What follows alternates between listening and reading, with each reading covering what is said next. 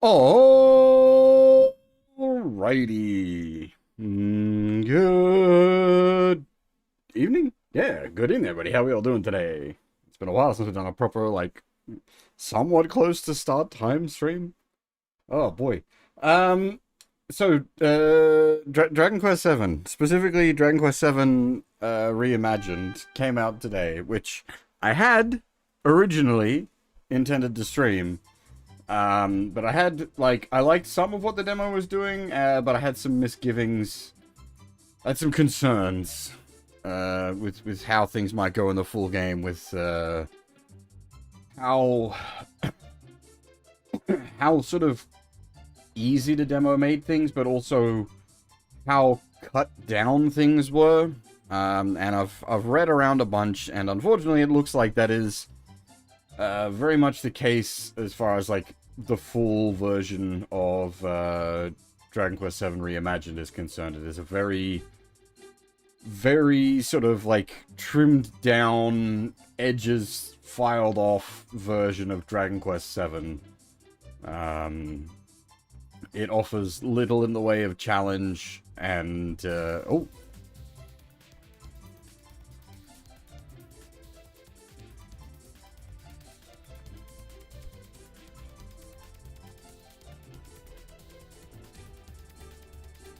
Well there. Thank you very much for the raid, Half. Welcome, everybody. How's it going? There goes the neighborhood. In fact, there comes the art.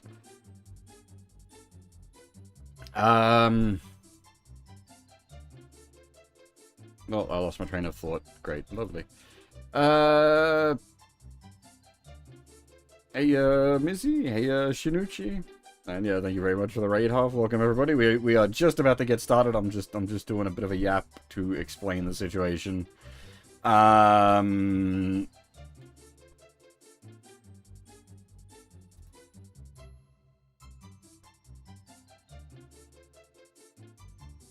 did you just raid into Half stream as she was finishing up?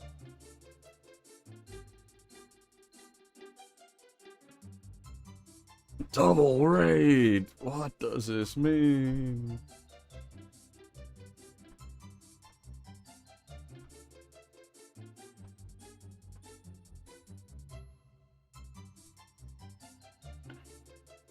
Yeah, good. Thank you. I've completely lost my train of thought. Right. Basically, I was going to stream DQ7 Reimagined. I read up a bunch of it. It doesn't look like it'd sit right with me. It's basically DQ7 with a lot of content cut out, and what content is left is shortened, and there's too much, like, it's we were playing the demo on the hard mode, so it did at least have a little bit of teeth when we were, like, punching way above our weight class, like doing the optional fight and then the transition to the sea area, but that was about it. But the big problem, so it was something I've pointed out in a lot of the recent Dragon Quest remakes, and it was something I was concerned about with the 7 remake in the demo, but of course the demo is just the early stuff, so it's hard to judge from that, but too much resources. Dragon Quest's always been very tight on resource management. Like, you've gotta... You can't just be flippant with, like, your MP restoratives. You've got to sort of approach... especially early on, you've got to approach dungeons somewhat conservatively. You'll be, like, making use of, like, healing items and whatnot to, keep you topped off. You won't be just using, like, magic willy-nilly, because you just won't have, the gas to do so, as it were.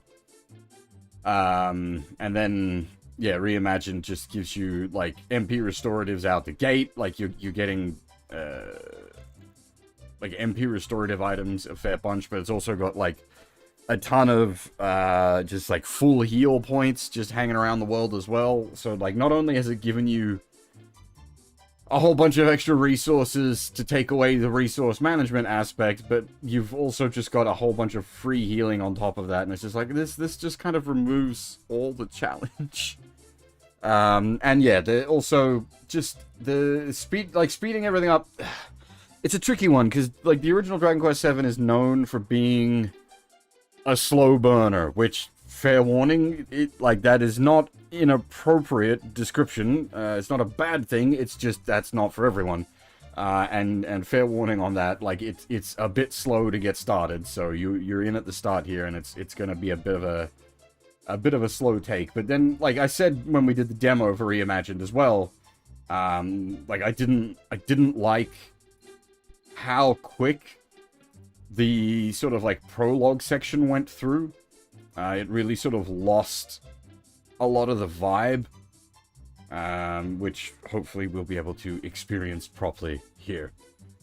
Now, obviously, saying that, I have played Dragon Quest VII before. I have not played it to completion, and I went and checked my VODs. The last time I played Dragon Quest VII was like 6 or 7 years ago. Teddy didn't exist. There wasn't like this bit. I wasn't here yet. That was old school streaming back before we had like an overlay or a VTuber or anything. It was just raw footage. Ah, the good old days. No distractions, only video games. We were more pure back then.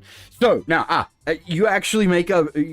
I don't know if it's intentional, Blackguard, but you bring up a very good point.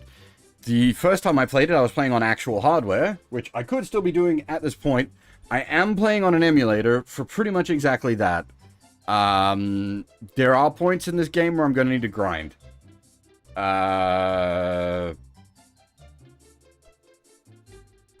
Okay. There's no PAL version for DQ7. Only NTSC and NTSC-J. There was no PAL release. I think? Oh, shit. Am I retarded? I don't think there was a... Or at least if there was, I don't have... I have the JP and I have both NTSC versions. I don't have... No, okay, there wasn't. Good. I'm not going mad. It's like I own both of the NTSC versions. Yeah, there isn't a PAL version.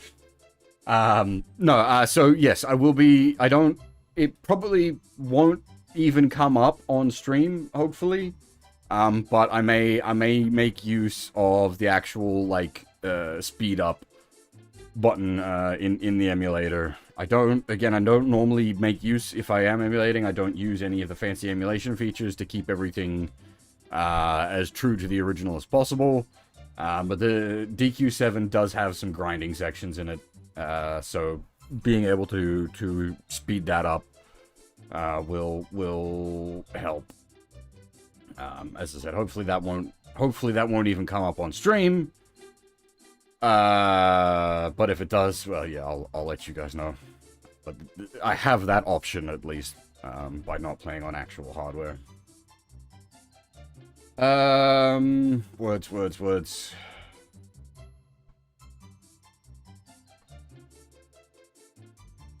So, it's complicated for me, Blackguard, because it is... Normally, I don't do emulation trickery in any kind. Speeding up, or like high resolution or anything like that, because I like to experience, like, if possible, play on actual hardware, or if emulating, play as close to it being a real thing as possible, so that I can, like, pass judgment on the game in its, like, true form, as it were. But in the case of DQ7, like, I'm already aware of, like, its negative points, and I understand why Reimagined exists, and what they intended to do with Reimagined, they have achieved, which was to seriously streamline and speed up DQ7. That's not really what I want. I'd like some quality of life, but beyond that, leave the rest of it there. I will say, like, Reimagined looks fantastic. The sounds fantastic. Like they've really like nailed the style for Reimagined. However, I actually still really like the sprites in this version, so I'm a little yeah, anyway. The Genesis, oh, the Genesis is a bit special in itself anyway. Had a very unique sound chip, so a lot of Genesis games have a very sort of unique sound font to them. That's not, you won't really experience that on another platform. And that's sort of the stuff I'm getting at. Anyway, we should probably just like start game, and I can yap more while we're. Oops. I can yap more while we're actually in game. I don't need to use a stick. I can use a D-pad. So this was the name we came up with for the previous playthrough, and that's what I'm sticking through. The like manga name for the main character is Arus, A-R-U-S. And so I can't remember who it was, but someone at the time suggested Berus. And I'm like, yeah, you know what? That's perfect. We're going with that. And so the Legend of Berus resumes. I don't know if the test save is still in here. No, it isn't. Okay.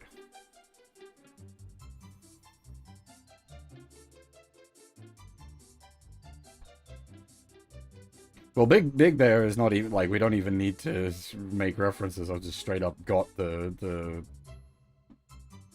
Venom Snake costume on. Also, hey, man, how's it going? Hey, FF.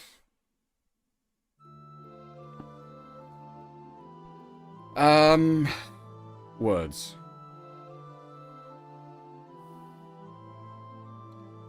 We get this lovely, like, CG cutscene to kick things off.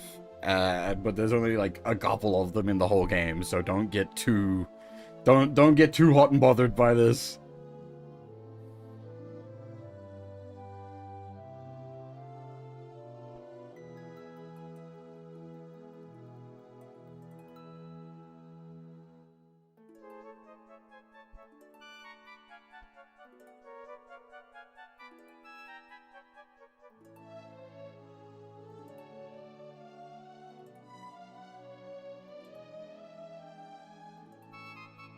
It's, yeah, DQ music is, that's so good. And like, I'm hoping, because I really enjoy the older Dragon Quest games, and I'm just hoping to get a bit of that out of this. Like, because I did DQ1 HD recently, and I was a little disappointed with that compared to like actual DQ1, which I enjoyed much more. So I'm hoping like I'll just have a good time with this.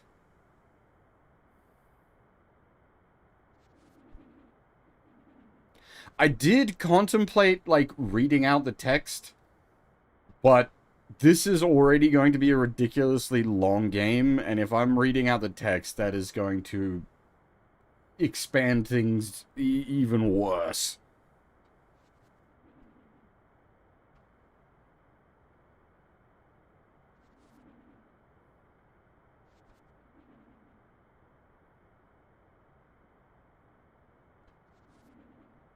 And like this game, it's a bit of a meme. Well, I don't know if it's a meme. Did the kids these days even know? The script for this game is absolutely monstrously huge. The script for this game is literally enshrined in the Enix offices. Actually, hang on. I always pull this up any chance I get because I really enjoy this story. I've got it here. There it is. That is the Dragon Quest VII. That is the script to Dragon Quest VII enshrined at the Enix offices. It is absolutely monstrously huge.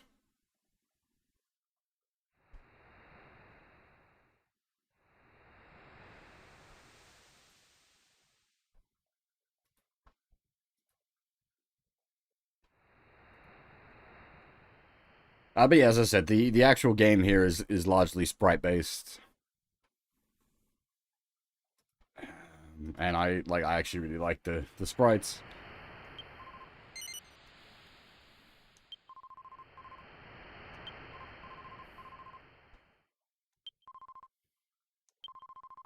This is like pretty big font anyway. You guys should be able to read things pretty easily.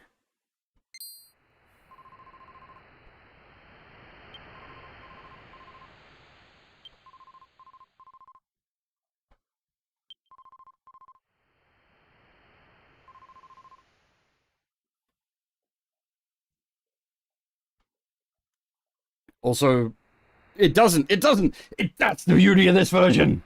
This is old. It's old. We don't have any of that crap.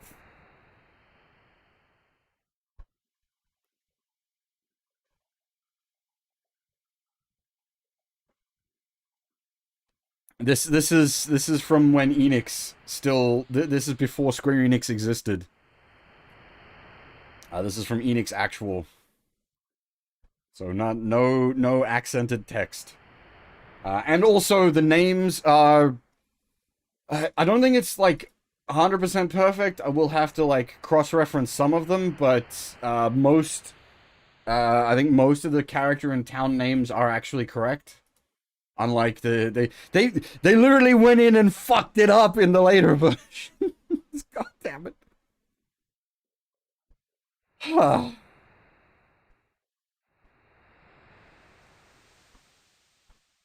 So there, yeah, another advantage to playing the original PlayStation version. Um, this is cool. You can sort of zoom out to get a better view of your surroundings. Got a manipulatable camera, which is very nice.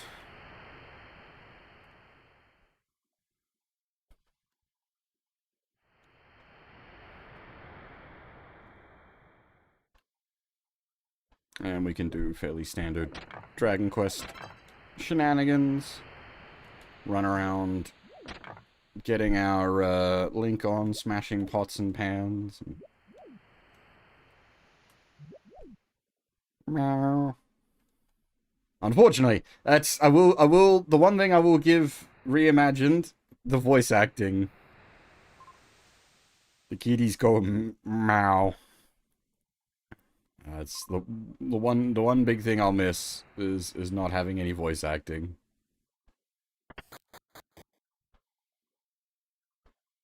Hey, Magic Cat, how's it going?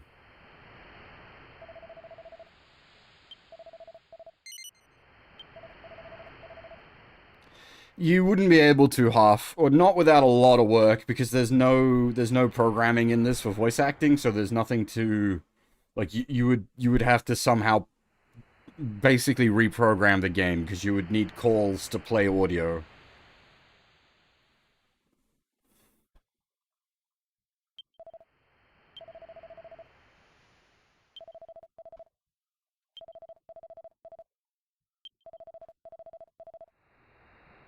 Yeah, but that's just calling like the bleep bloops. It's not each bleep bloop is not a unique sound. You'd have to have a unique call for each like different line of dialogue.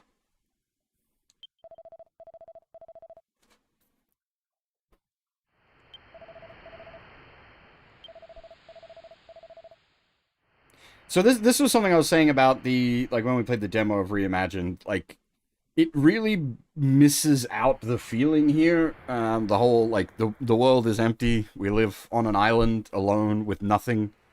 People have like trekked out to sea multiple times across their lifetime to try to find other inhabitants in the world, but it really does seem like the island we live on is the only island in the world.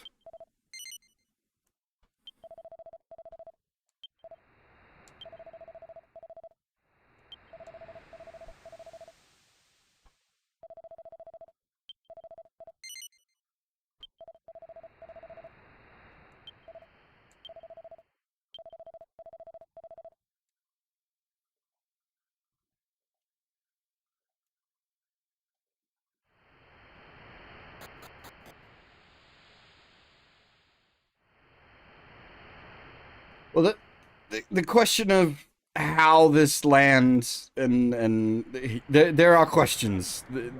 We will be asking them across the course of the prologue. That's sort of the point of the prologue. But like how a lot of things came to be is definitely a valid question.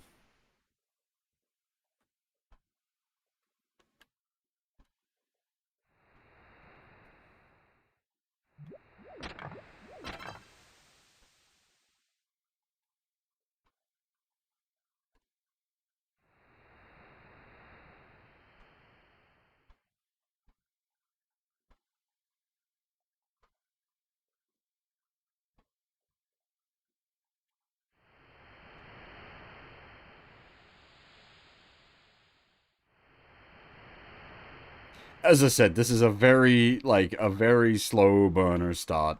There is, especially because, like, I'm the kind of guy to, like, poke around and futz at everything. So I add extra slow burn to the slow burn.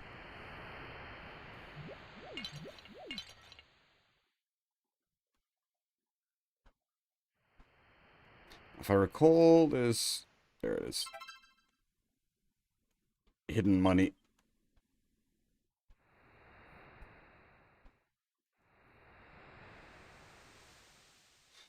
Oh, that reminds me. There was a thing I set up. Hang on. I had this idea when I first streamed the game. I'm gonna bring it back because it's a good idea. I like it. And I've set it up. Where are we? I will add. I'll turn the character art on for the characters currently in our party.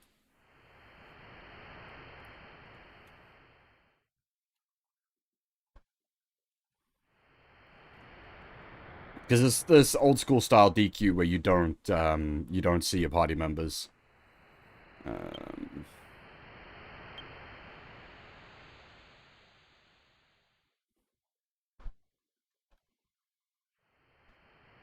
So as people join the party or leave the party, I can just turn their art on. I haven't got everyone's art set up yet, but I've got all the characters set up that we should need for this stream.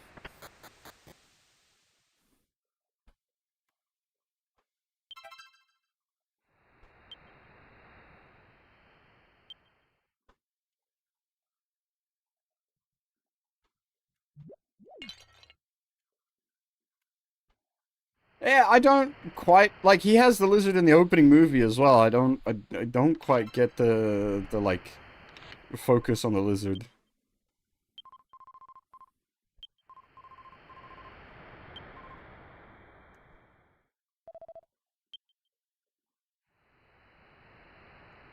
But yeah, you can see like Borkano's actually got his name. Oh, well, I mean, technically, this is our house, so we're stealing our own herbs.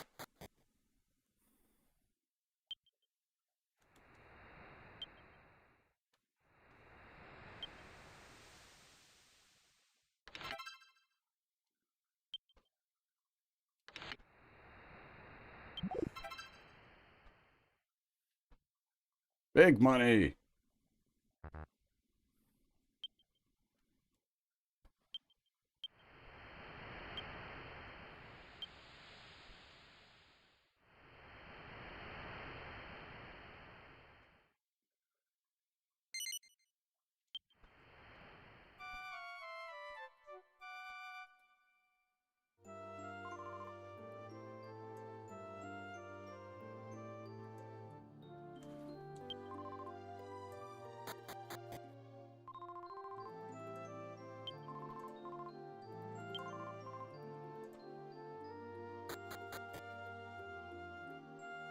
As for like rotund, the main character is kind of rotund, isn't he? Not everybody though. I think maybe like half.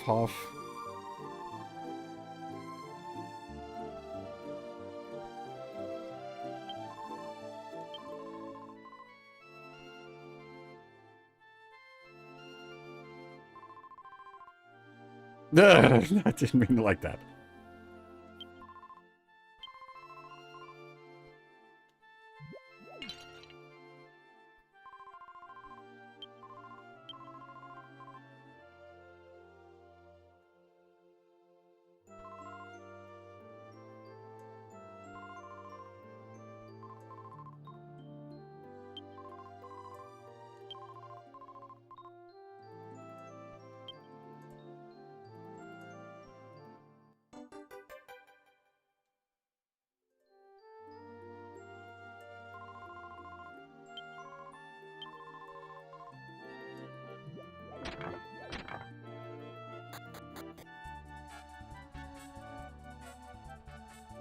Now that it's daytime, we can actually poke around a bit more.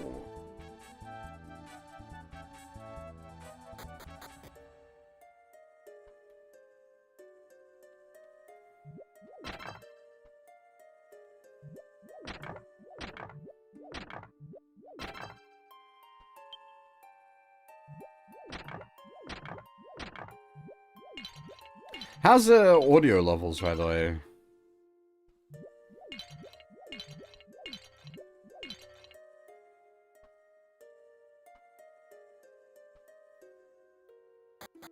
Audio is good? Cool. We can't say wait for a combat test, because that's going to be several hours from now.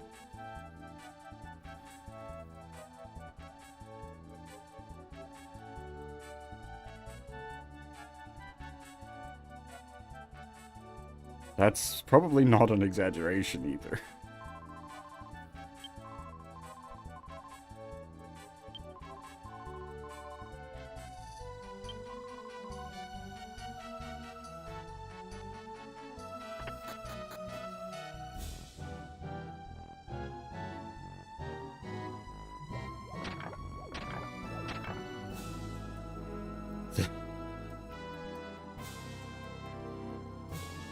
I don't know, trumpet, trombone, something's very, very farty in this instrumentation. It's got very, very bassy.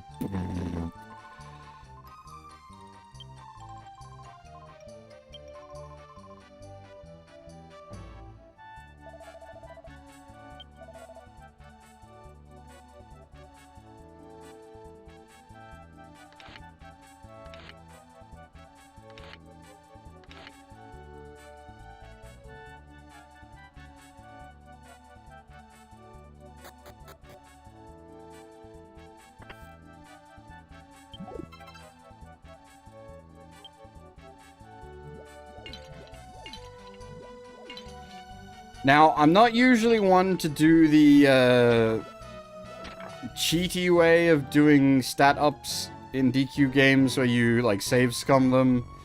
I may actually consider it for this.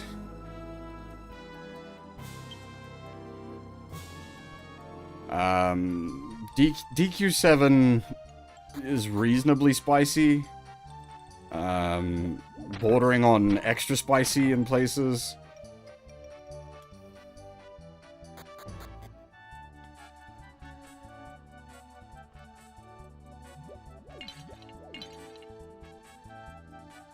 So those few extra stat points, especially early on, could actually make a legitimate difference.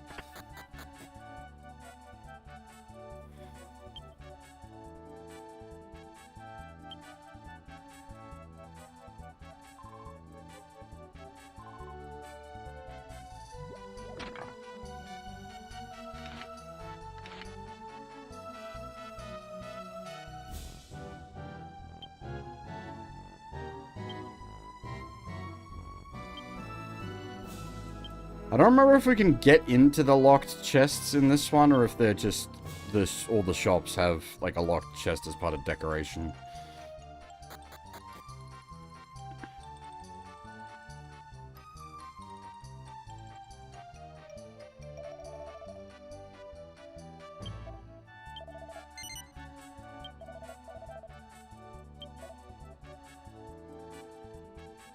Donut.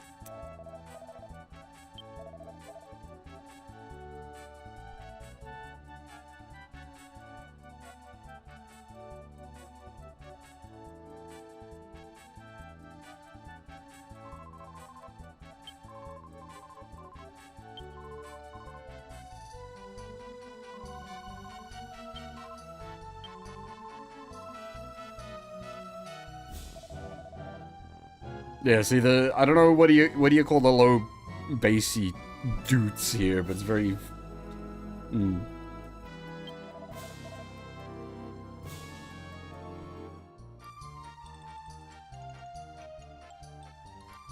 I can't remember if the donuts and the cookies are actually any good or not.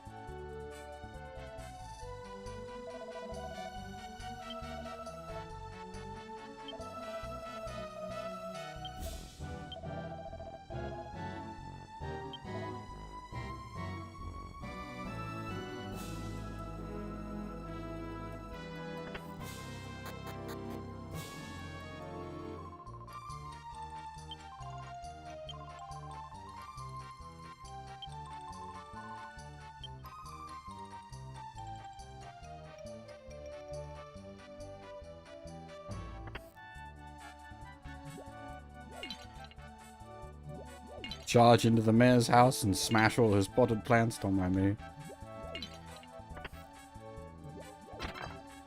I'm sure they weren't expensive.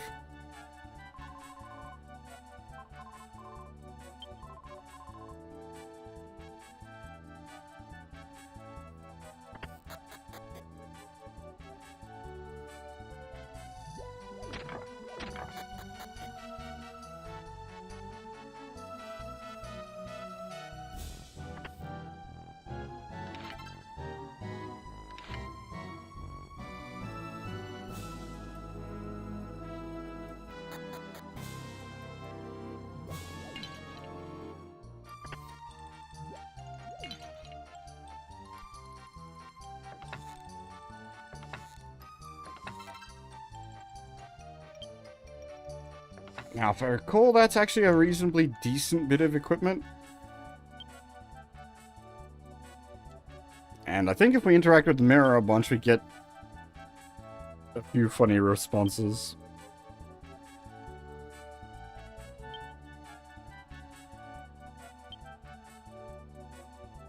Oof.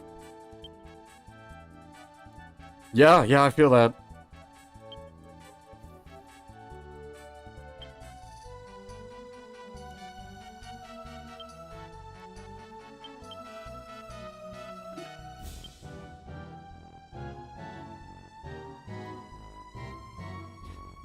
I think, like, one of the times when I was testing things out, I think I got the, like, can't see anything, mirror is dirty message, and I just assumed that was going to be, like, the generic response for all mirror checks. But no, there's a whole bunch of different,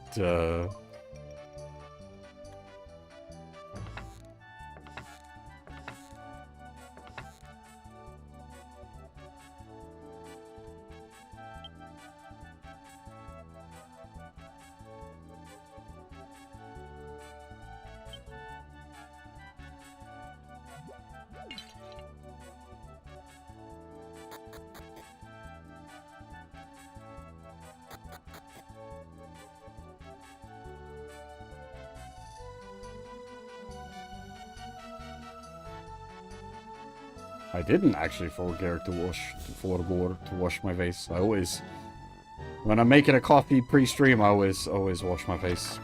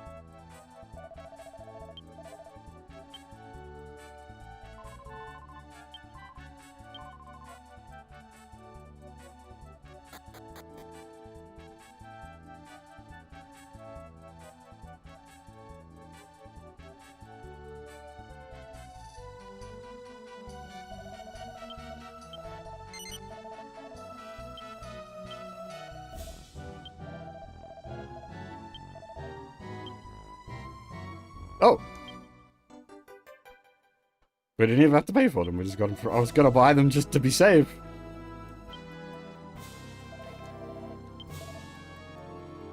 Free food! Oh, best kind of food.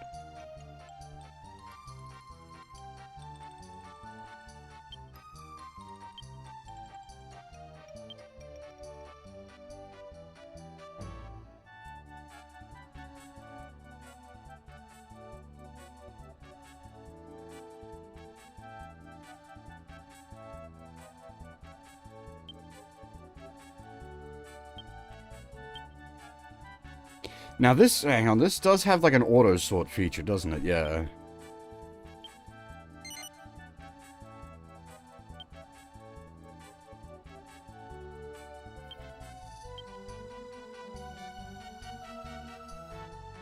Handy. We do have some quality of life here.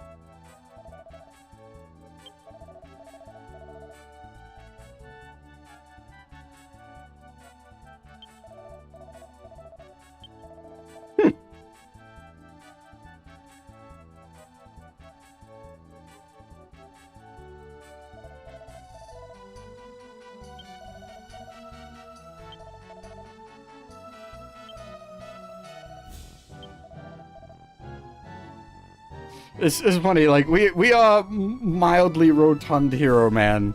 The father is, like, absolute fucking unit.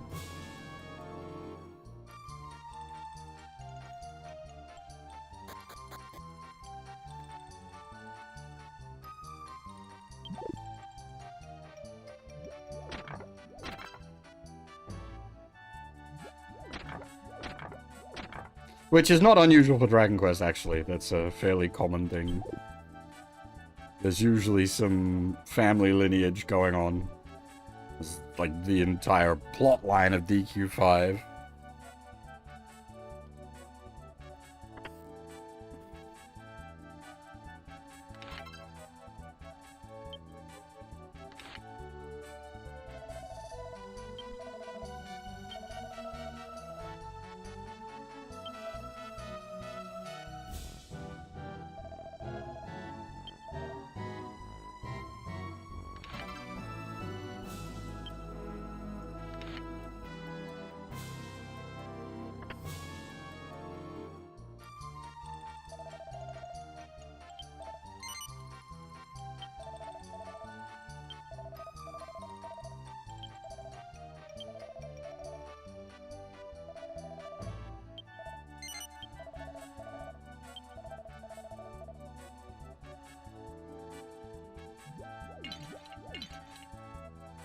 I'm not quite sure what the green orbs in rope are meant to be.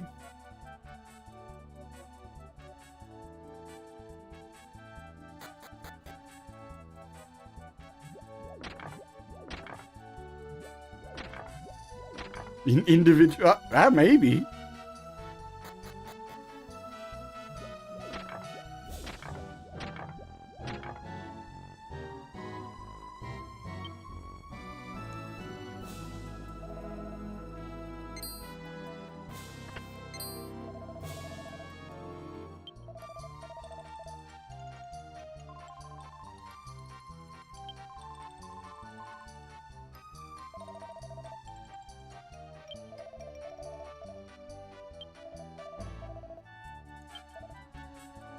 Potato.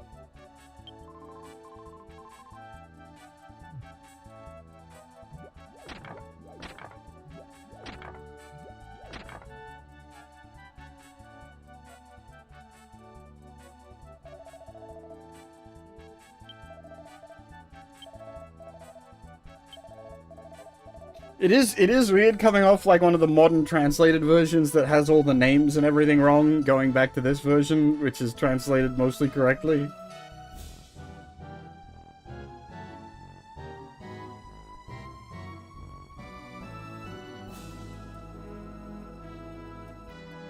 Like the town name's supposed to be Fishbell, the father's name's supposed to be Borcano.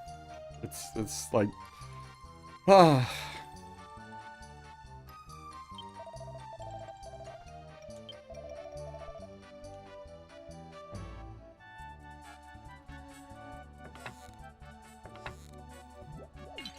How did you get it right the first time and then fuck it up every subsequent time?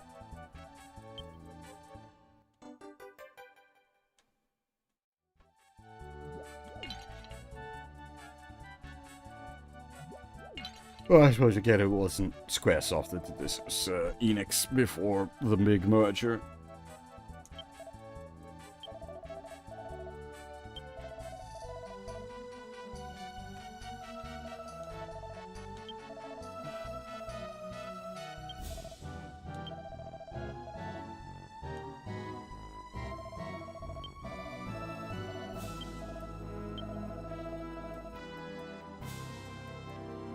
Is he commenting on our, like, slightly orb-like stature?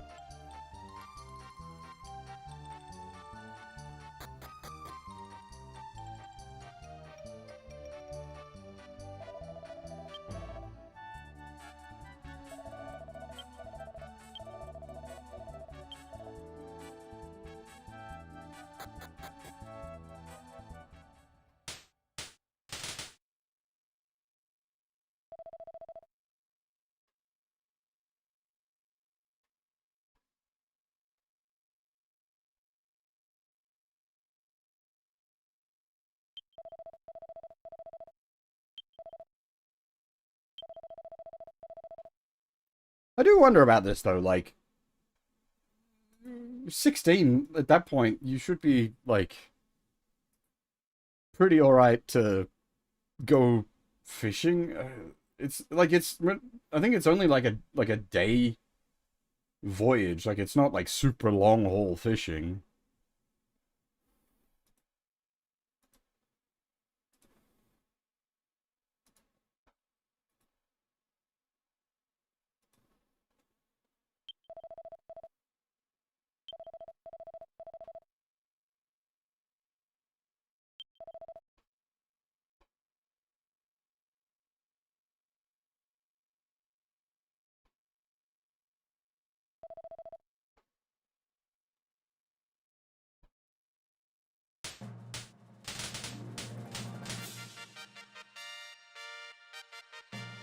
Don't worry about polluting the ocean with all that confetti.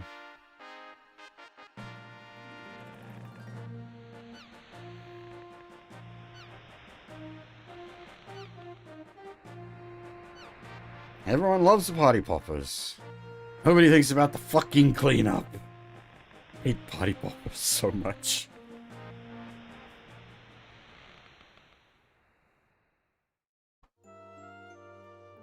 Tell I've worked hospitality for too long.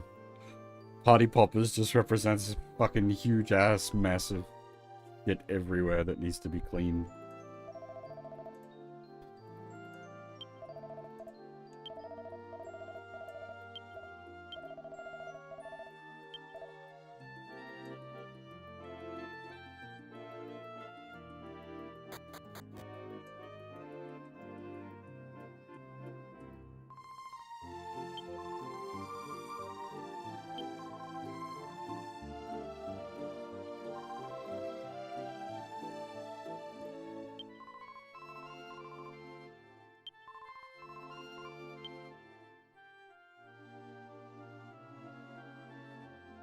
Yeah, I mean, if they cleared up their own mess, it wouldn't be so bad. Though they probably wouldn't do what I would consider an acceptable job of cleaning up, but it'd be better at least. But, like, yeah, at the pub, people, like, popping party poppers or, like, covering tables in, like, sparkly bullshit. And it's like, you realize I have to clean all that up.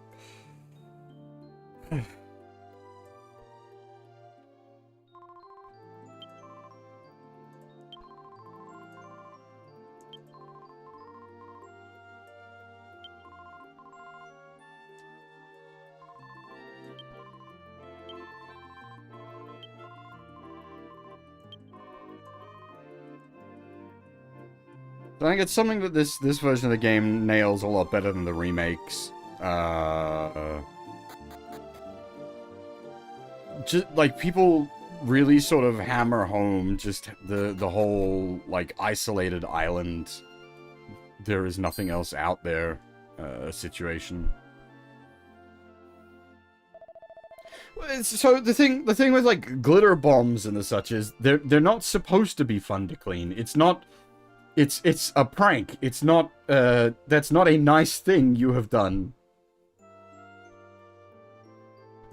You are the bad person for having done this, but that was the point of what you were doing.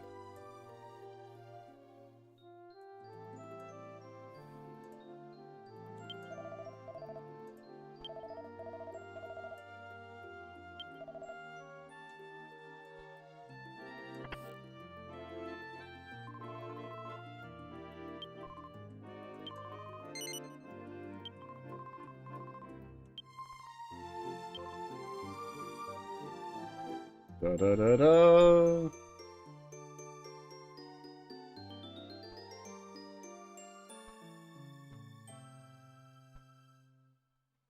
Ding.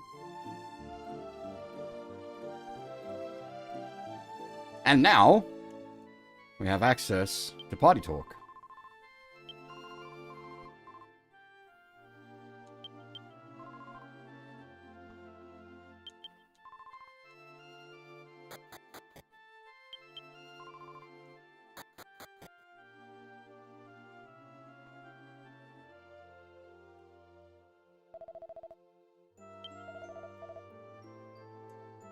She has a very smug aura. She is the mayor's daughter, and it is appropriate. She's voiced by, this is why I wanted to play a version with voice acting. Voiced by Aoyuki, and it's just, mwah. Aoyuki or Kugire would have been perfect, and Aoyuki is in fact her official voice actor.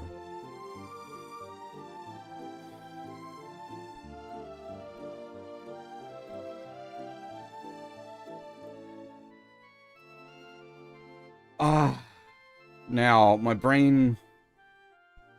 I think the pot lids are the best shields we can get for some time. I might hold off on the cypress sticks for now, because I think we can get bamboo spears before the action actually starts. But I think we want a couple of pot lids.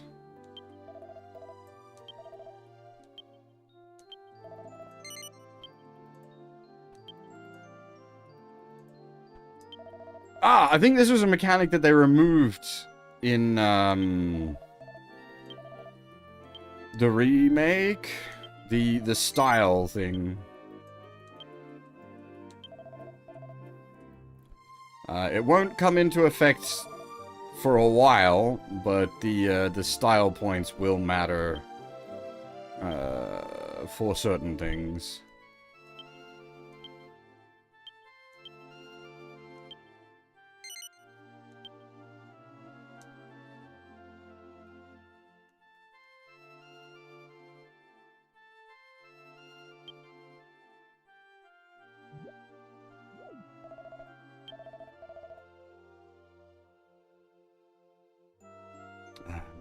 I don't believe it affects regular combat stuff. I think it just affects specific scenario stuff.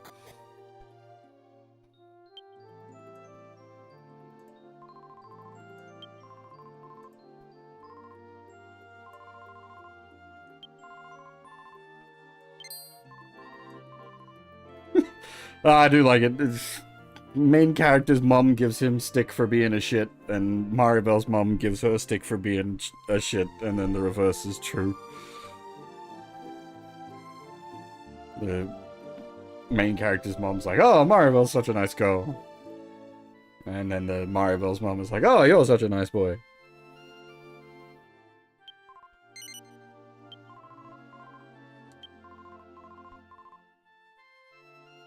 Yeah, Sion. I did do like a big explanation of this earlier. Basically, I've read a bunch of different reviews for Reimagined, and it's just not looking like what I want. It is basically like it is actually what it set out to be, a heavily truncated and cut down version of Dragon Quest VII.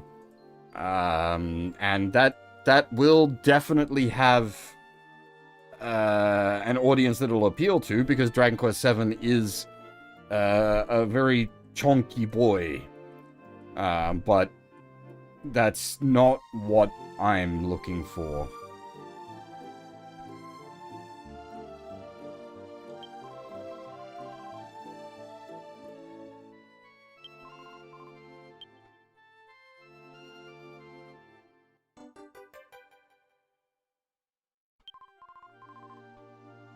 Yeah, but we have the original version to play, so we're good.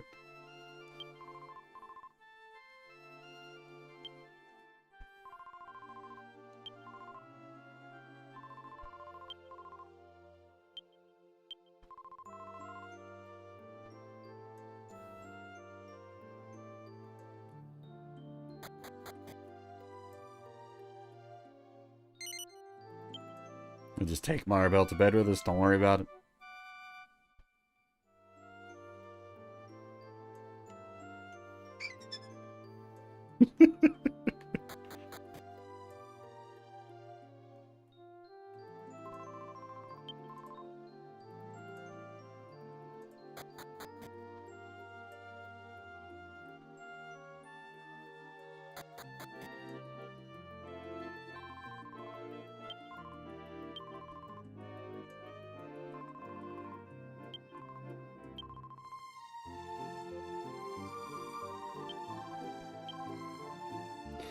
So one of the few JRPG series where the church is not evil. And, like, pretty consistently at that across Dragon Quest.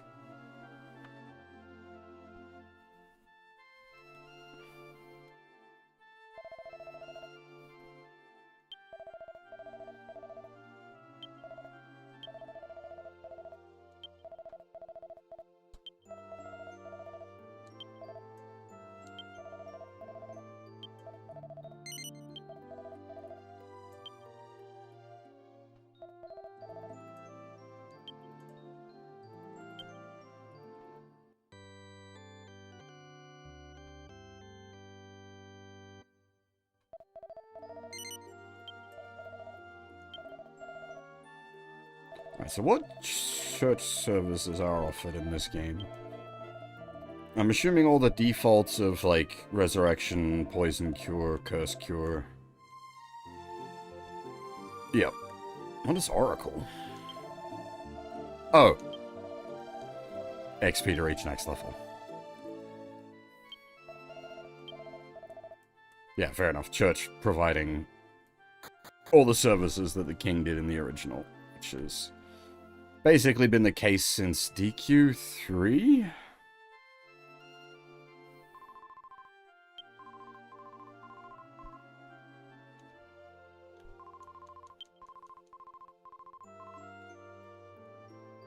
I don't... are we able to pull up our own XP in this?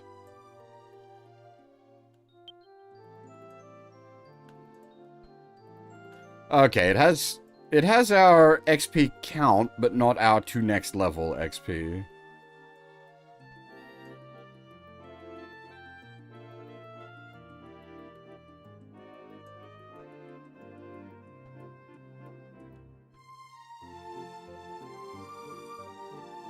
Interesting.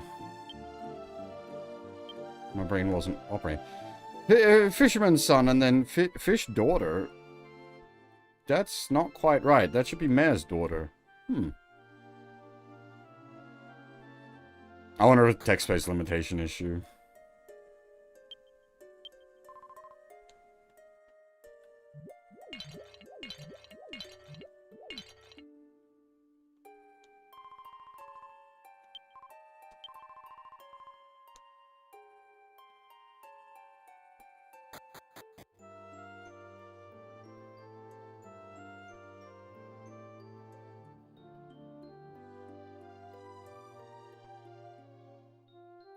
Yeah, I was saying, like, DQ7 Reimagined, like, one of its big advantages is its graphics are really nice, and I will give it that. Its art style is very nice. I do find it very appealing.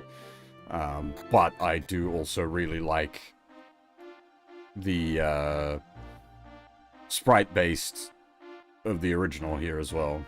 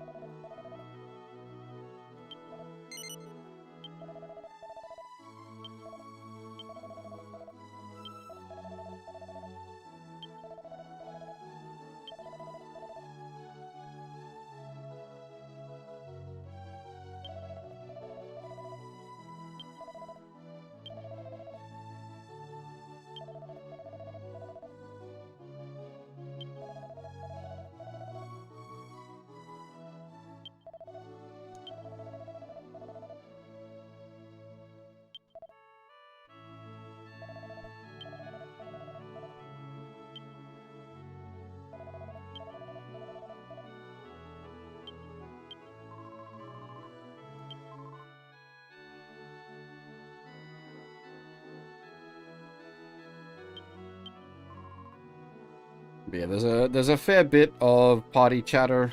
I'm not gonna, like, try to autistically get all of it, but wherever possible, if I remember, I will try to hit the party chatter. Unfortunately, it's not bound to a shortcut button. I think it was the DS versions of 4, 5, and 6 had party talk on a shortcut key. Ignoring the fact that the DS version of 4 cut all the party conversations, basically removing half the script from that game in the English version.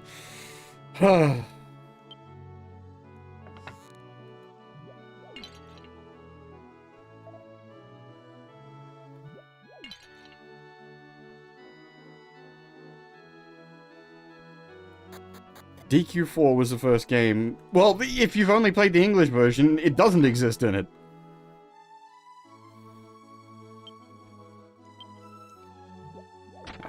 It did get added back into the fucking mobile port. At least the whole script's there, but...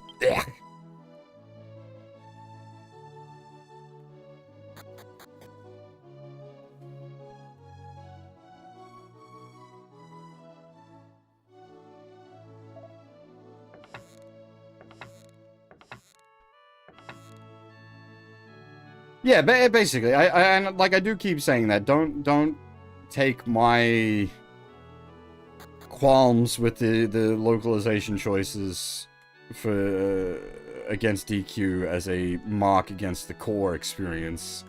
I do really like Dragon Quest, especially the older games. I like them a lot. But yeah, their English versions are rough.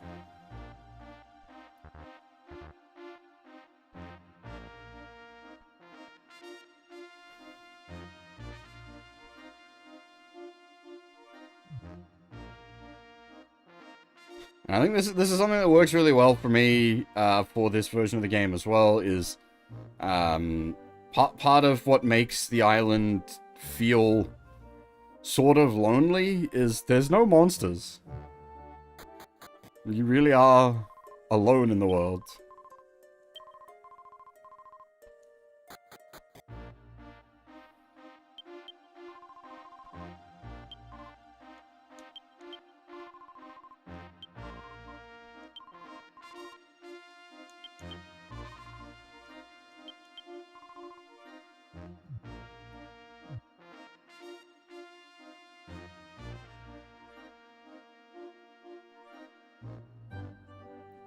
I at least feel somewhat justified in the case of Dragon Quest stuff, because, like, I'm not the only one.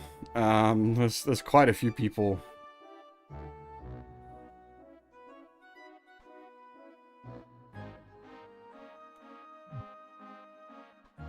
Demoed it? What's that, Sion?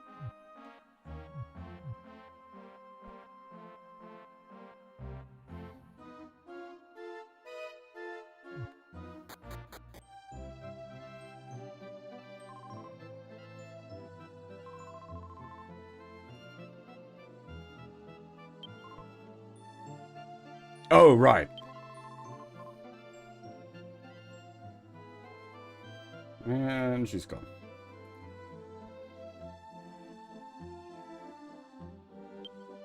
As I said, like, I understand why people are like, oh, it's slow.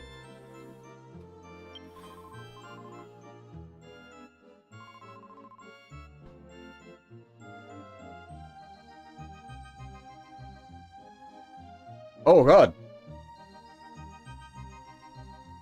Good luck, half. Hopefully it's not too rough.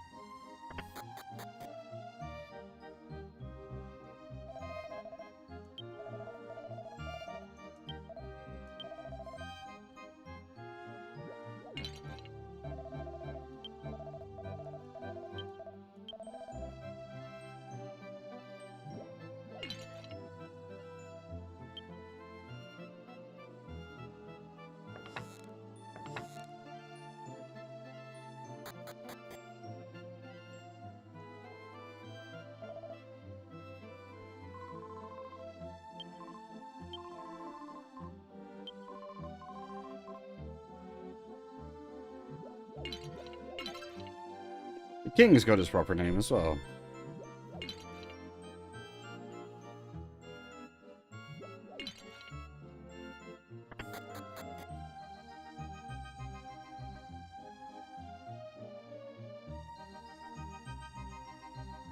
Hey, guy, how's it going? You mean the sprites? Yeah, I agree. I absolutely love the sprite work for this.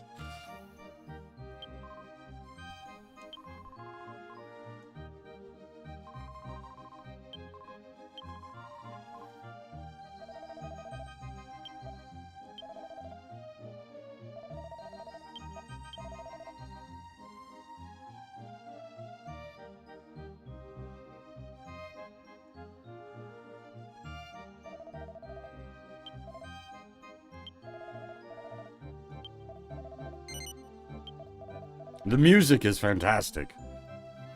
I mean, it's Dragon Quest. Yeah. It's very, very thoroughly Dragon Quest. Excellent music. Lovely art direction.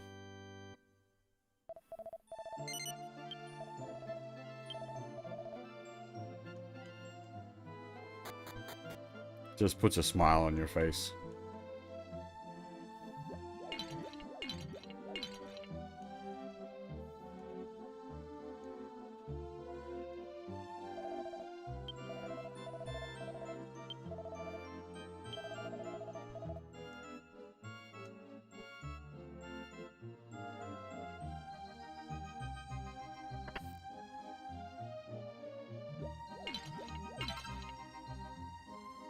No, DQ7 is much more lovely than me, my goodness. No contest.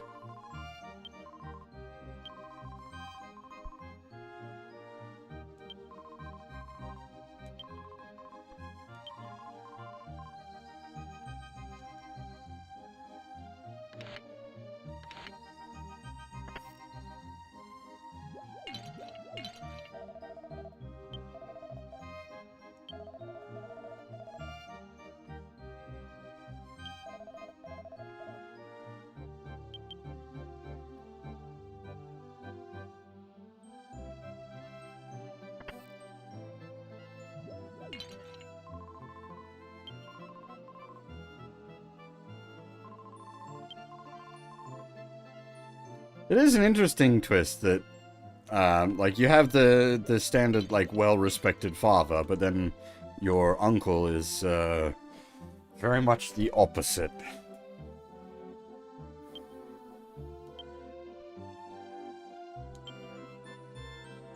Yeah.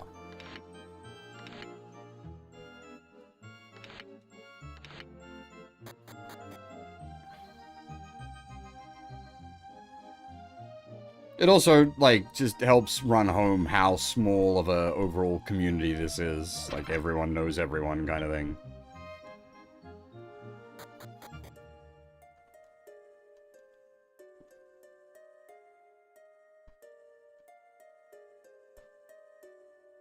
I mean, I've got multiple spare memory cards lying around at this point, but yes, that was definitely a thing back in the day. Thankfully, I picked up a bunch of PS1, PS2 memory cards, so I've just got a bunch of them lying around the place. I've still got my original memory cards that I first got in PS1 and PS2.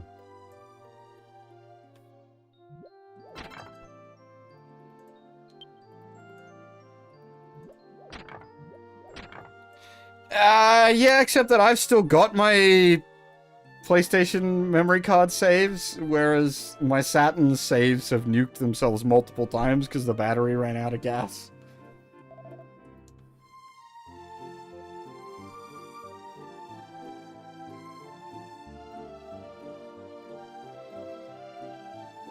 I've still got my original Final Fantasy VII save from my childhood.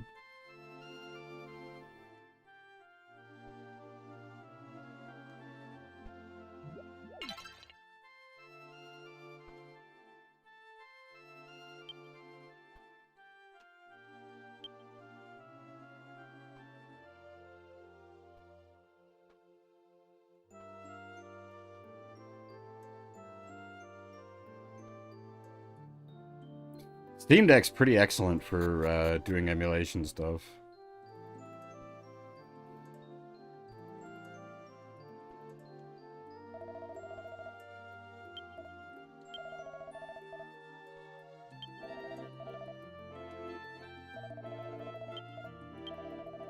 The irony for a while there that Steam Deck was a better way to play Switch games than an actual Switch.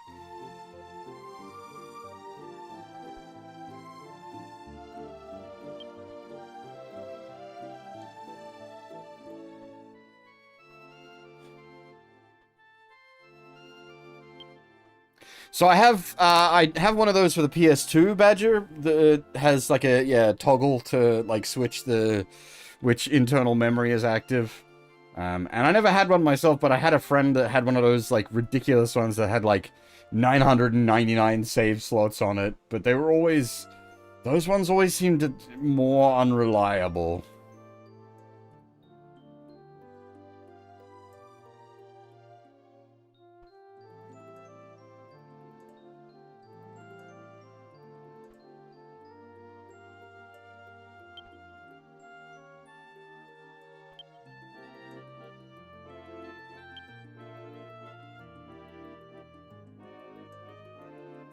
I think I do, as I said, I have one of those like button switching ones on the PS2, but most of the rest of my memory cards are quote unquote normal.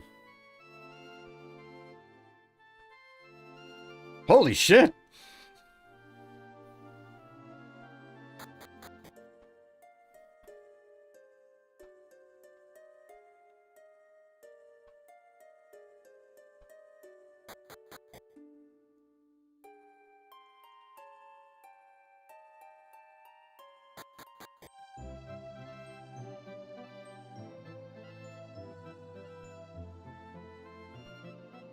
Games Wizards. I wonder if I can still find my Games Wizards card.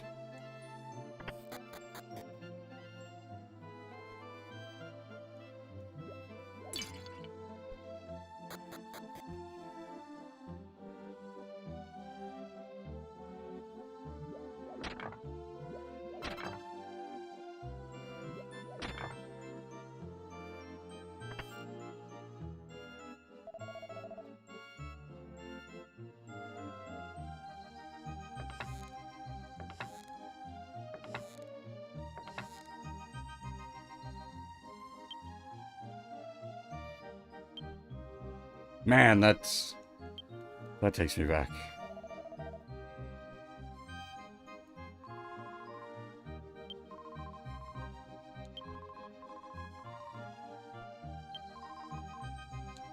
I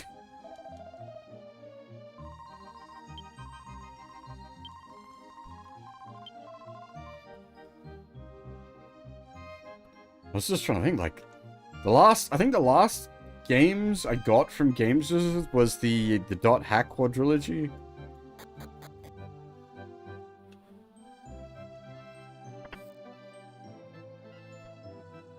Picked them up as they were coming out.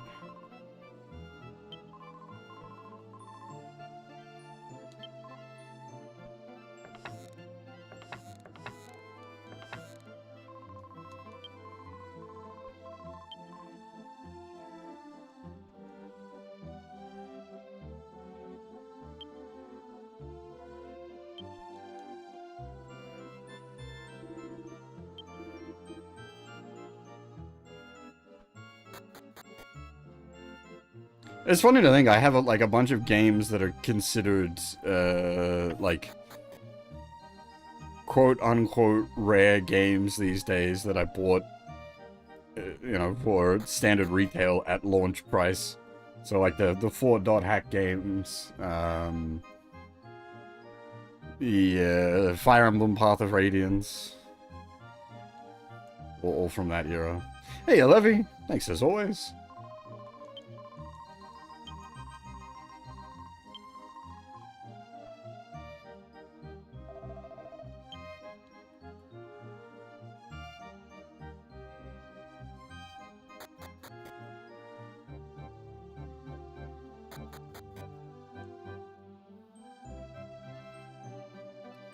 IMOQ are hard games to get into. They're not... Well, they are slightly hard difficulty-wise, but they're not the best video games. I cannot recommend them that highly. I really like Dot Hack. They work for me. But even I wouldn't make an argument of saying, like, I have a fun time playing them. I suffer through them for greater context.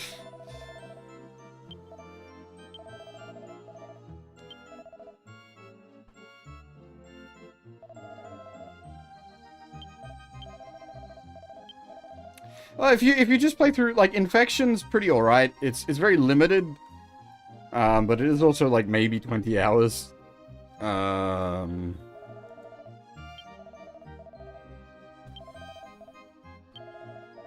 Yeah, so, like, this is sort of interesting if you're thinking about, like, the meta of what's going on. Like, so this bloke was like, I was cleaning a storehouse and find a heap of swords and shields. What era are they from? Why do we have swords and shields when there's no one to fight?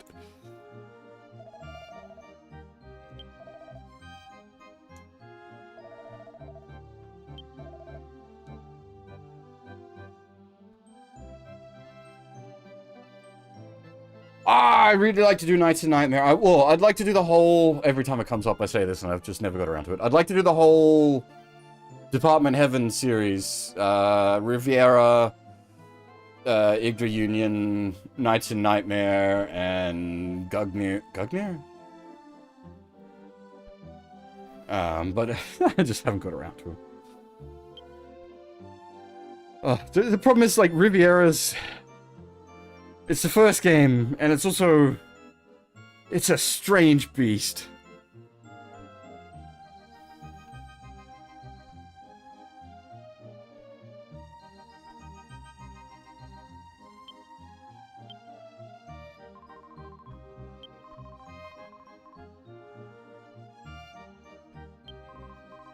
And not only do I know it, I own them. I have physical copies of most of the games sitting around here somewhere.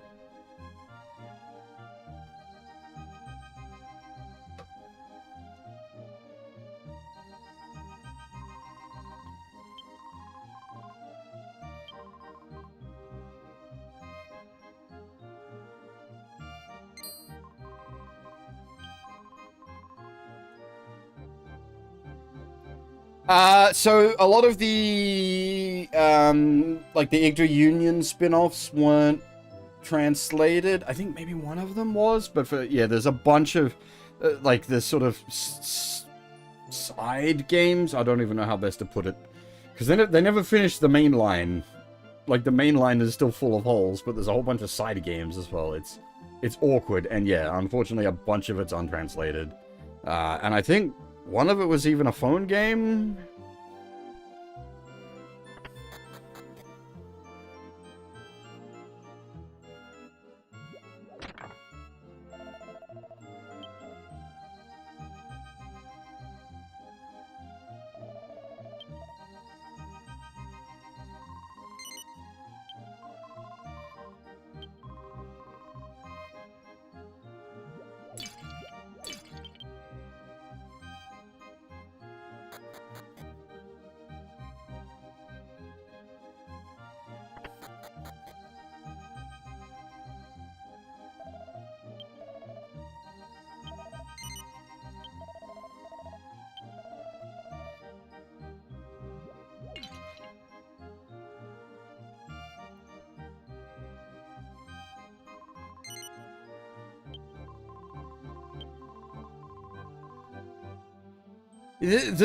Like, it is really odd to have, like, an absolute deadbeat uncle. And, like, he's a pretty primary, like, story beat early on here.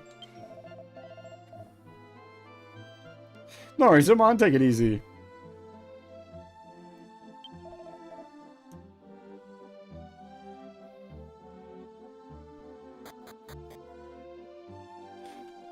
Unfortunately, like, a lot of the quote-unquote enhanced ports of the Department of Heaven games have issues. Like, Riviera's, the graphics are... they feel like they're through a bad emulation scaler. It's oof.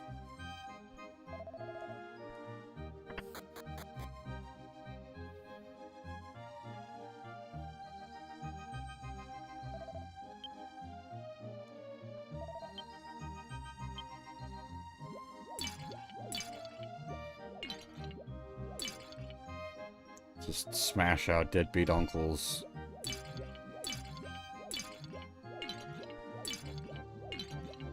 Empty bottle collection.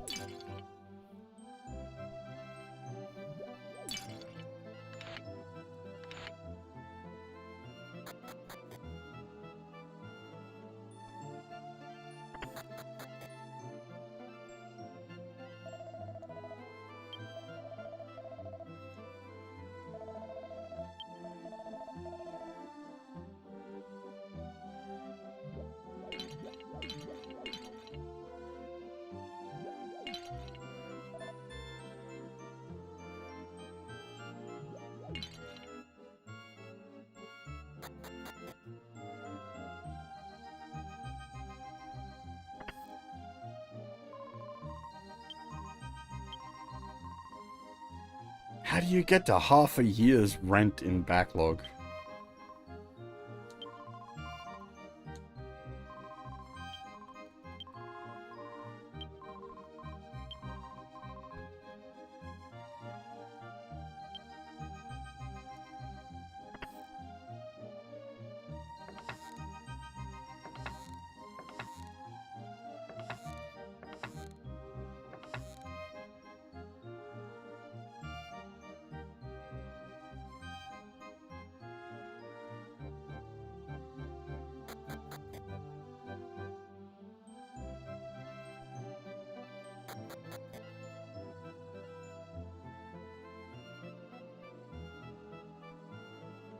I think we've bothered everybody.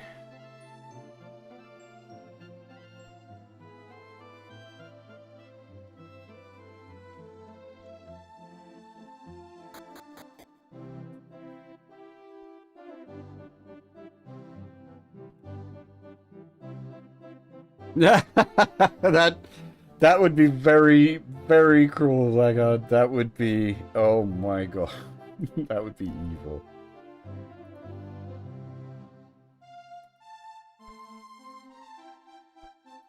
And hey, John, how's it going? Very much, well, very much, it is indeed a case of here we go again. I did check, though. Our first DQ7 stream was, like, more than 6 years ago.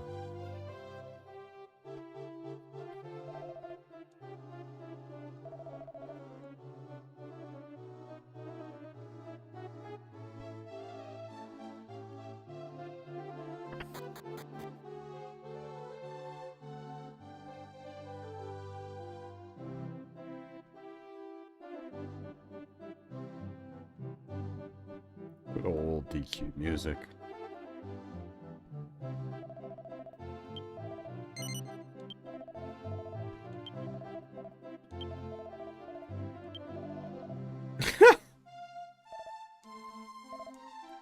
Fucking gods fucking with us.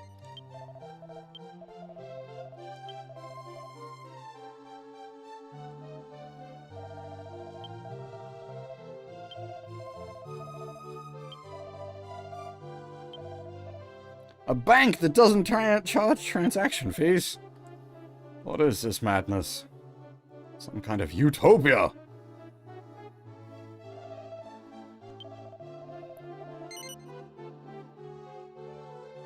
I think it is actually a world bank as well. I'm pretty sure it works like a Resident Evil chest. Anything you put in there can be accessed from any bank.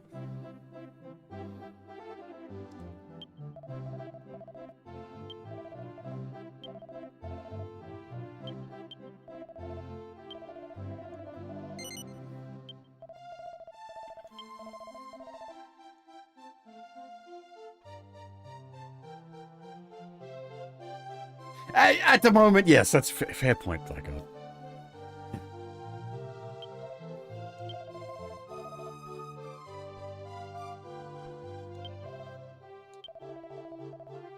And yeah, more cases of our deadbeat uncle. We learned earlier he'd been peeping on ladies while they were having baths. Now he's scamming people.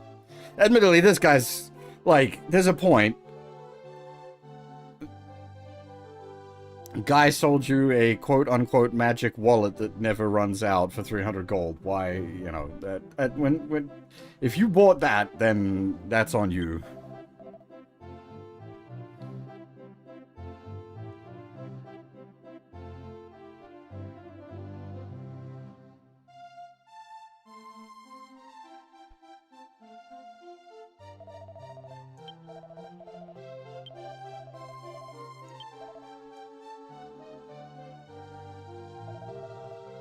I think this guy sells spears?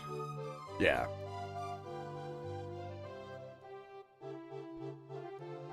Okay, now they do have leather shields as well, but price to...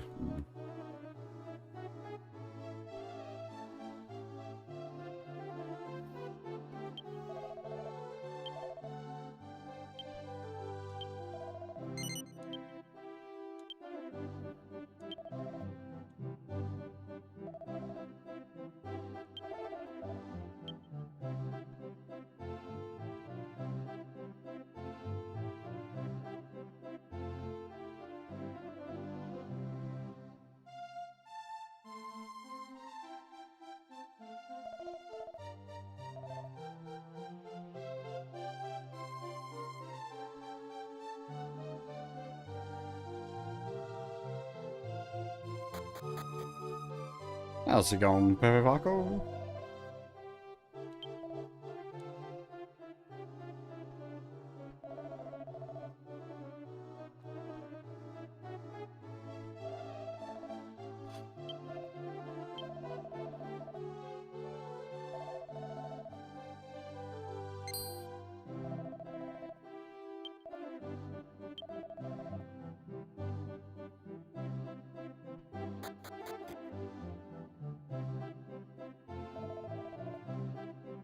Just here, sit on the throne.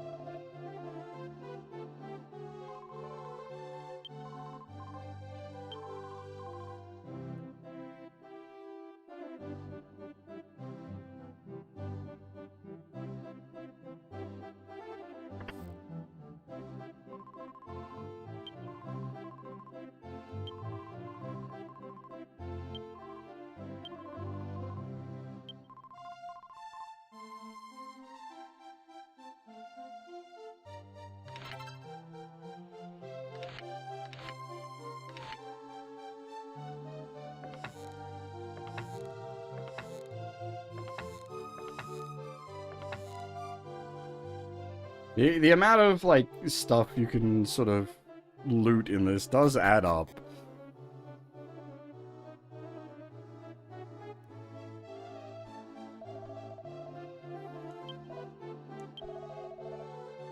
I don't mind this 2D, 3D mix.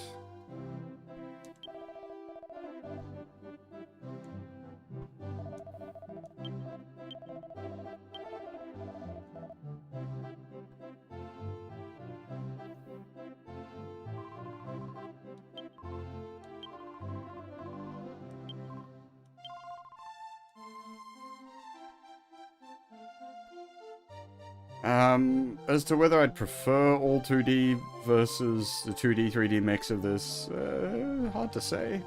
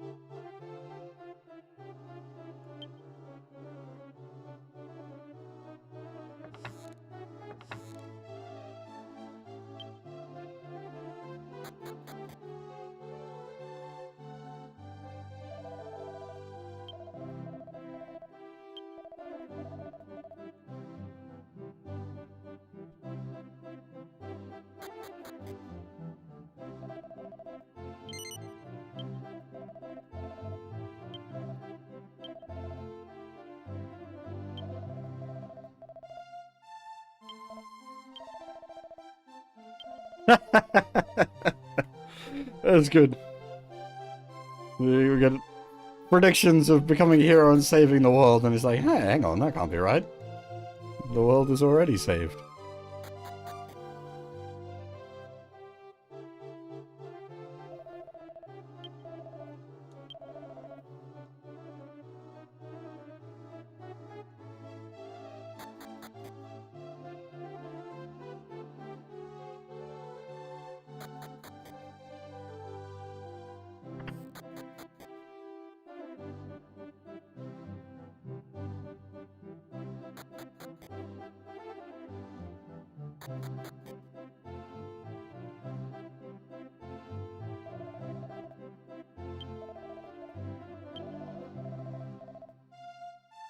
Yeah. So this is what I was sort of saying earlier with this. Like, you're talking to all the NPCs and spending time running around here, you really get the sort of the feel of, like, they're alone in this world, but why?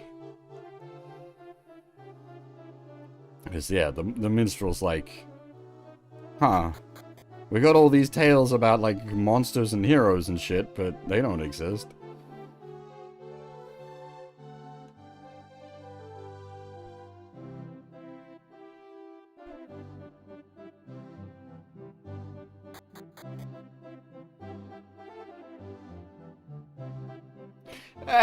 That's fair.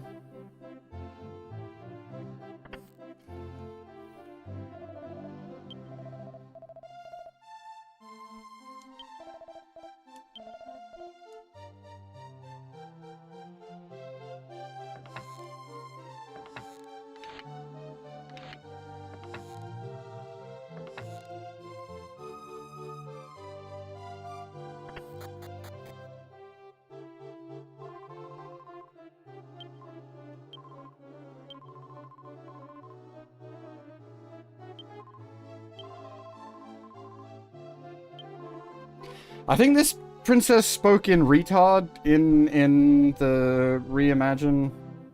I don't know why, but it's a thing they've been doing in the modern DQs. Often the princesses speak real stupid.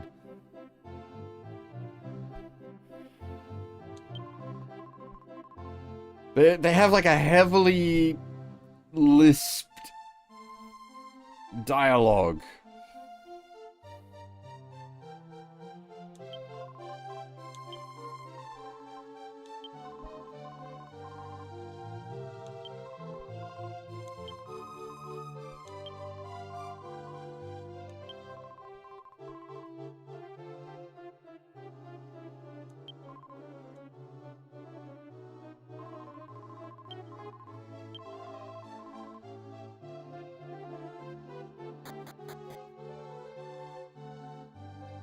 Because they did it with the princess in, was it the princess?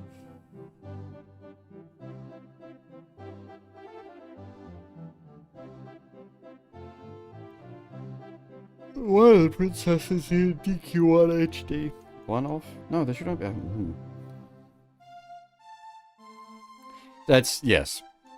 Again, fair. Unfortunately, fair.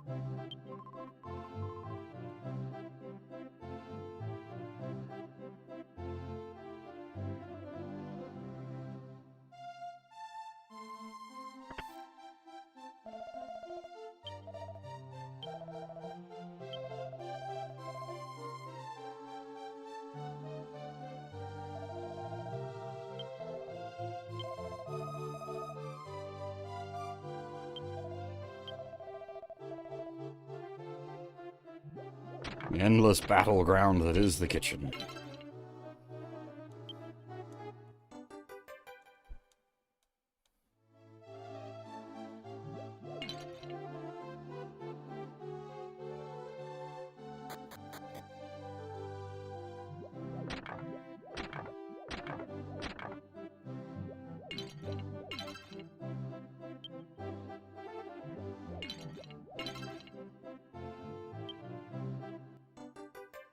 Some specs.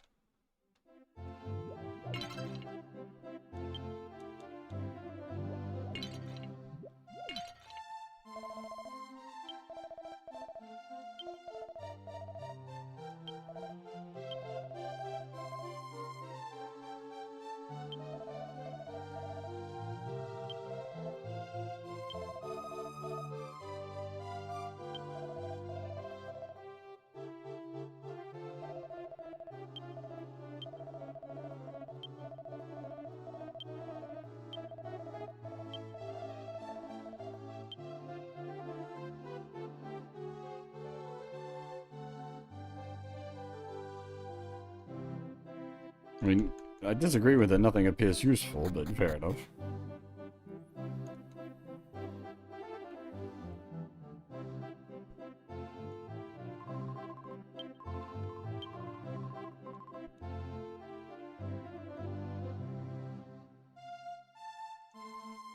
I forget. I think we can't get into the back bits of the castle until later.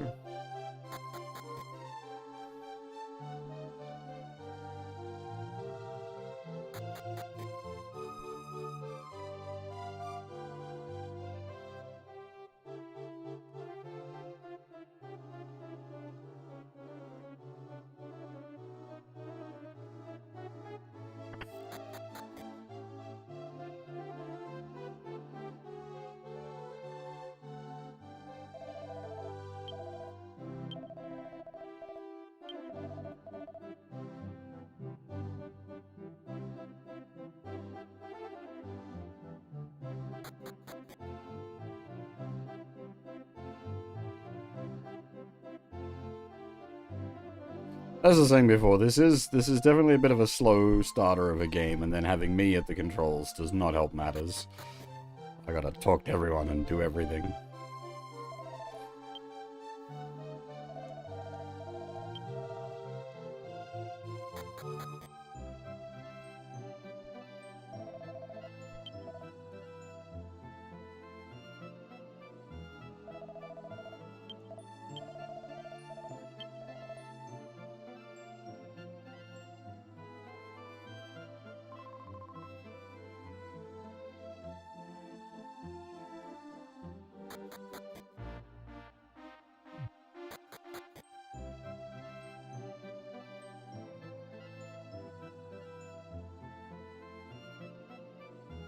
I mean, yeah, it's got DQ music, so it is at least comfy times.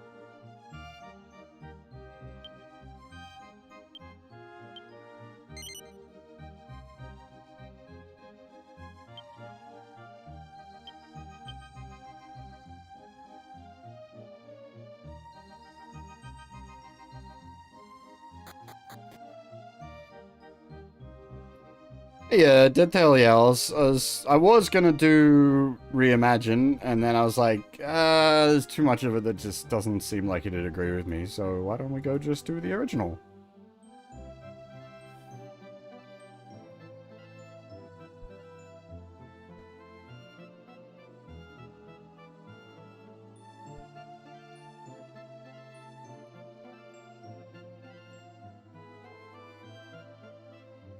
Whew.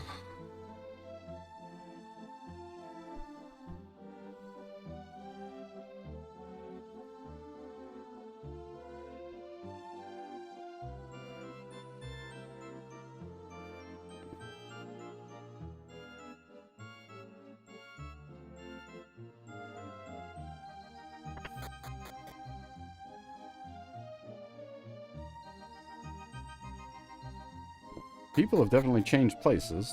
The uncle's missing, the Maribel is gone.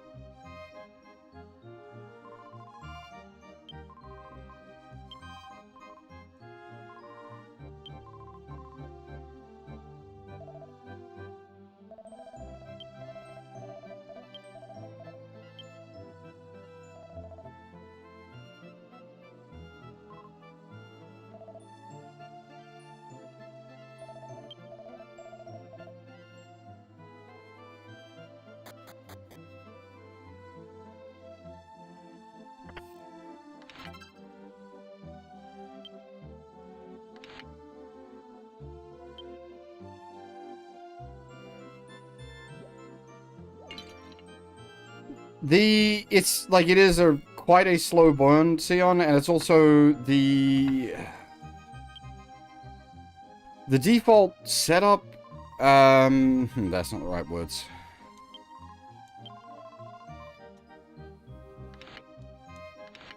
It's oh, there is an overarching plot going on, but it is the sort of moment to moment is more each sort of contained plot line.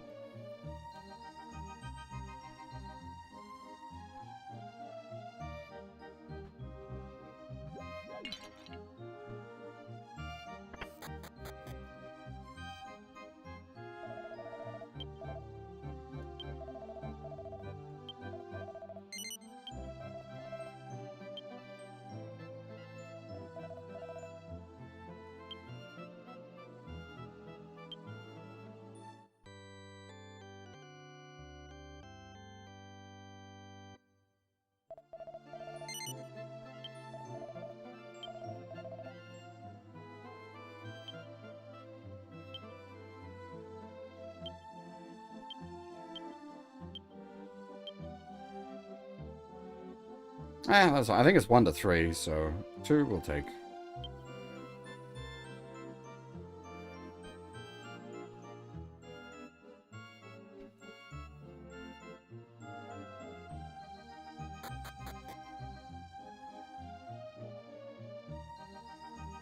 Now, yeah, I get where you're getting at there, Blackguard, but actually, though, it will help when we do eventually get into combat.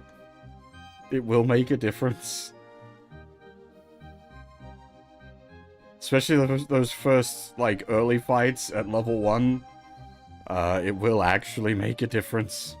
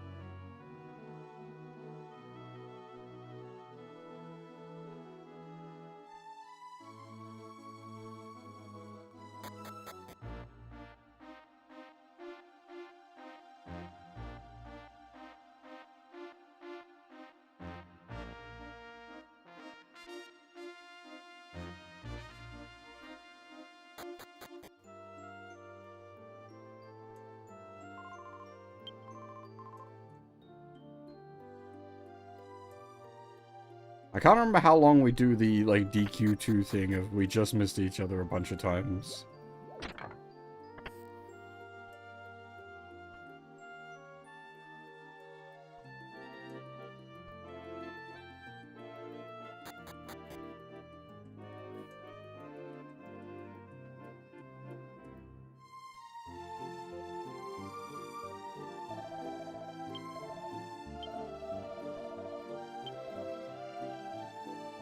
So that, like, you'll have already seen, well, it depends on how much attention you're paying, but, like, you would have already seen now where we're, in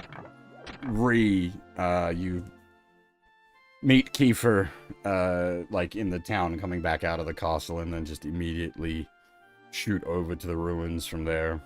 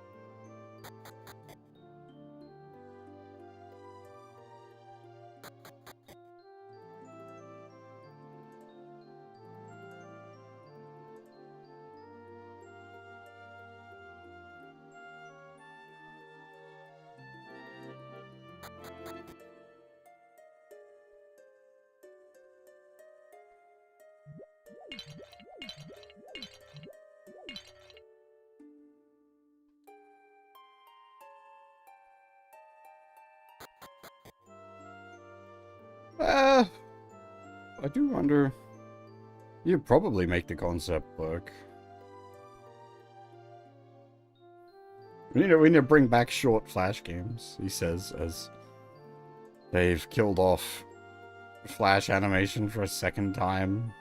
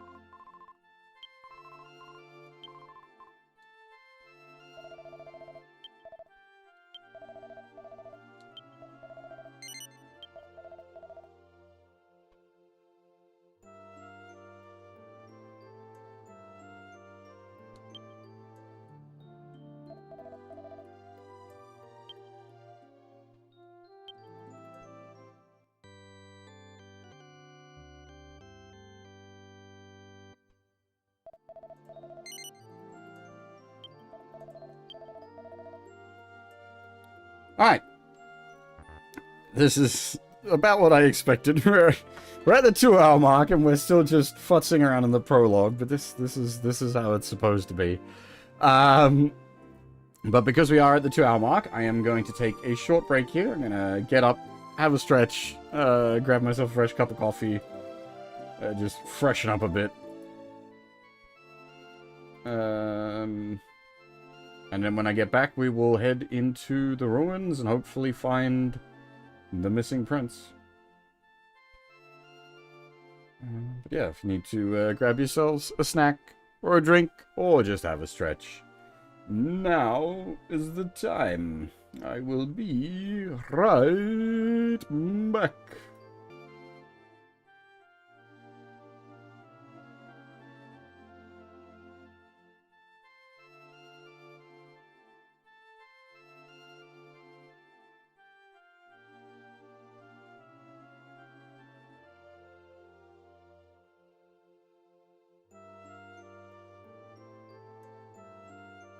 Alrighty, I'm back with a fresh cup of coffee and a good stretch.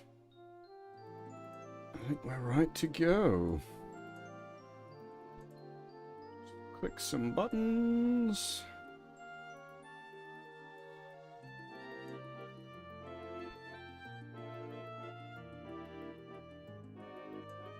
I was curious if anyone else was streaming the original DQ7 instead of Re. So I open up the category, and everyone else in here is streaming Re. There is an actual category for Re.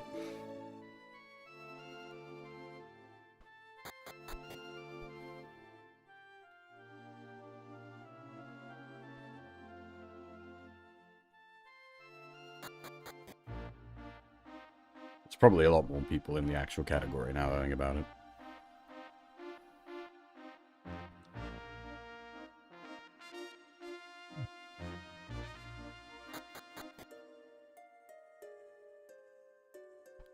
Alright, so without Maribel here to tell us to bug off, we can actually explore around a bit.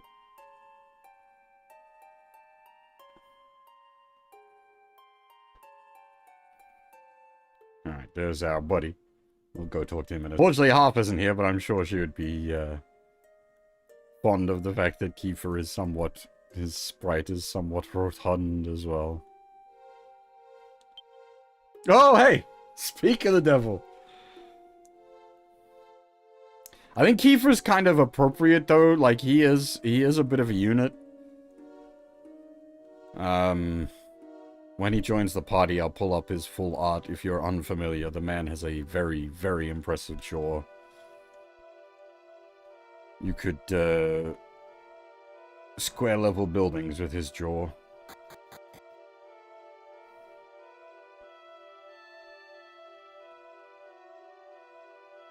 Something that might have happened, fortunately didn't. Right. Okay. Everything is good then, I take it.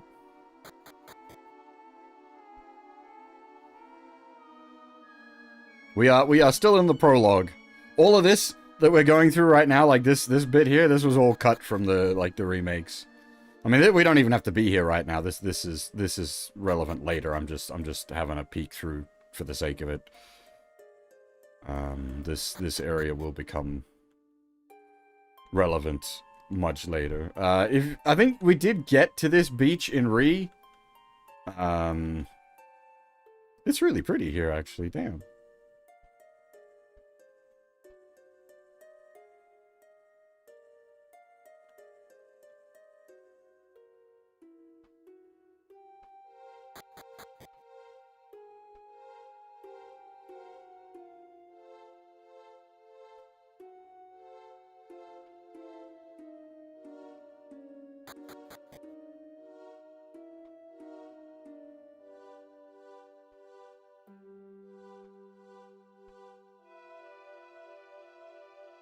Yeah, there's obviously something going on below the surface there. This big-ass statue.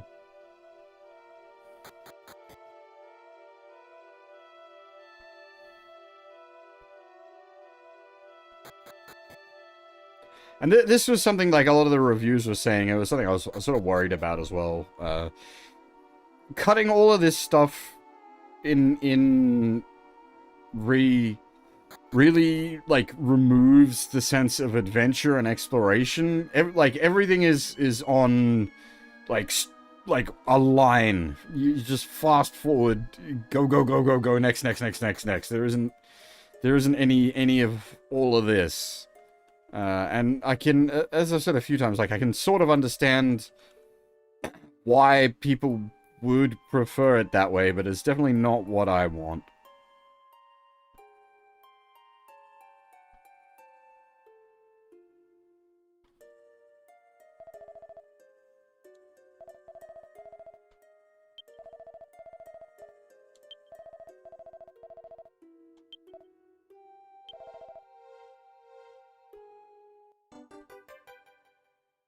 Ancient texts.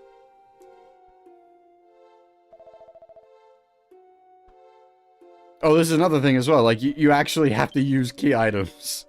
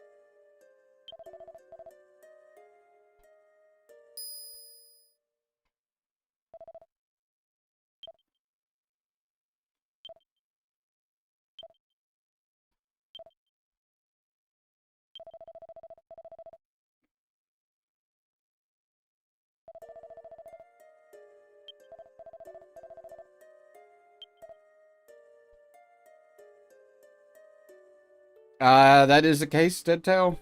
A bit after you unlock the job classes, you get the, I think they call it like the moonlighting system. Where you can have 2 job classes at once.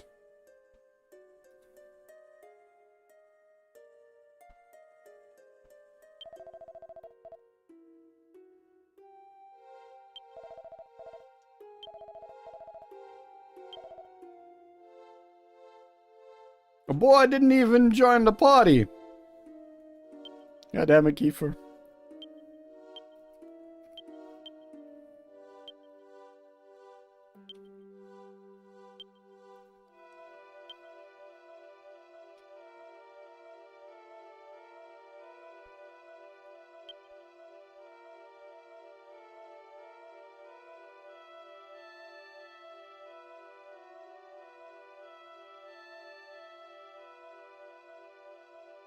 Yeah, basically half. And then you have, like, it was meant to be.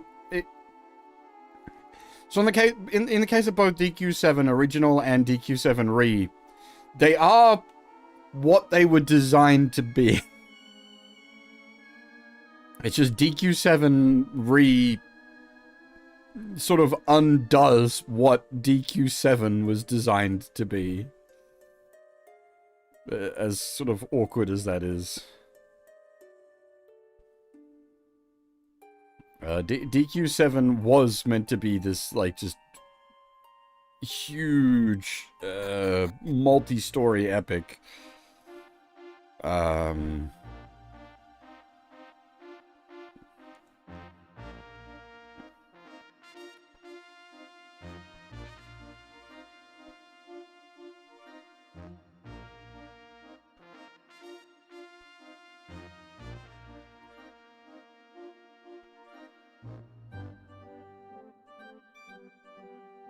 What?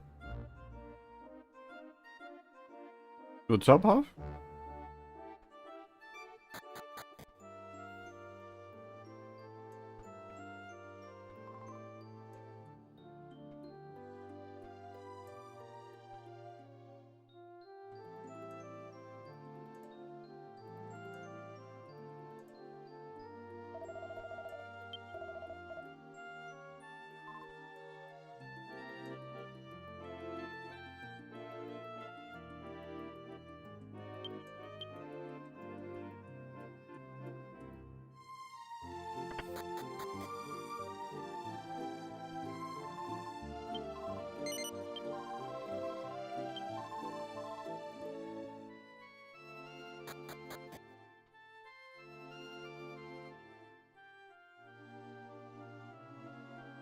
Well, it is.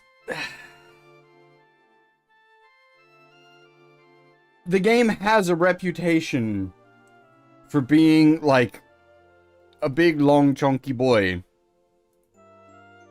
And that is often seen as somewhat of a negative thing these days. But it is also, like, part of the soul of the game.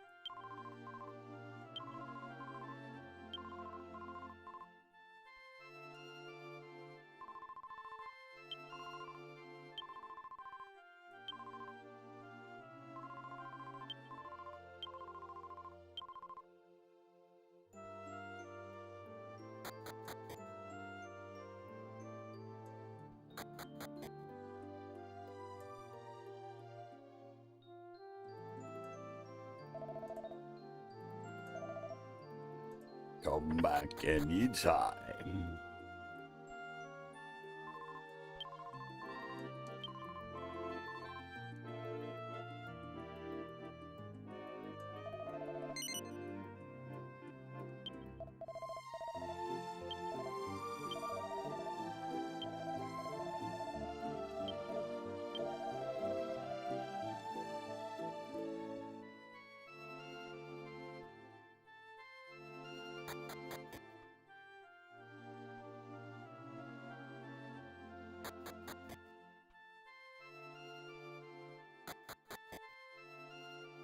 And now we're sort of getting sent,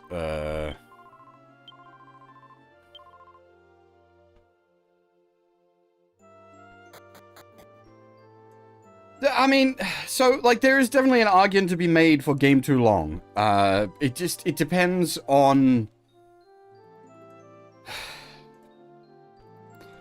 Like, it depends on what it's been designed for. There are some games that are definitely, like, too long for their own good, where they've just been intentionally, padded out without anything of value to it.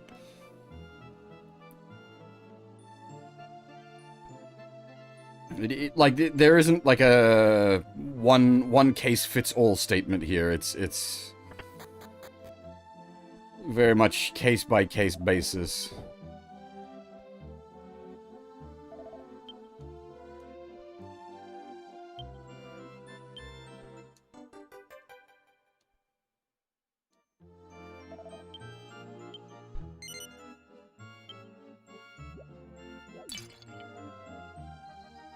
I can't remember if we, like, are supposed to return the hot stone.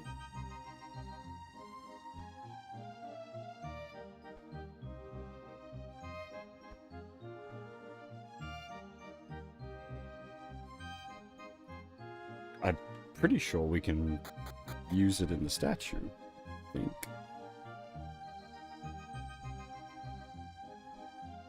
Where was that?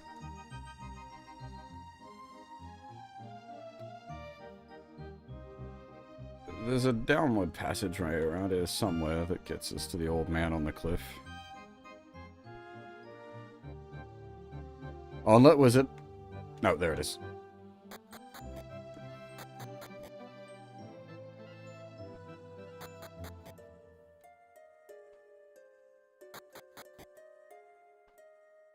And like a lot of this was all like sped up as well. Like they cut out just rooms and transition areas and whatnot, and it's one of, as I keep saying, like I can understand why they've come to that conclusion, but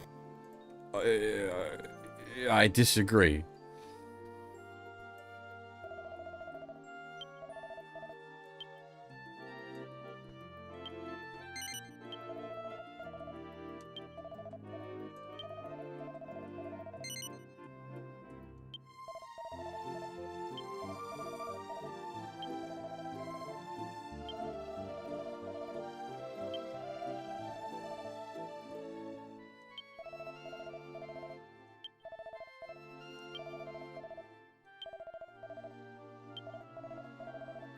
Like, pretty much everything we're doing now was completely skipped in Re. You basically just go to the ruins and immediately get access.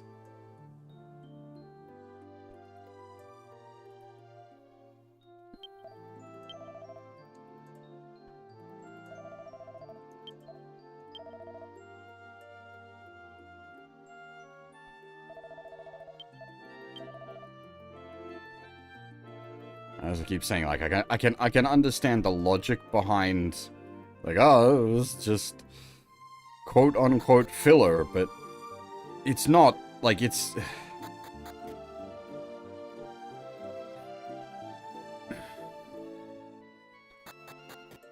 hard to explain in a way that makes sense, because well, it's what I'm reaching for is like feels based anyway. It's just the vibe of things, but like this is all scenario and world building and setting and feel.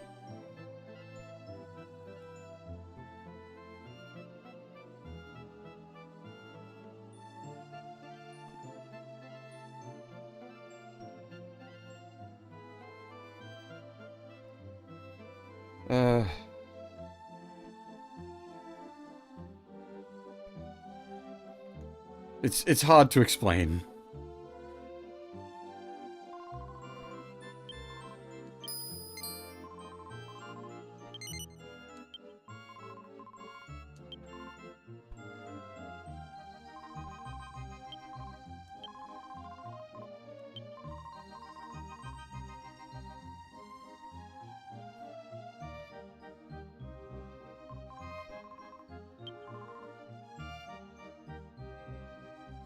Now we're allowed in here, now that there's something shiny. That's something shiny indeed! A fucking pearl!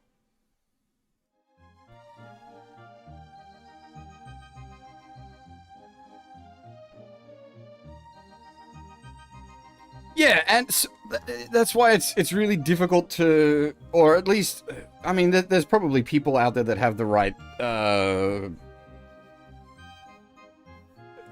what's lexicon, vocabulary, there's probably people have the right words to explain what I'm trying to say. I lack a good way to take my thoughts and put them into something comprehensible that doesn't just immediately get countered by, oh, but this case, that case. It's like, yeah, it is case by case. It's something, it's a matter of like something feels right, something feels wrong.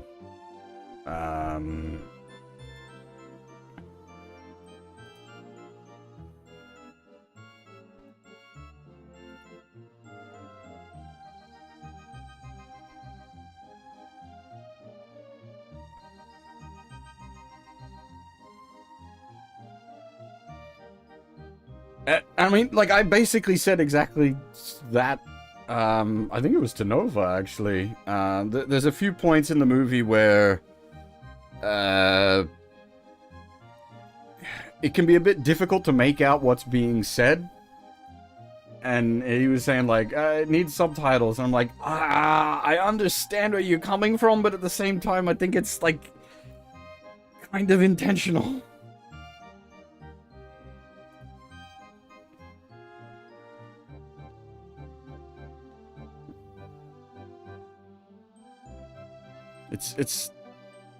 Yeah, it's one of those, like, is it a flaw or is it a designed aspect?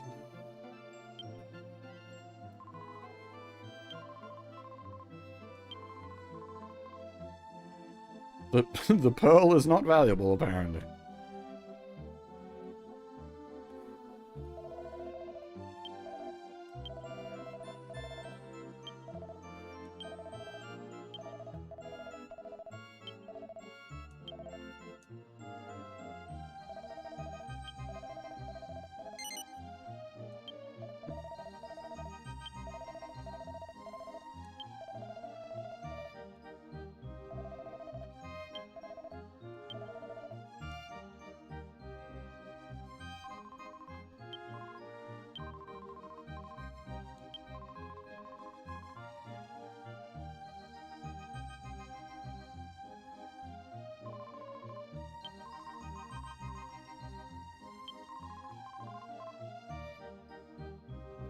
There is, I guess, like...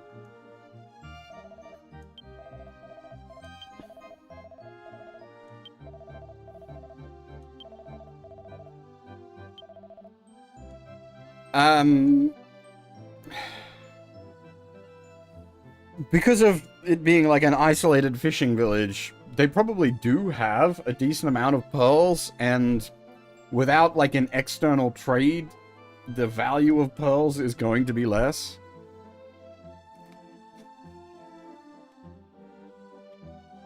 I don't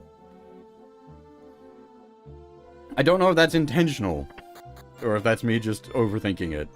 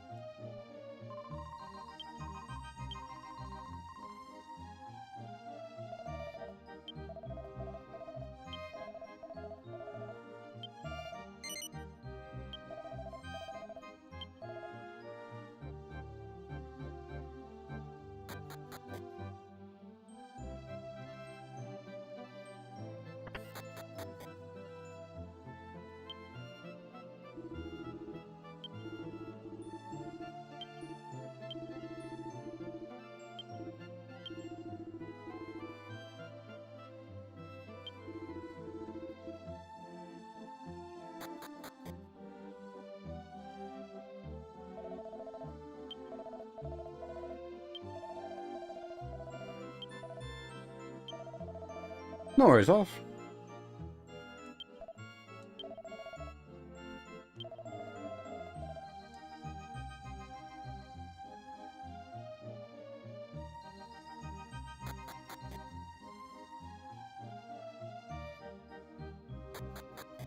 I suppose this bit does, like, I get why people say that it feels like it drags out.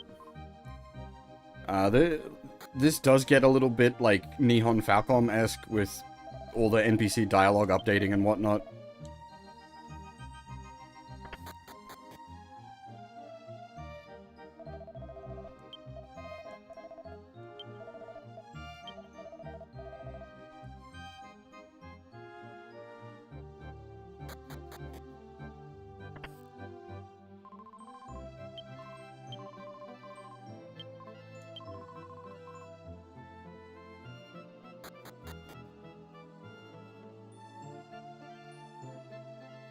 Yeah, I actually plan to do, speaking of remakes, I plan to do Sky One Re, later this year.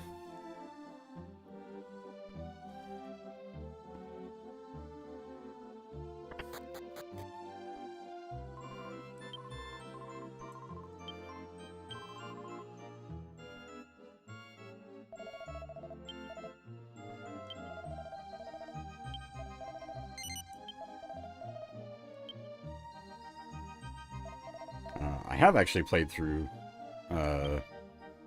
Sky 1 several times. We've even done it complete on stream before, so we'll be able to do a proper sort of point-to-point comparison on that one. Also be very curious to see what the script looks like in English. I'm one of those people that has issue with the Xseed translation for, well, basically all the Falcom stuff they did. It's a bit of a unpopular opinion, that one, but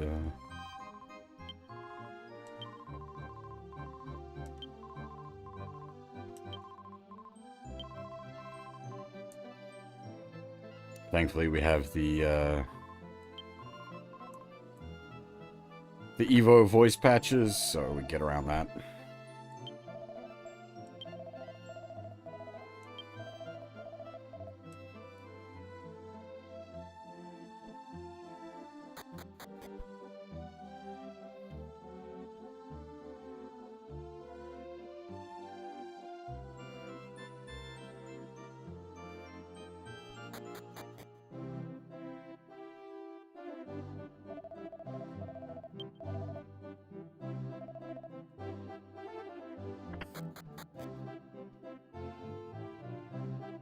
But that's so the scripts, the English for Sky 1 done by Xseed is like the script is too punched up in places. I know there's people like, oh, it's better in English, but it's wrong. This is the thing. Estelle is already quite a big personality, and they sort of go overboard with her with the English script.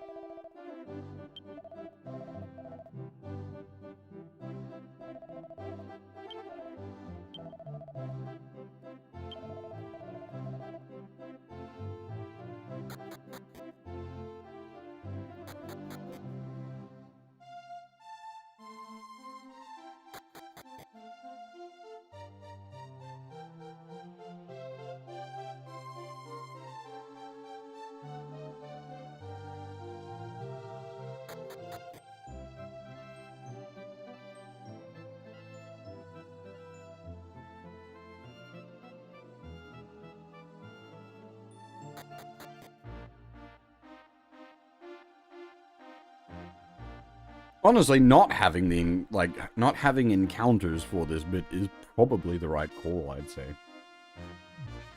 It helps thematically, and it also means you don't drag out this section with having to deal with heavy on combat.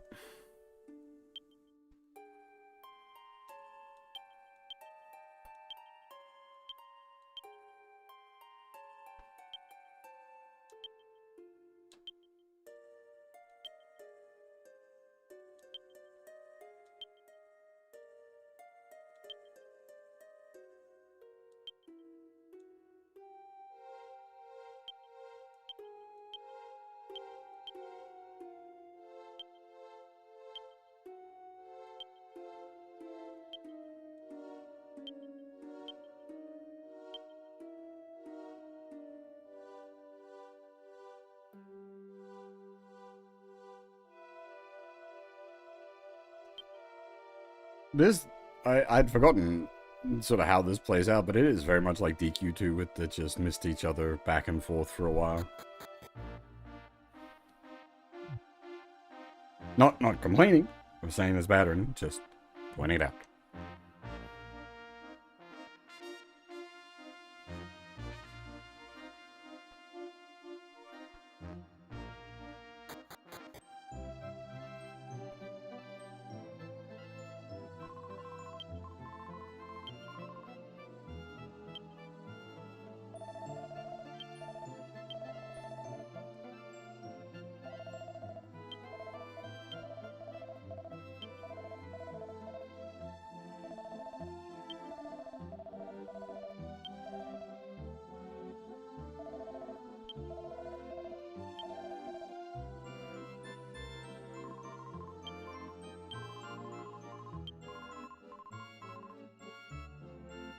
Yeah, I do like it. Again, it's just sort of good for setting up the vibe of things. All the different town NPCs and whatnot. See the prince like rushing around and doing all this crazy stuff, and they're like, that is a bit odd. And of course, it makes sense that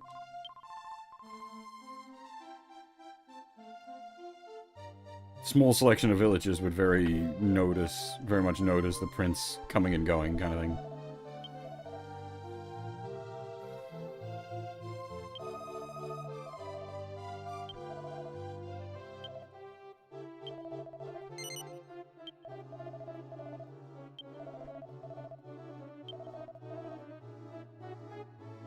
Ah!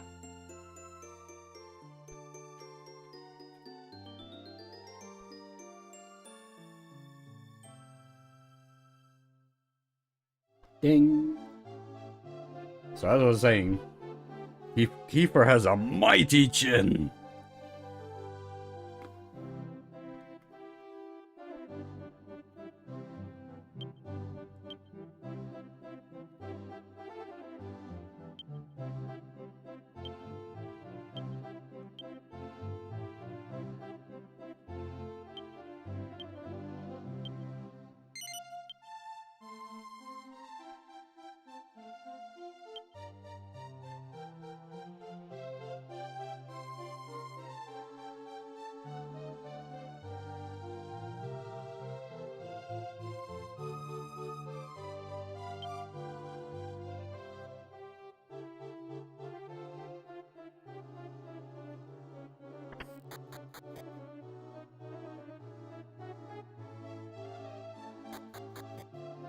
He's got a reasonably brick physique going on as well. Oh right, we can talk to the prince.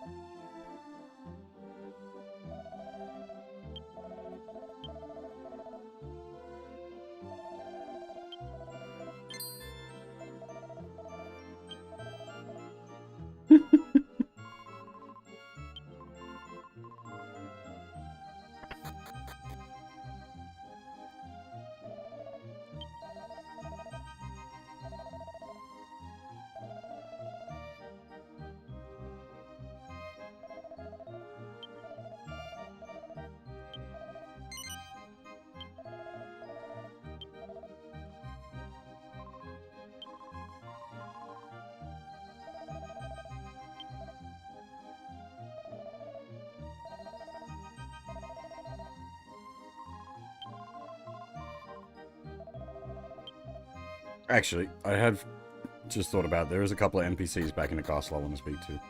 I'd like to speak to the king and the princess to see what they say now that we've got Kiefer with us.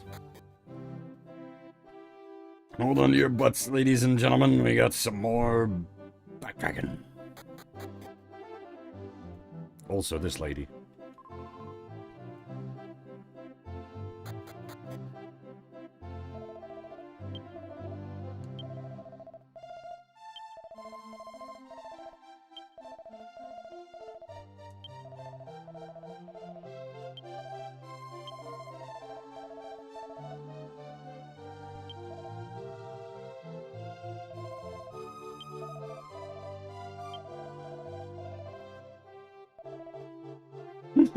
Flee!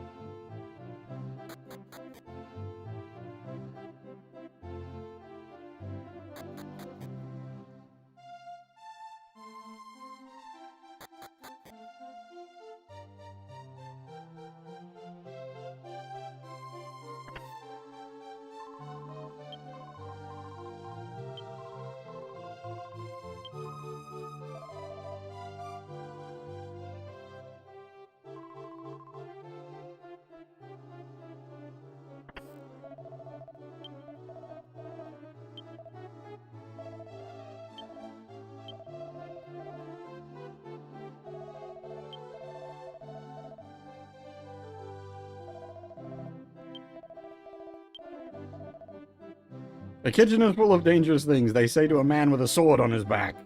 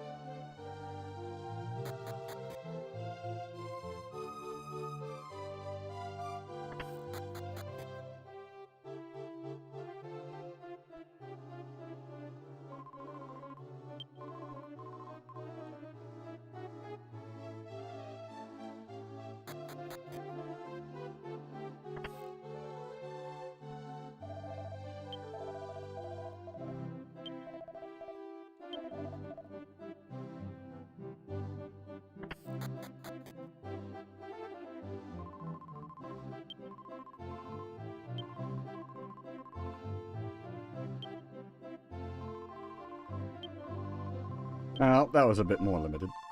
The interaction with the king and the, Give me a second, I just knocked something over.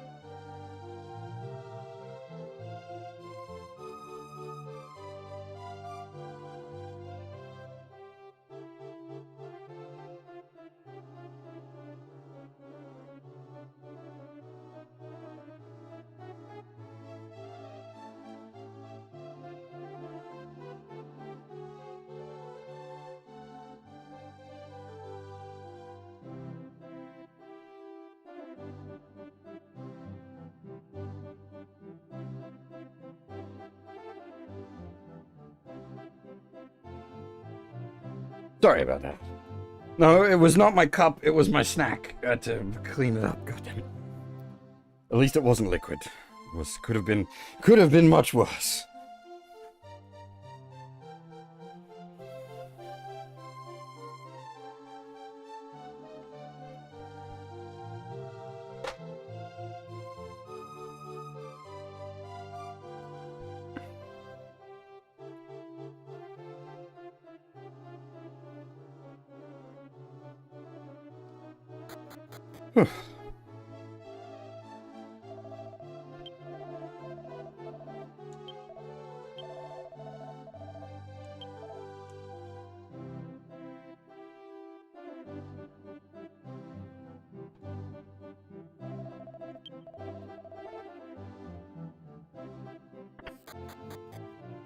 Was it about vinegar and bicarb?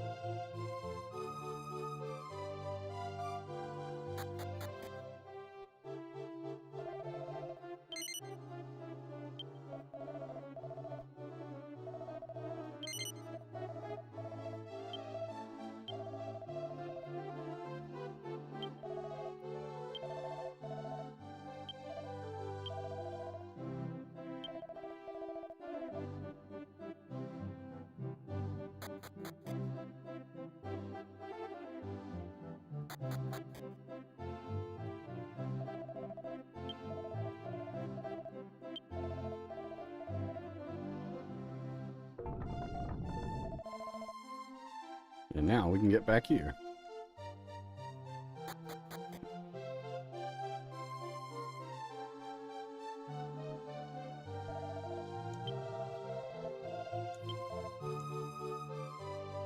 Not that we can do anything with back here yet, but...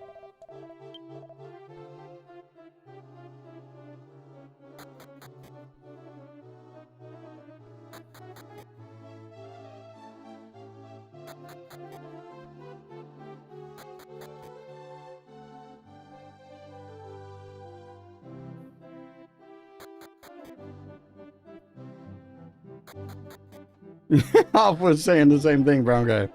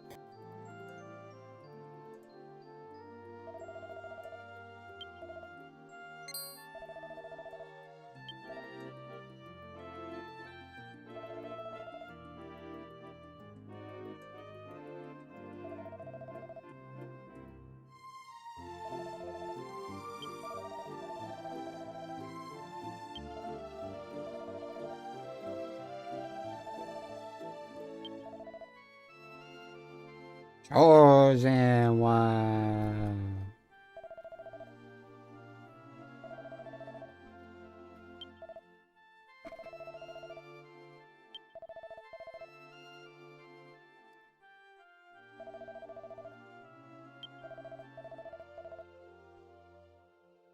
Oh, hey, Fab. How you doing? Still alive?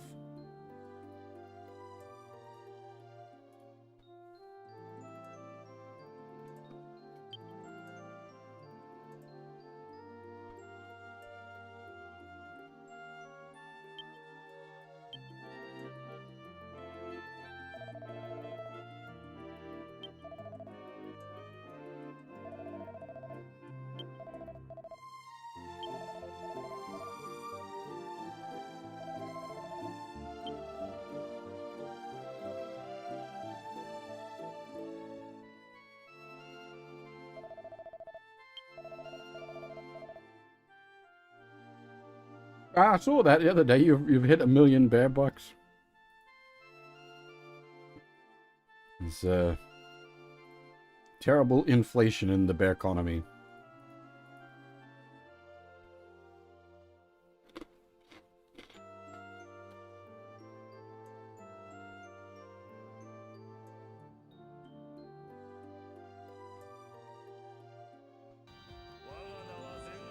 Oh, hey, now that didn't work right. Crap. Give me a second.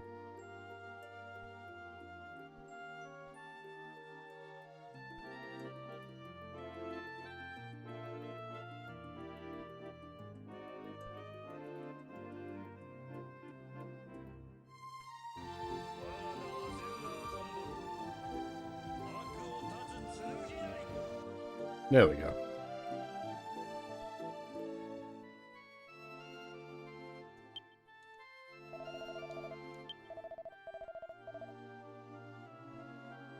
But yeah, all this sort of like build up of the ruins, or you know, there's been people in other generations trying to sort of work the ruins out and that sort of stuff. It's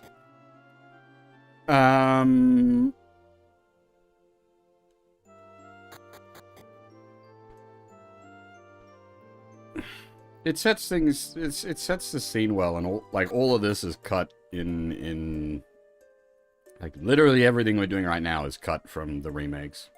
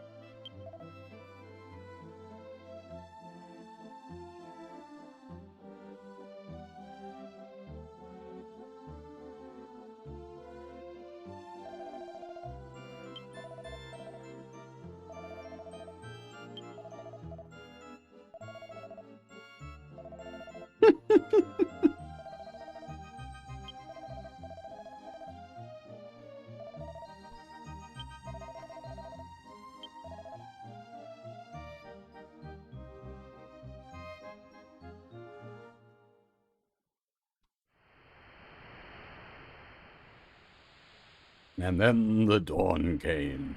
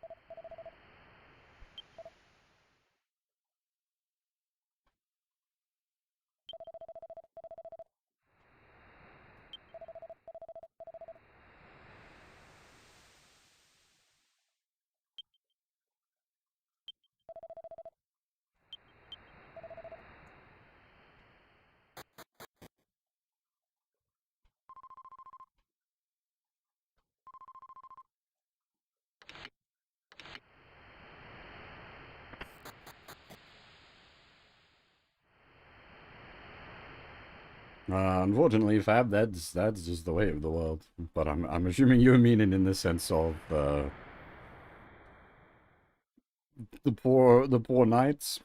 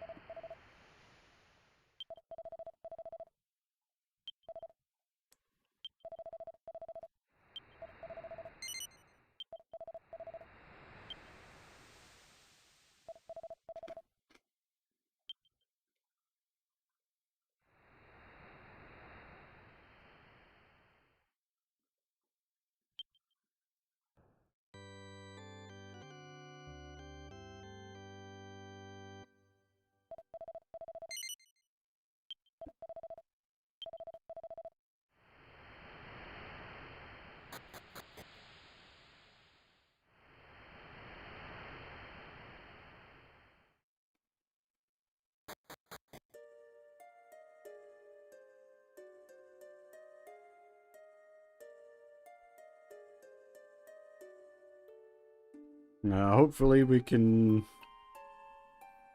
bring some joy, relief in your day.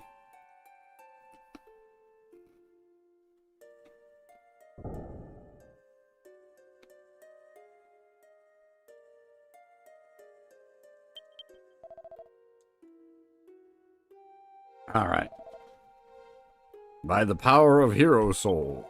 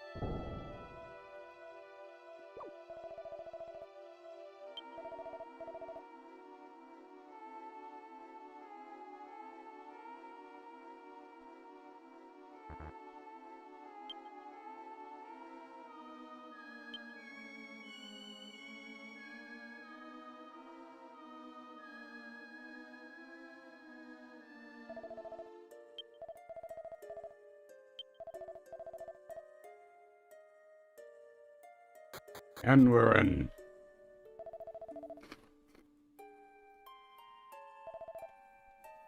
So, as I was saying, in the remakes, all the lead up to this was basically cut. You just bounce straight from going to the castle the first time, and then immediately here, and immediately the doors open.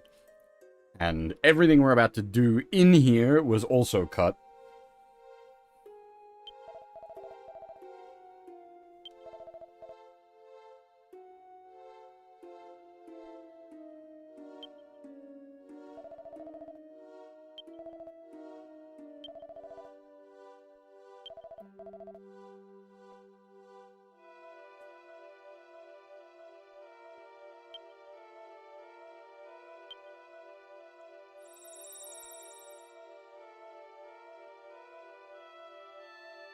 Oh, this might actually be important stuff. The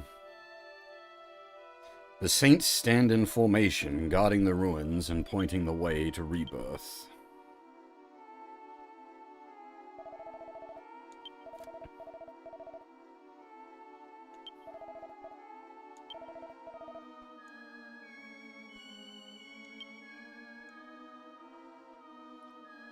Do not plunge into darkness, for the path will remain undiscovered.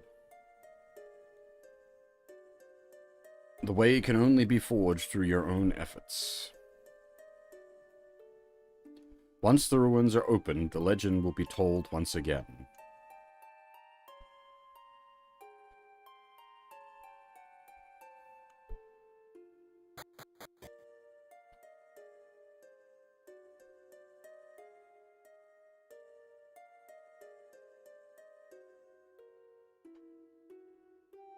Good thing we can mysteriously read Ancient.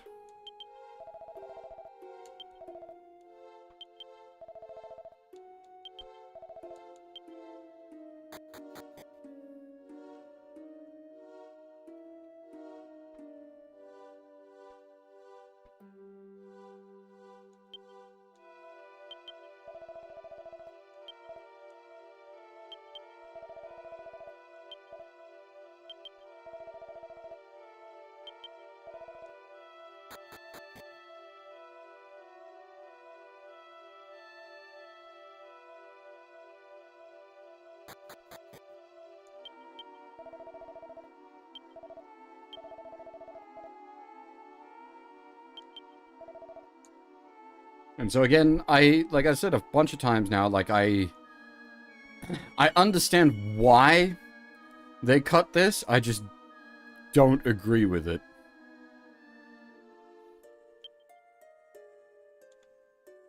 I am the guardian of the flame. When it sputters out, I am here to rekindle it. I am the protector of the helmet. Hey, it does so this always registers as the DQ thing in my head when you try to read the back of a tombstone and the game calls you out for it.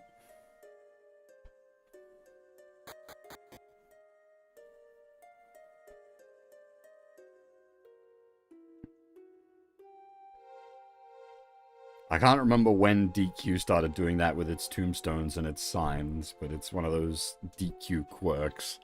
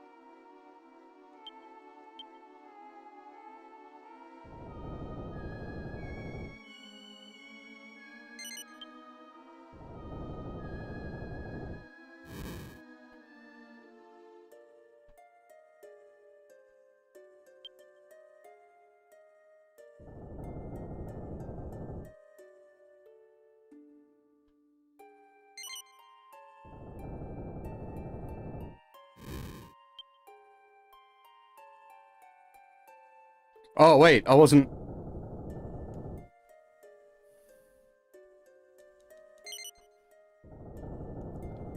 Just occurred to me there's probably something underneath the damn statues.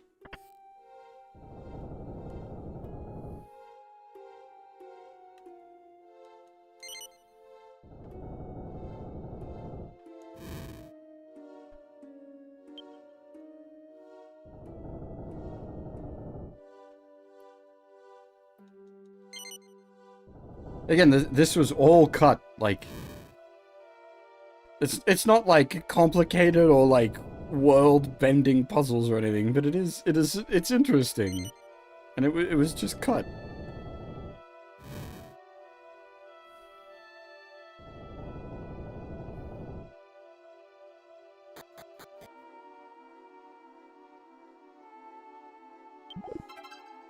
Oh.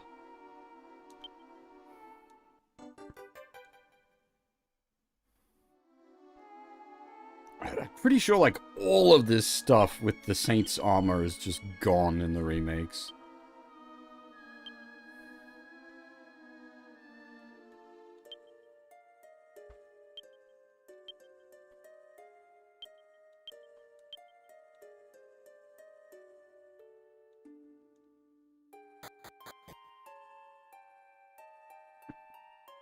Well, it is only used for opening this up here, so you don't need it out of the context of this dungeon. It's just... I don't know. A shame.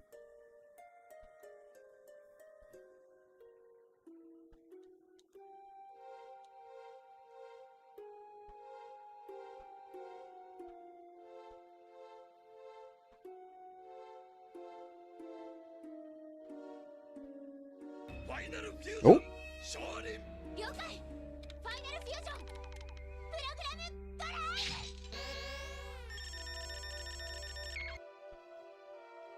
Hey, Gorgeland, thank you very much for the sub.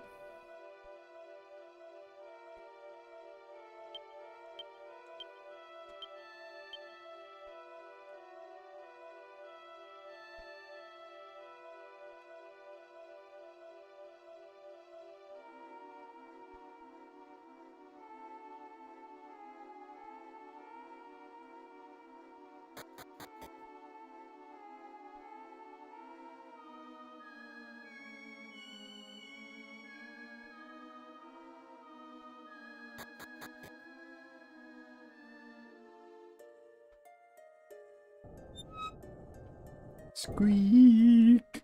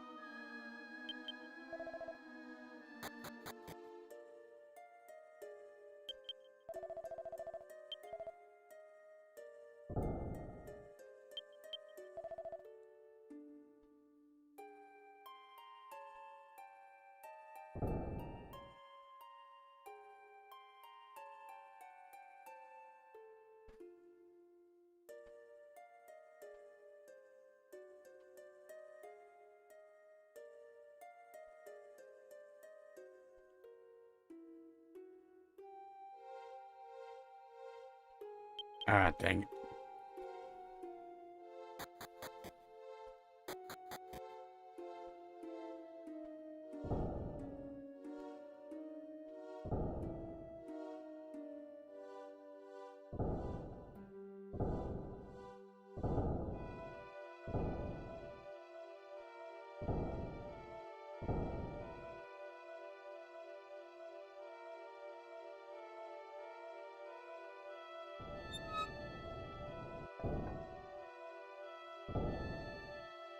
Oh. No? Oh, just go fast, actually. I'm overcomplicating it. I was thinking I need to put the weight on the thing to hold it down, but no, it's just go fast.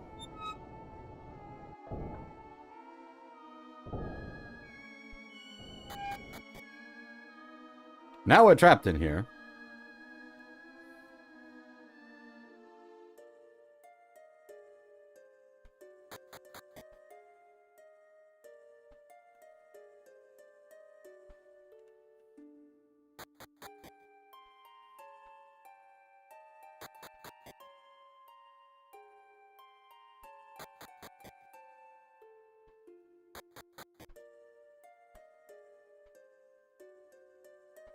Hmm.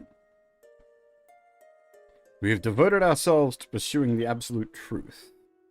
He with a true heart shall be handed the path to his future. But he with a heart of evil shall... Oh.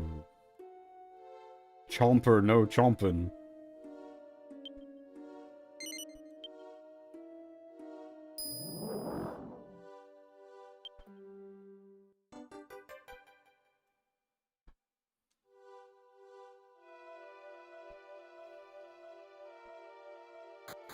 Didn't need that hand anyway.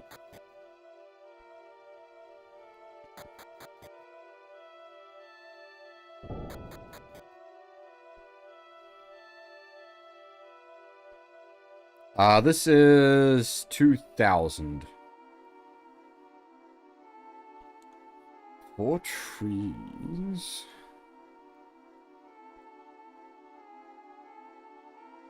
All trees must sprout their leaves towards the sun. If you have lost your way, traveler, then follow the golden sun. Oh, I think I get it. Left, right, left, left.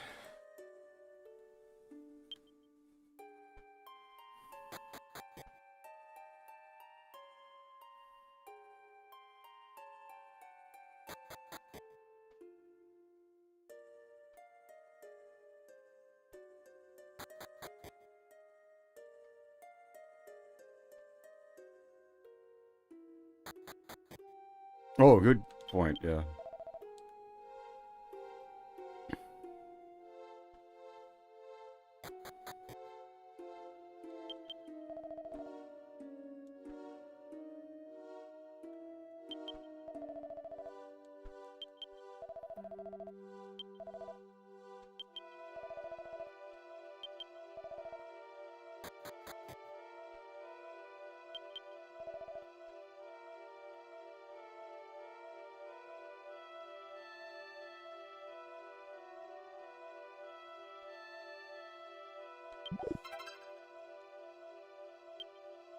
Life nut!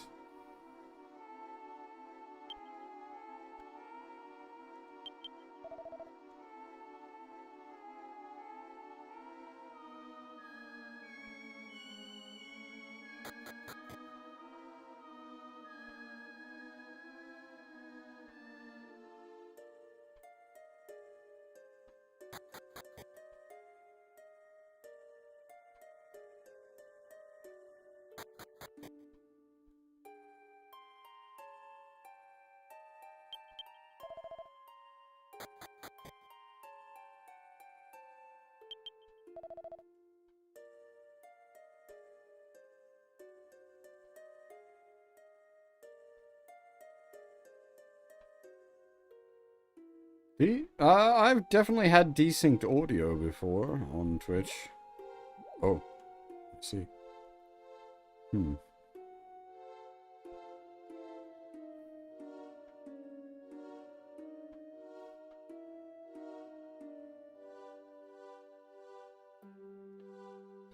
The dragons that serve God live and die by the holy light of the crystal.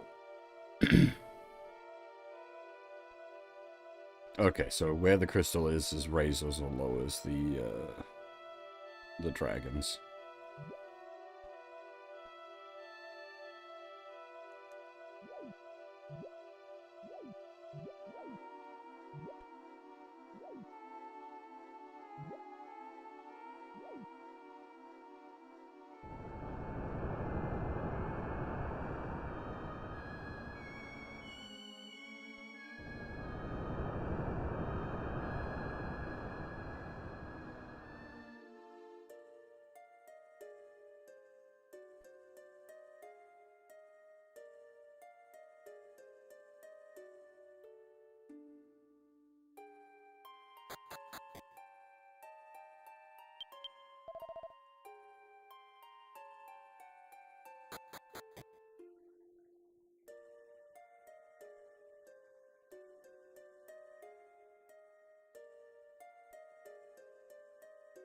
Again, this is all stuff that gets skipped in the remakes. It's just like,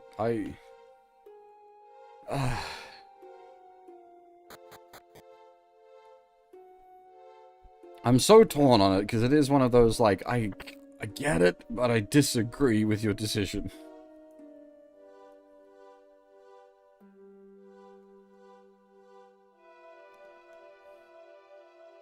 Alright, we got the Skelly Mans, we got the Golem, Tornado,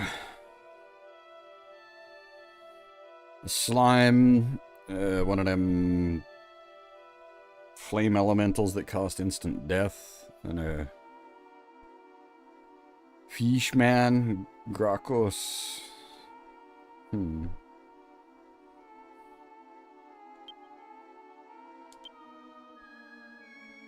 Four colored pillars reside in a room further below. Okay, so we're gonna need...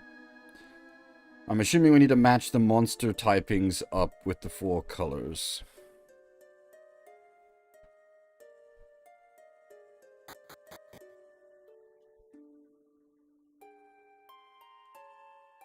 Also interesting that this ancient ruins has statuary of monsters, and monsters do not exist in this world.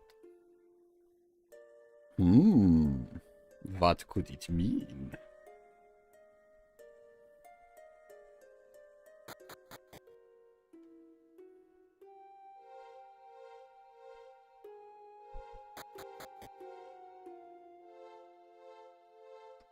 The Great Pillars can reveal both legends forbidden and paths forsaken. Place the images in their proper places, and your way will be revealed.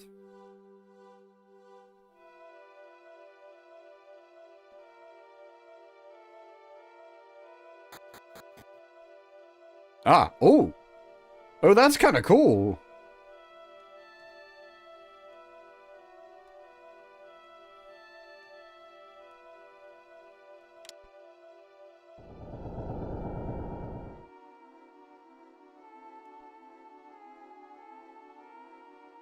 What the heck?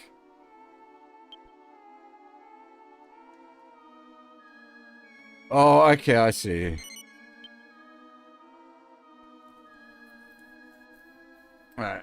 I'm actually going to need to write some notes. I probably could remember it, but I'll write some notes.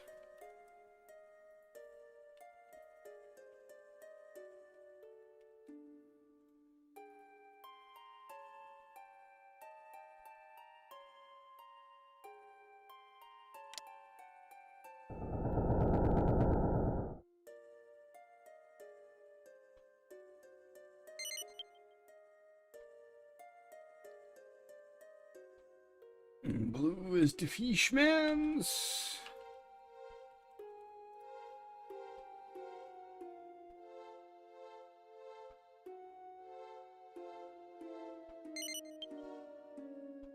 Yellow is the Golem. Makes sense on that one.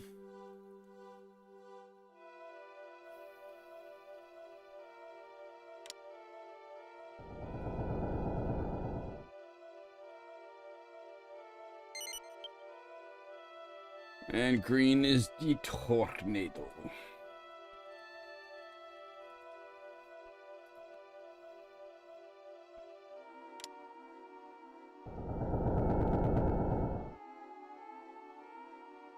we don't really need to hit any more of the buttons anyway. We've got all the things.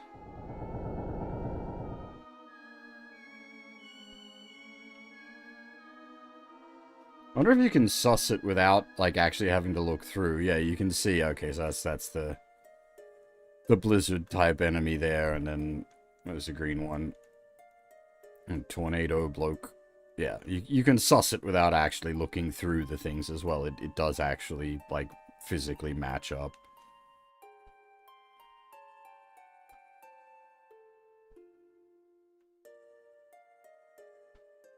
Ah, this is cool.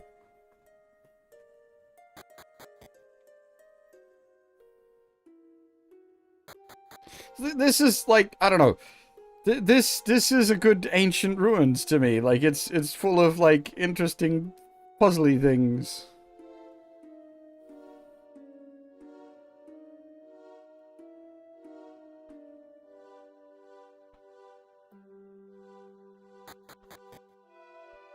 Yeah, exactly, Sion. That's what I'm saying. Like, you just don't get the same vibe in the remake. And it's such a hard thing to like quantify.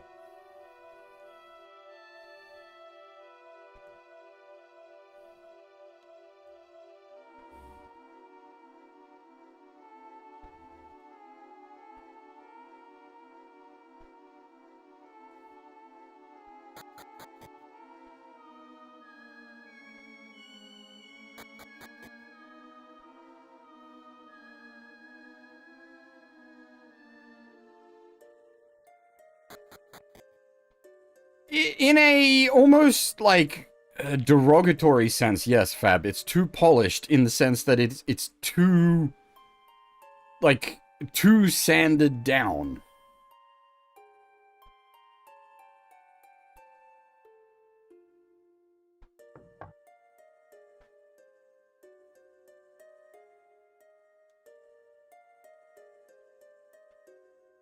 You haven't just polished it to a mirror sheen, you've buffed all of the paint off of it, and now it's just a shiny bit of metal.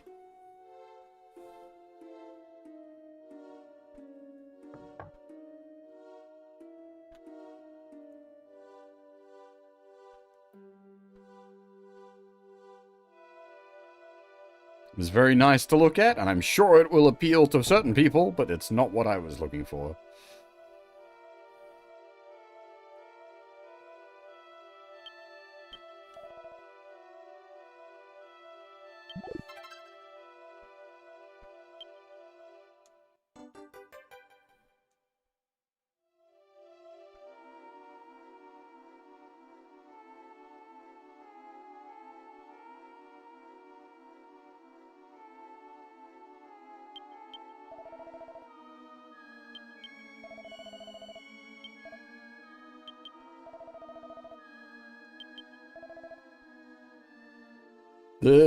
The party chatter and getting to see, like, Kiefer, like, nerd out about it. It's good.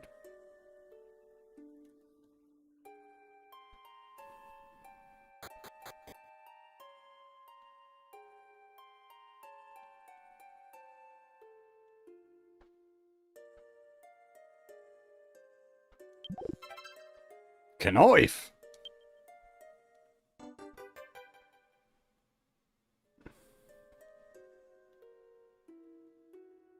This is a knife. I think we missed a turn-off somewhere, however.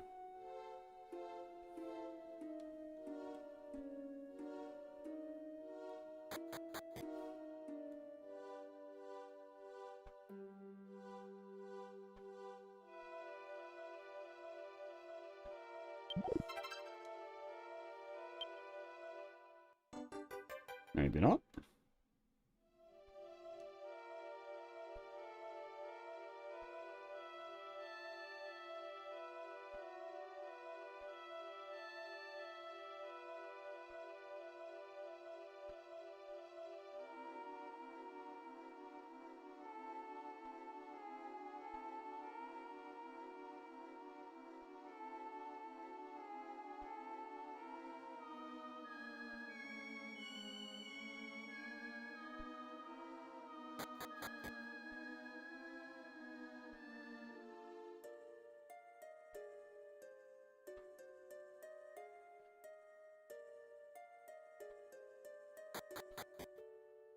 Ah, I think it was over here I hadn't explored. Oh, hello.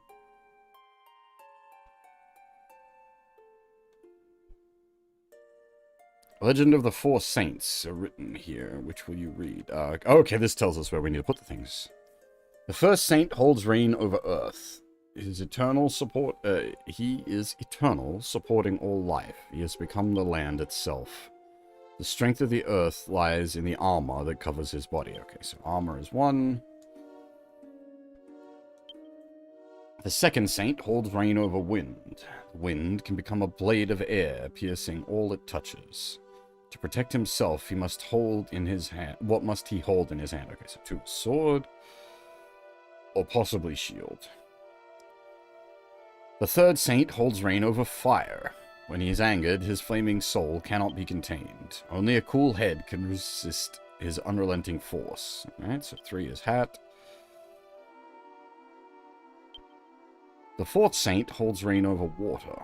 Water is the source of all life, granting us vitality and washing away evil. Does true strength come from anger or love? The holy sword points the way. Okay, so... armor, shield, hat, sword.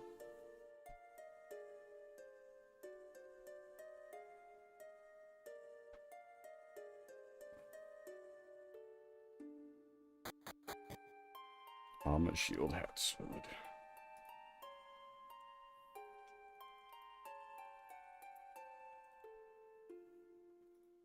Moisten, can do.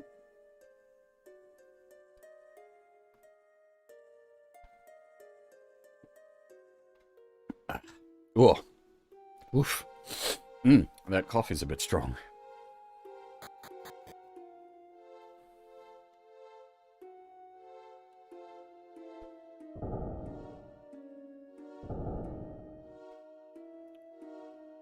There was one other thing I wanted to look at. I think I know where it comes out, but I just want to double check something.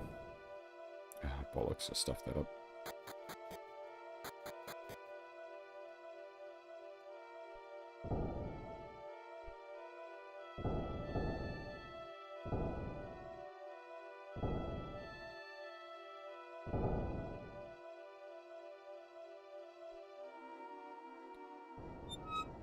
Normally, milk, no sugar. These days, it's just straight black. Because I was, last specialist I spoke to was like, your calcium's a bit higher. We need to stop with the milk.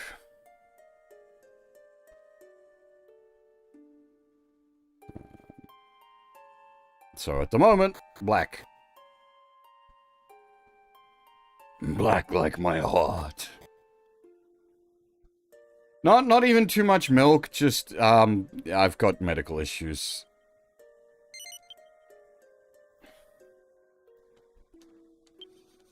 Alright, armor.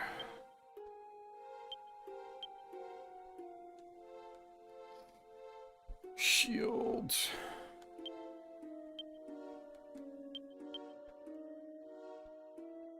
Hat.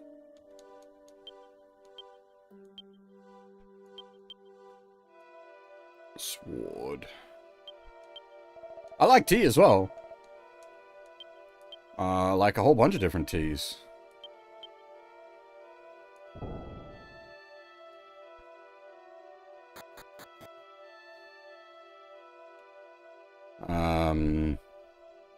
Peppermint tea is probably my most go-to tea these days. I'm also quite fond of Earl Grey. I like a good lemon and ginger tea. When I'm a bit under the weather, lemon and ginger tea always hit the spot. An adventure journal. Ha! It is actually an adventure journal. Nice.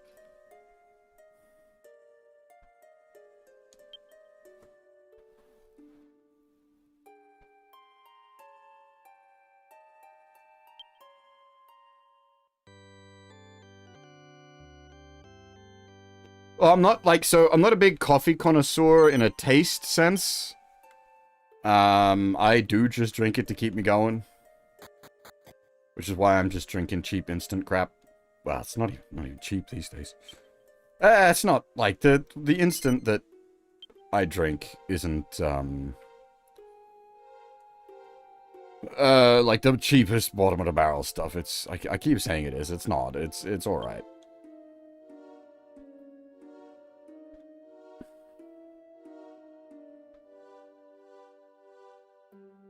There you can definitely get cheaper, nastier coffee than what I drink. Oh, I think I see. Red and blue flame?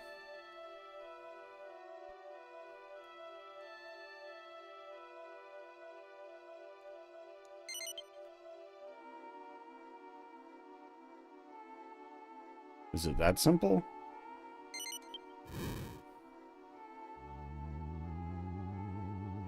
Ah, I see.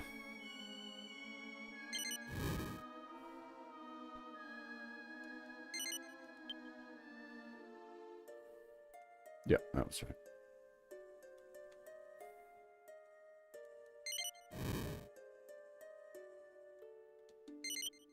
right. This is also good puzzle dungeoning. Like, I like this.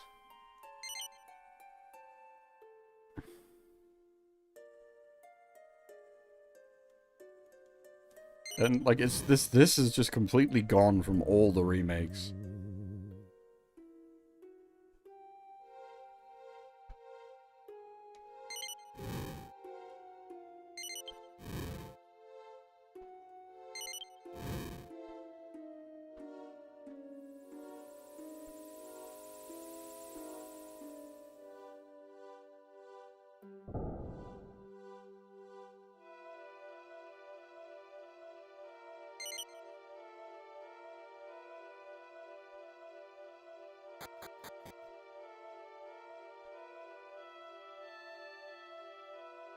To those who might seek out the lost world, the world was divided into 4 sources, remaining that way to this day.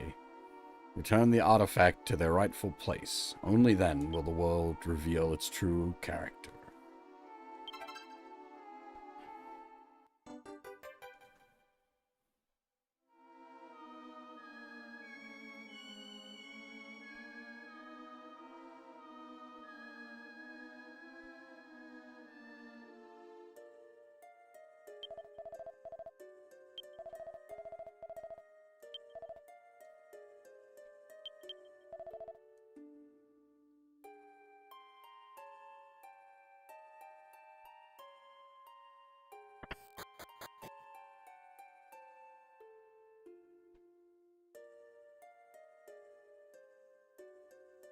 So this was...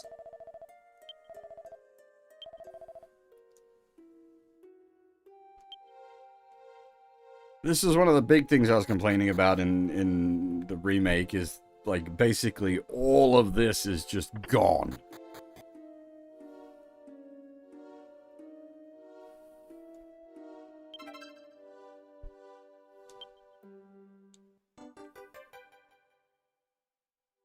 All of the, like, puzzling out the the slab fragments and whatnot, and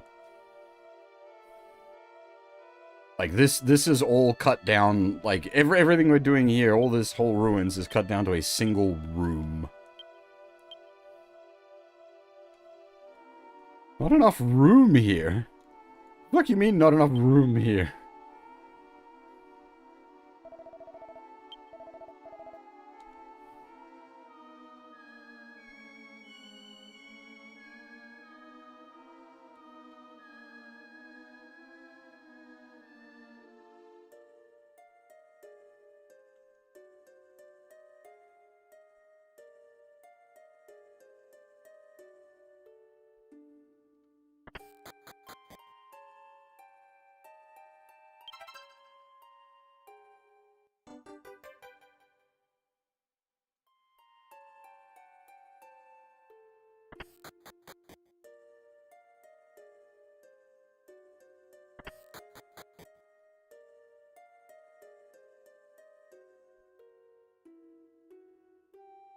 1-to-1 world map. Well, given how little there is of our world...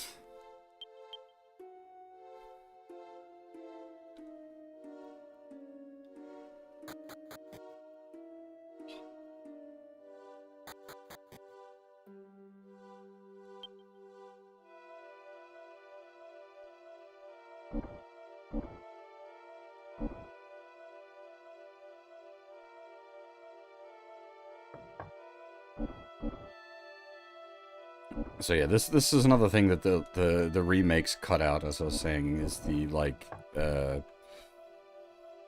doing the puzzle bits. And, like, it cuts it, like, you've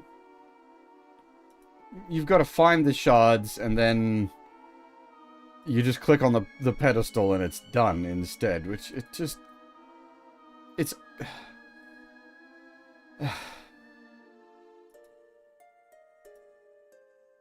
It's cutting out stuff that, like...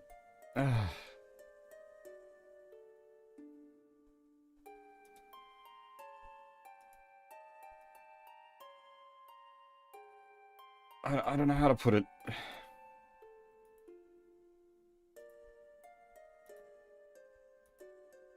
At a point, you're just cutting away, like, whole swaths of the game. Like, is there even the game left?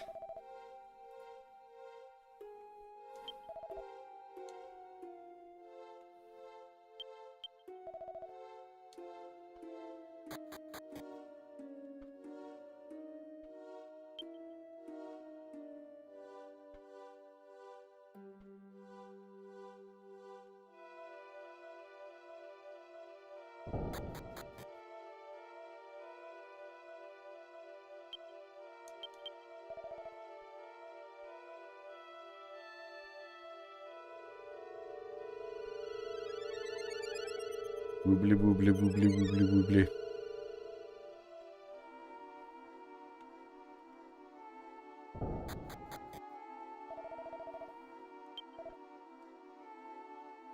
This may seem familiar if you were paying attention earlier.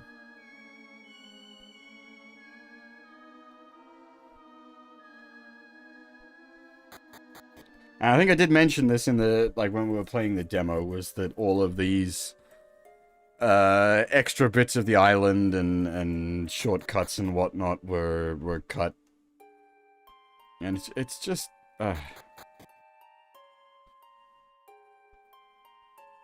There's a point where you've just, like, you've cut and cut and cut, and you've cut out part of the soul. Like, I often see a lot of people saying, you know, you're not done writing a thing until you're done cutting away as much of it as you can, but... there's a point where it's only a hollow husk left.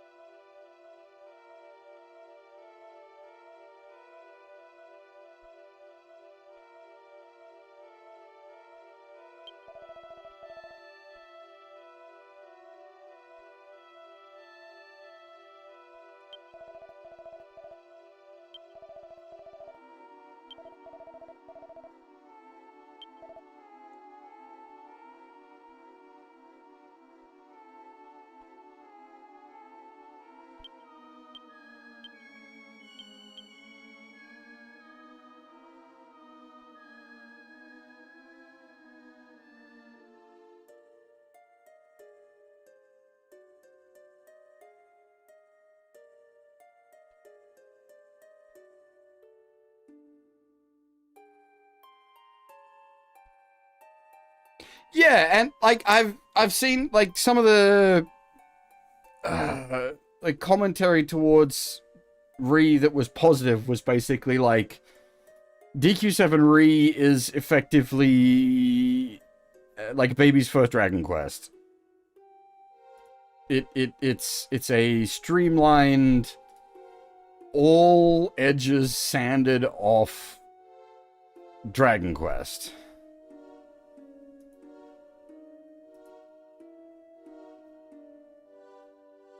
It asks little to nothing of you to get through it.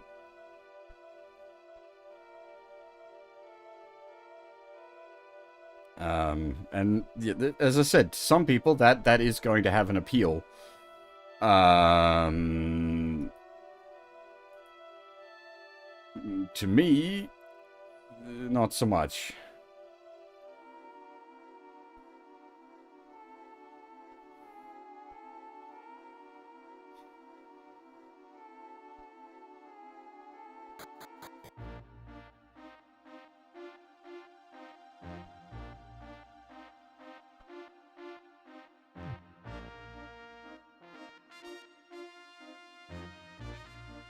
Yeah, almost, like, it's why I'm so sort of conflicted on things, because like,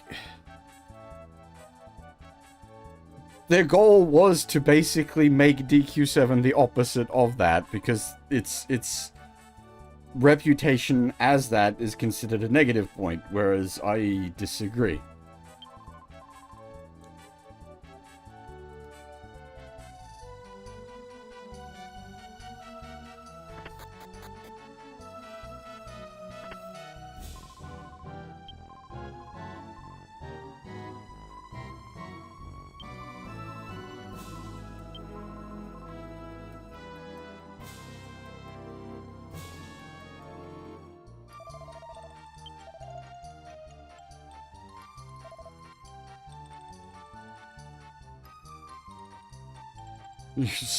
What? Chicken steak?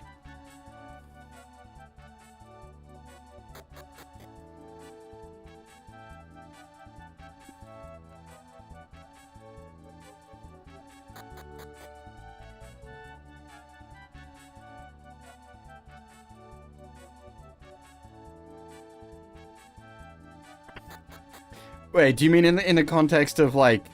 Yeah, I get you. Sorry. My brain did not process that correctly at first.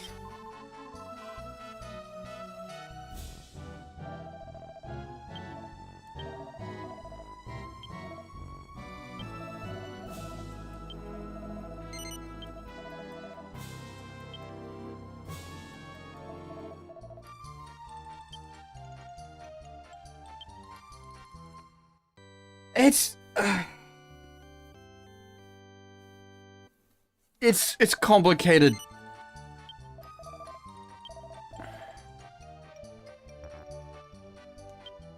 Because it is one of those cases of like, I forgot to keep it off the party.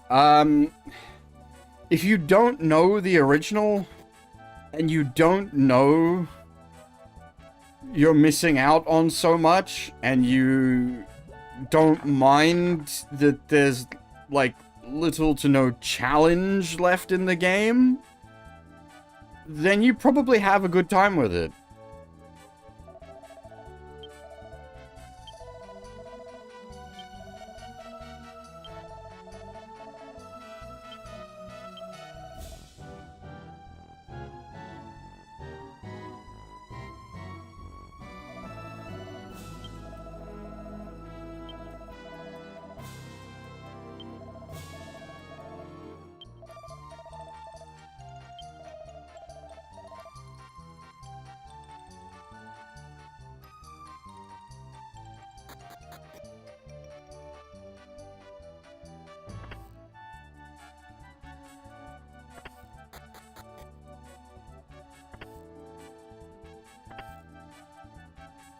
As I said, I'm certain there is an audience out there for 7 Re.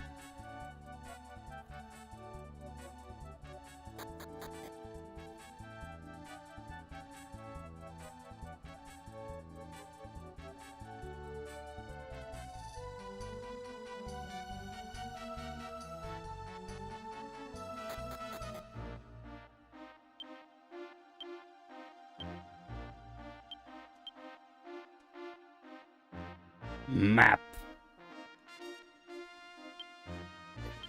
Basically, Fab?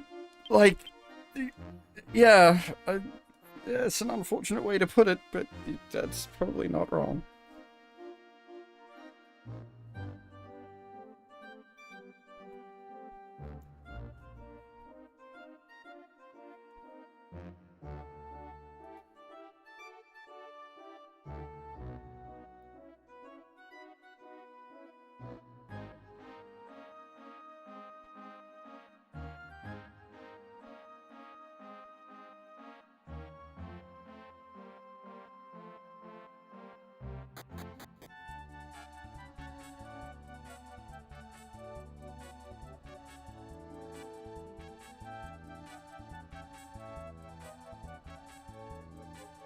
Hey, Gruber, how's it going?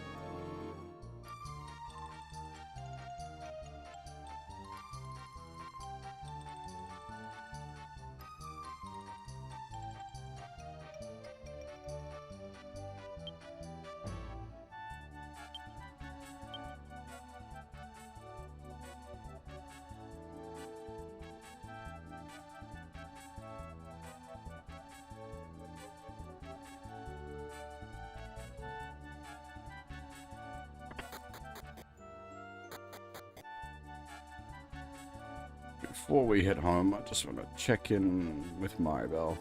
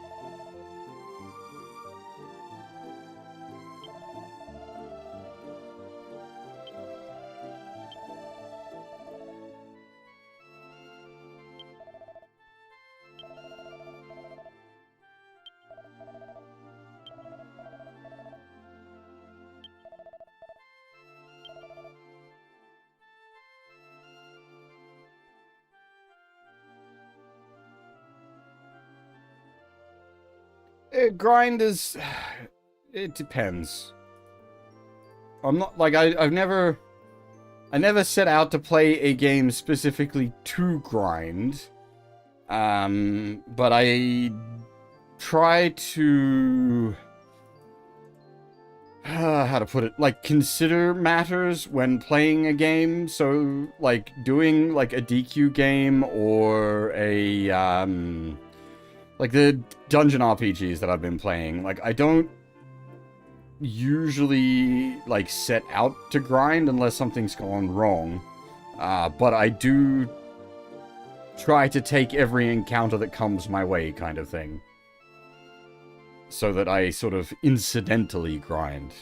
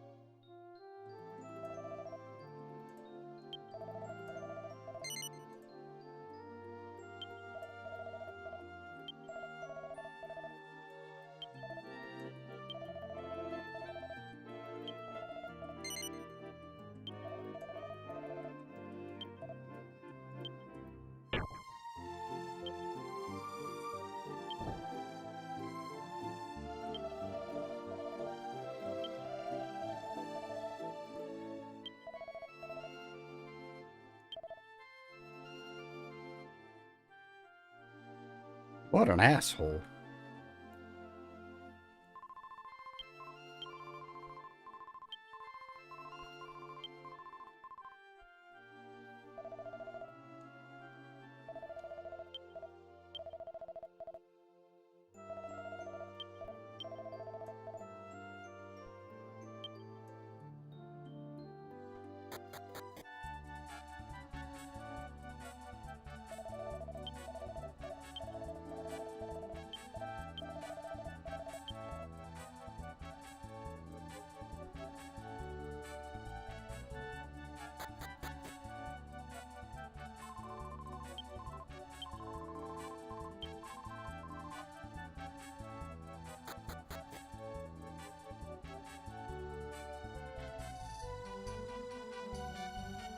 Again, all of this doesn't exist in the remakes. The remakes, like, you get to the castle town, you sort of meet with the king, you get immediately, like, party up with the prince, go to the ruins, and then from the ruins you skip all of the ruins and immediately go to the shard room, and then immediately get teleported. Like, all of this is cut.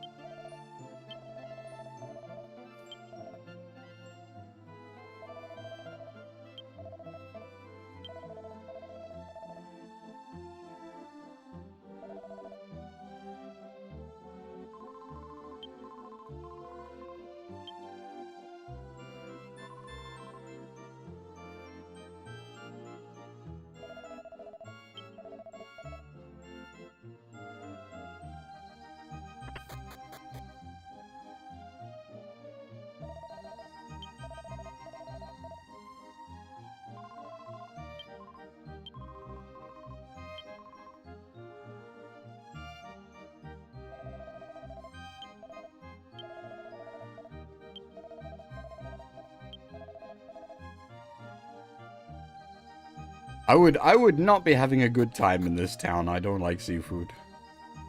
I suppose you wouldn't have a choice.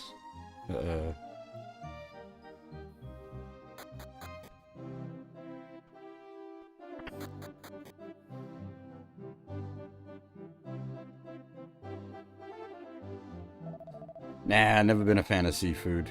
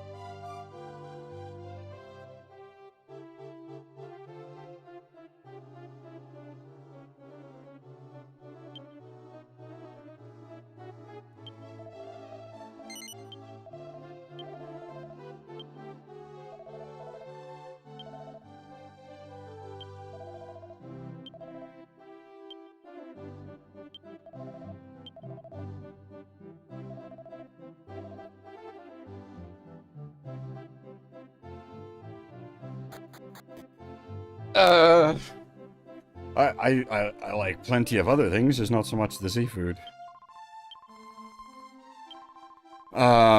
Favorite? I don't know. It depends on my mood, really. Meat. All different kinds of meat. Chicken salt! There it. Thank you. That's the answer.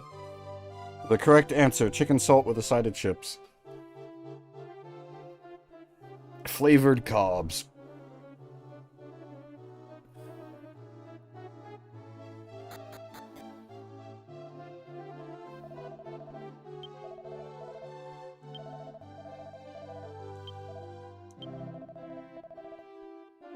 No, chicken salt's an Australian thing.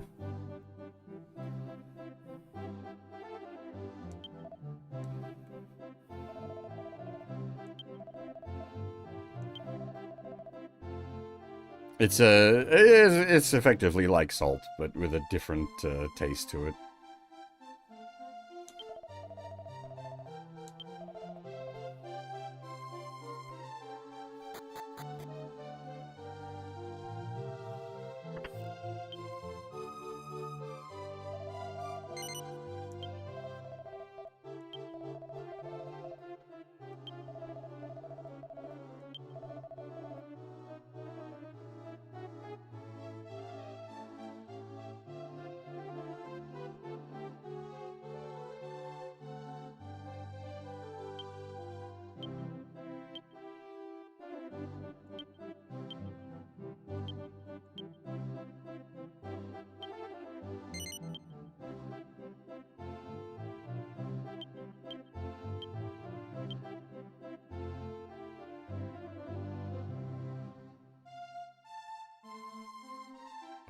I don't even know how you'd go about making chicken salt.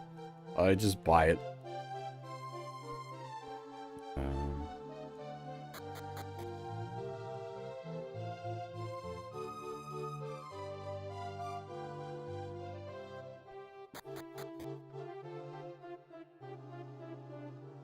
But yeah, like honest answer is usually just like, yeah, some kind of meat with a side of chips that'll happy meal for me.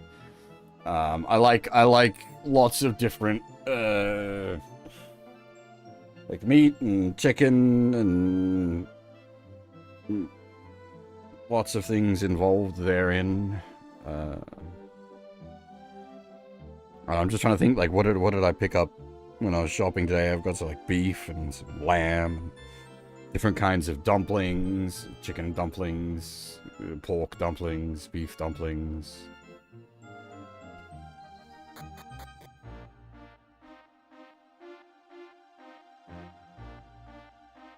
I haven't had goat very often. I have had goat curry, but I haven't had goat very often.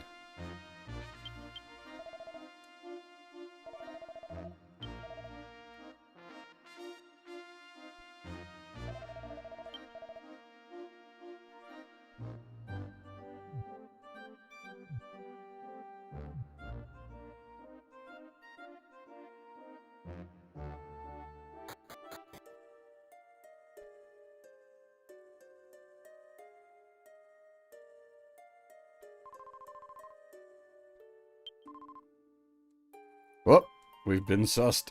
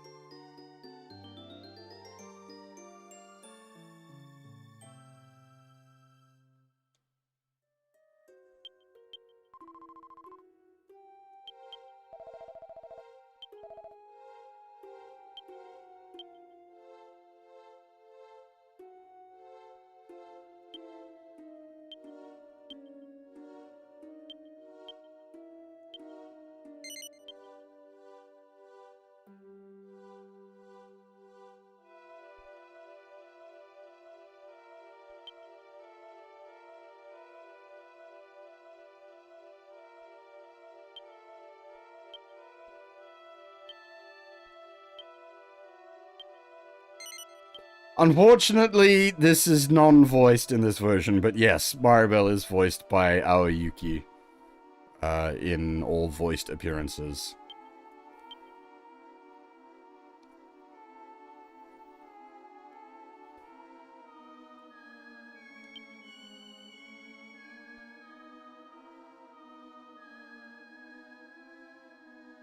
I wonder... Ah, nope. Never mind.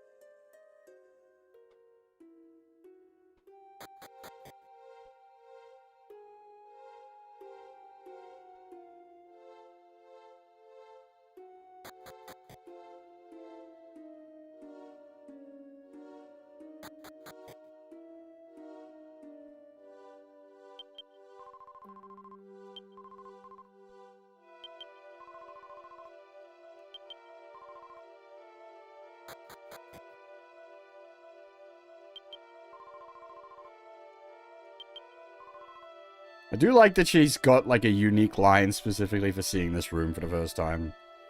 And as I said, the script for this game is massive. There's so much, like, conditional dialogue.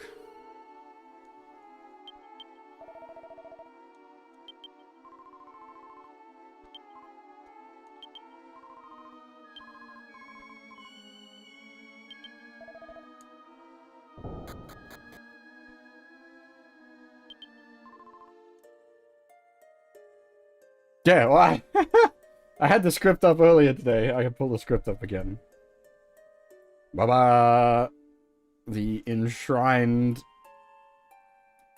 Dragon Quest VII script. It is so huge.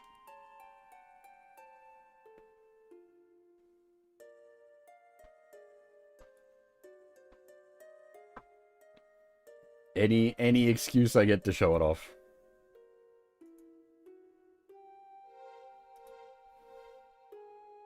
That's at the Enix. Well, I actually don't know if it still exists. That was at the Enix HQ.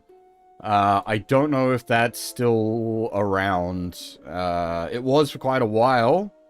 After the merger with Square, the Enix wing of things did maintain their sort of independence to an extent. I don't know if those offices are still around. I hope they are.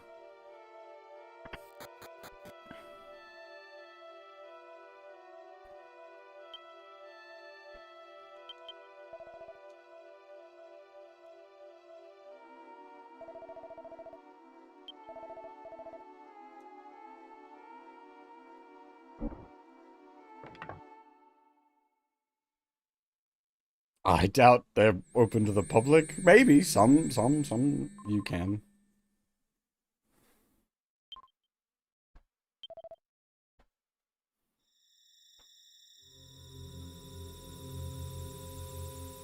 Cue the Doctor Who music.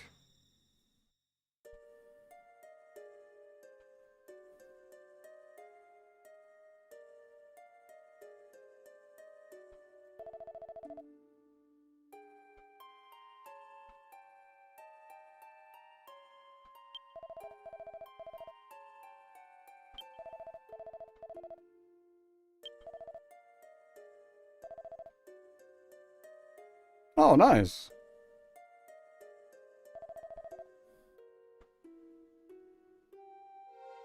You know, I don't have a DQ slime plush. I have a few different, like, little slime thingamybobs, but I don't have a plush slime.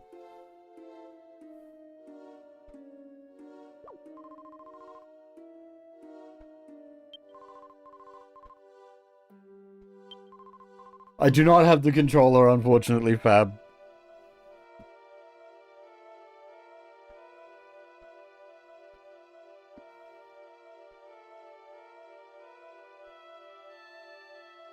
There are many iterations of the slime controller.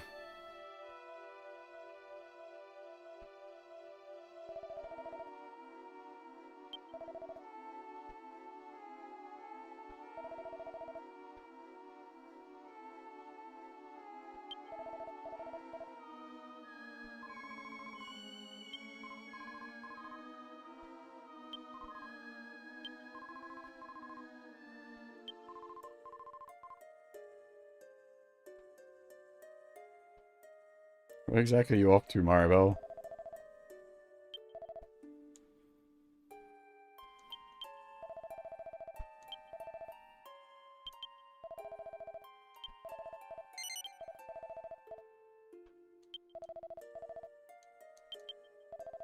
I was not expecting a yes-no answer in the party conversation bit.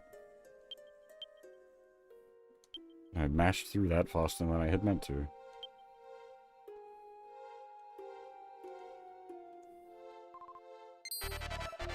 Ah!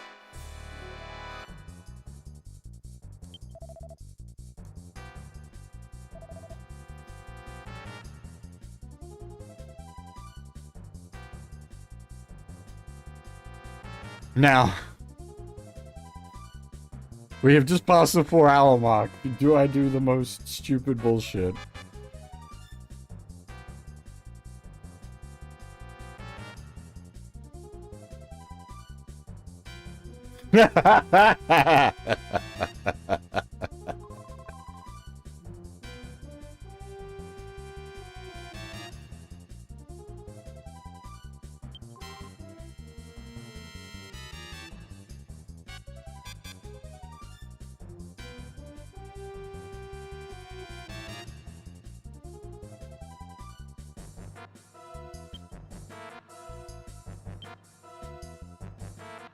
I was wondering where the text speed option is. It's in the friggin' combat screen.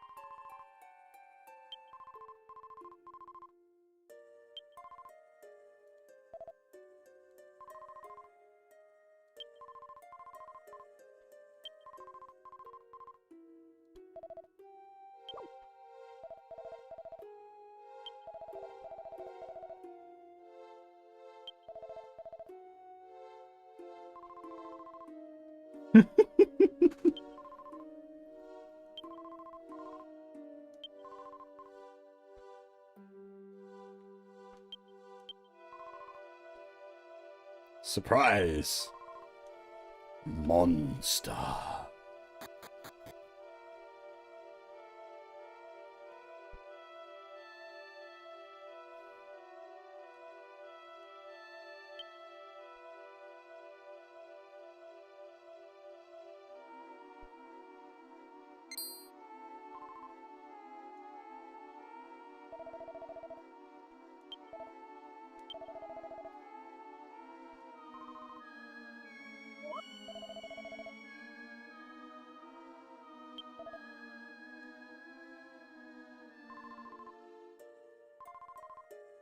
Ah, yes. Again, the reasons to play this version over the other versions. This version is translated correctly.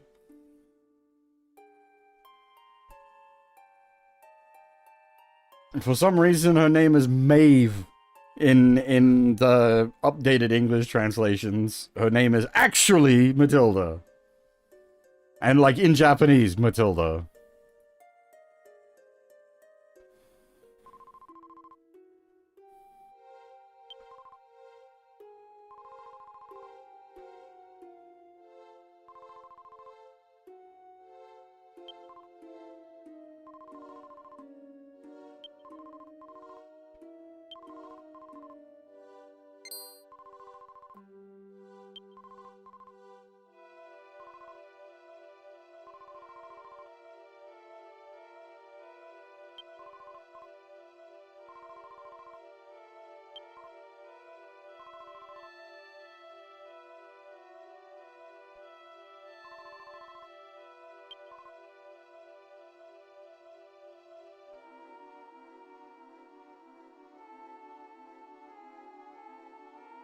You know, thinking about it, DQ7 would work really well for a builder's treatment as well. Like, you wouldn't even have to modify it just because of its, like, segmented stories. Like, you've basically just got the builder's format already there.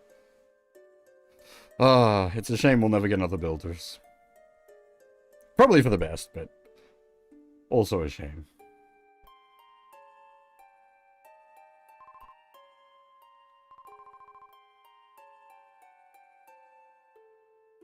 For those unaware, the guy who directed the two Builders games left Square Enix. Went to work for BB Studios on the Fate Extra remake. Because he originally worked for them and made the original Fate Extra.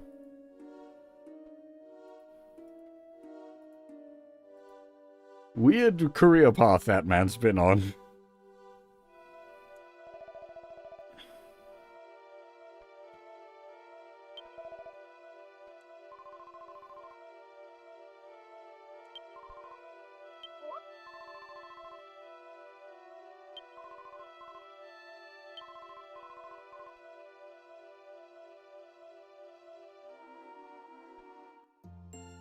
Unfortunately, I don't have art of her.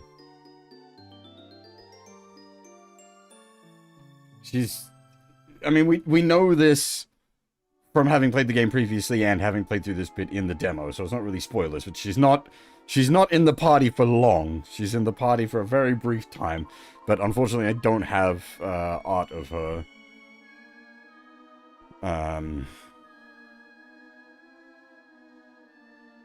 No, she really is only in the party for a very brief period. She's not like a main playable character or anything. Like, she's literally playable for this next few minutes, and that's it.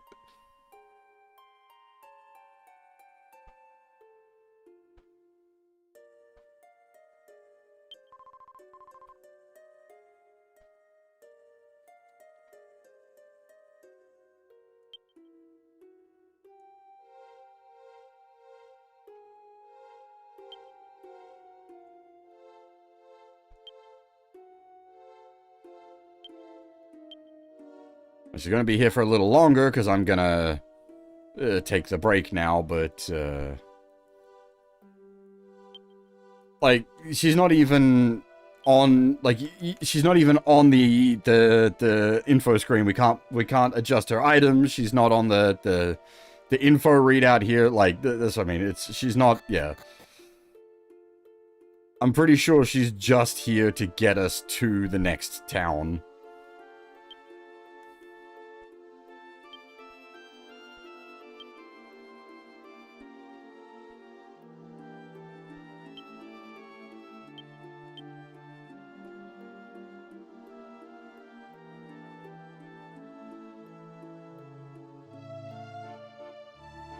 Magic World Map does not show us where we are or the land we're on.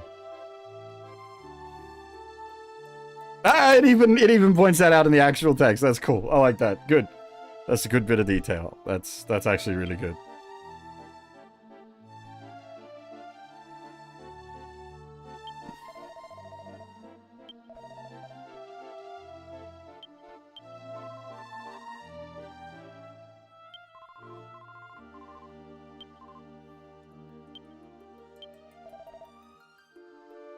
That's spoilers, Web. I do have that graphic to hand. So I have, there's a reason, like, I have her actual art. I don't have her party art.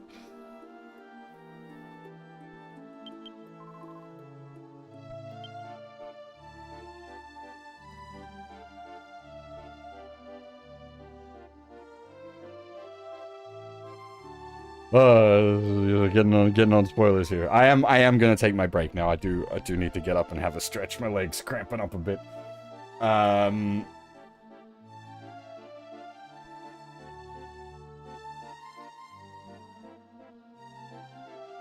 Yeah, I will be back a bit, and then we'll explore. Actually, might be safer to head to the. See, this is a.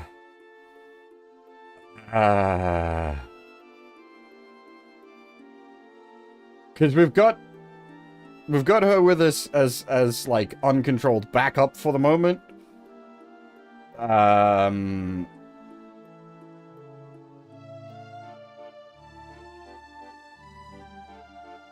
pretty sure she leaves as soon as we get to the town. But if we don't...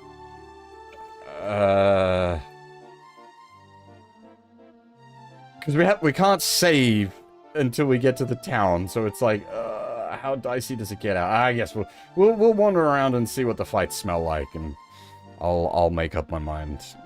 Anyway, I'm gonna take a short break here. Gonna get up, have a stretch. I don't know whether I get a fresh coffee. I might get some tea. Actually, we were talking about tea before. Peppermint tea might be a good idea. But yeah, if you need some food or a drink, or just to have a stretch, now is the time. I will be right back.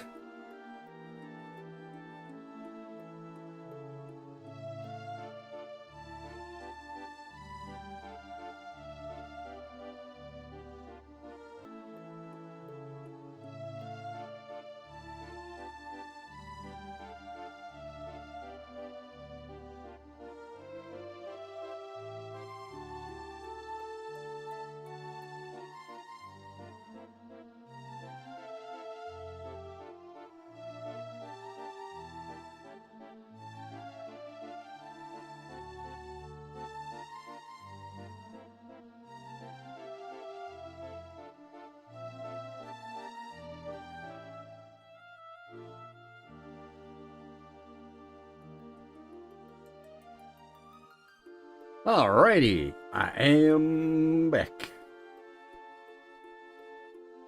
And, I don't know if you just squiggled that very quickly, Hoff, or if you happen to have that on hand, but we do now have art for our additional party member. Unfortunately, she won't be with us for long, but it's fantastic.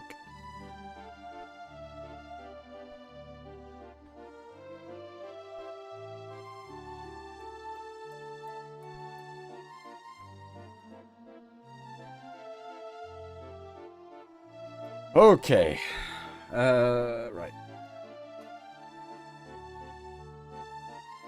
Are we actually allowed to, like...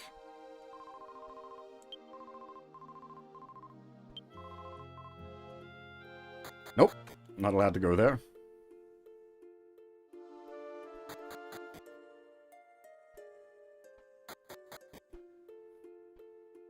Oh, I wonder. Wish to go see something.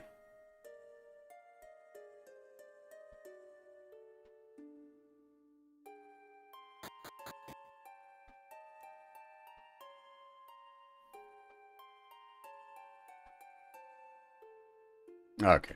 I was wondering if there was a way back here. We need, Lean's pendant to summon the vortex.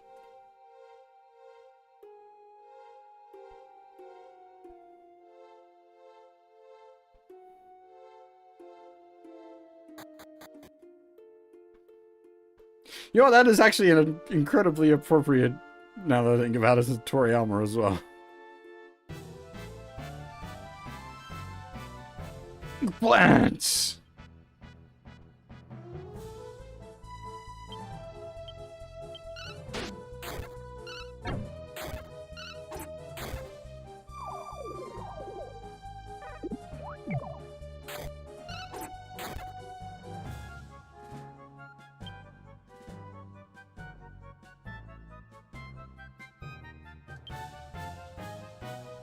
It is eggplant on. I just said eggplant.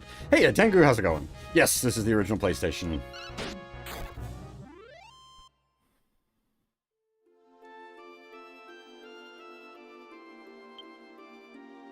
I was going to do remake, and then the reviews came out, and it's looking like it's not for me. So I was like, you know what? Fuck it. I had planned to do Dragon Quest VII, so we're doing some Dragon Quest VII. We're just doing the original.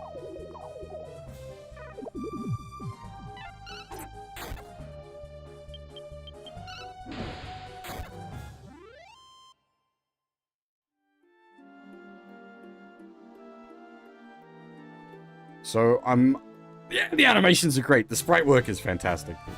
The sound effects are great. The sprite work's fantastic. Everything's, I love it. I'm gonna slow it down slightly. It's just the text is going by so fast at the moment you can't read it. These days it's a bit hard to get a hold of.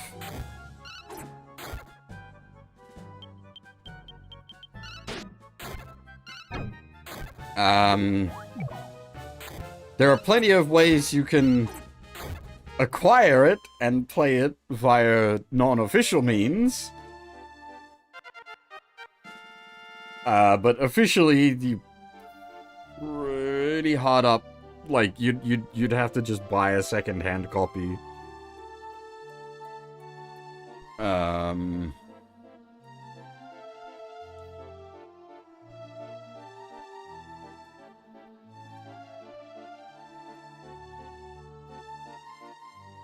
I'm just trying to think.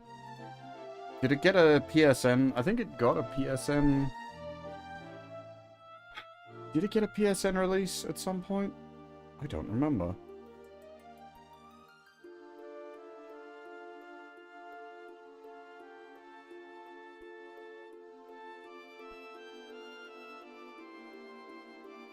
But yeah, to play like the original PlayStation version, you're basically gonna have to go via like original hardware and an original copy, or emulation and acquisition.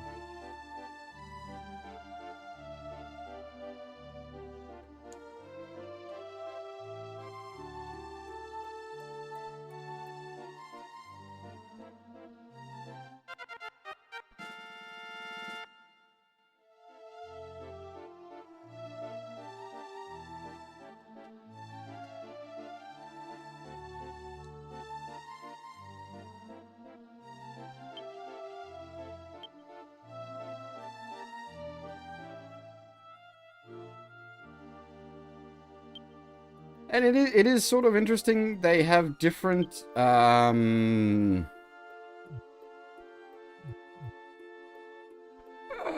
like XP progression. So you'll note that Maribel hasn't leveled up. What? That's fine, but then why ask me how to play the original?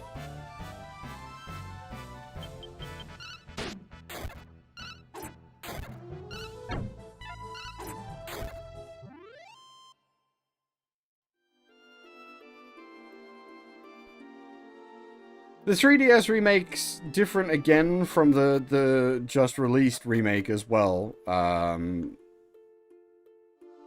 PlayStation version is probably the version I would... Well, I mean, it's literally the version I would go to. Here we are playing it right now.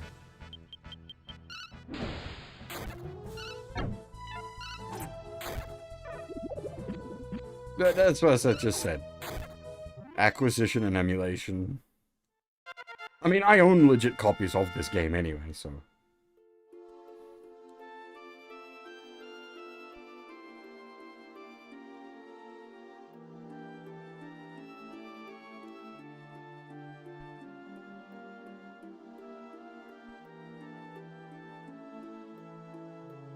Ah, there is a world map shortcut.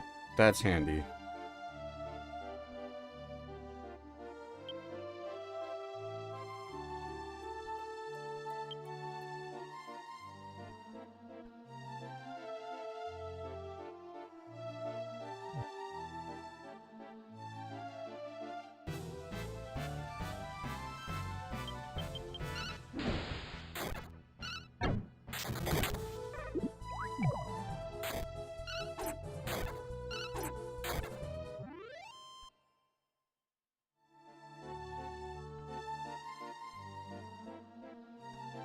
I'm tossing up if I want to pull the party to level 3 at this point while we've got Matilda with us.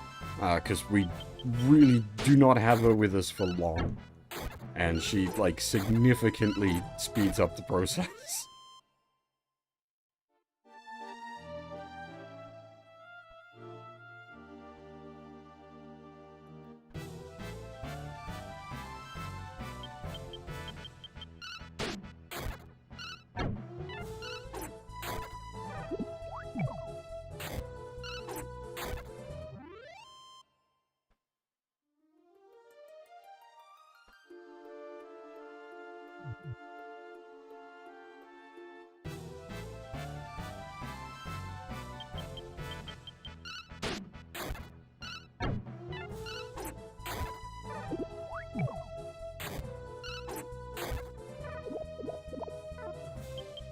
I really like the way the combat backgrounds are layered.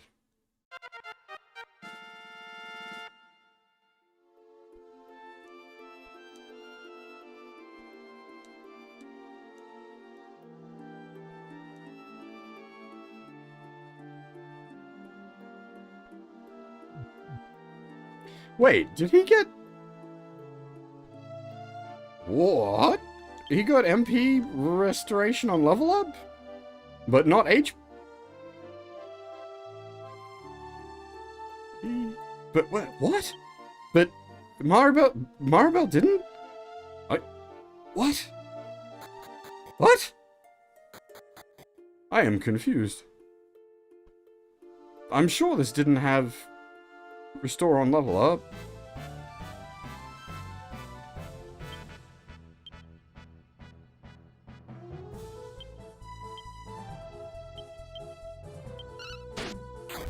Because the HP hasn't restored.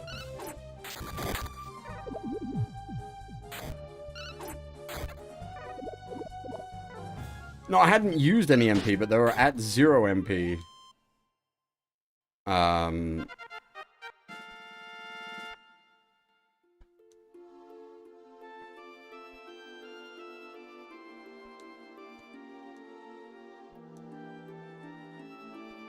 Hey, Zelda, how's it going? Well, Maribel should definitely get some MP at level up. So I'll keep an eye on her.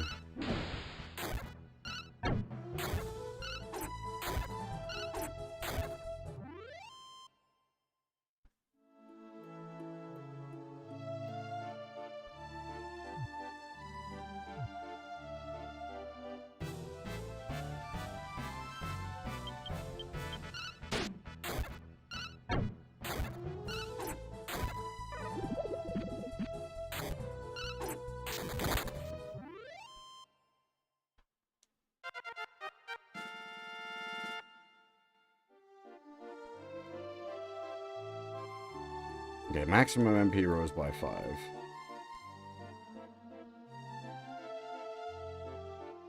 And she learned.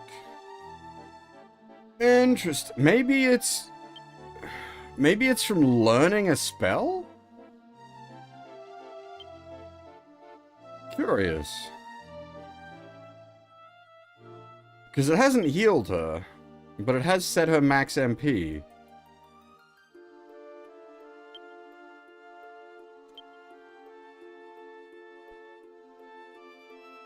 Interesting.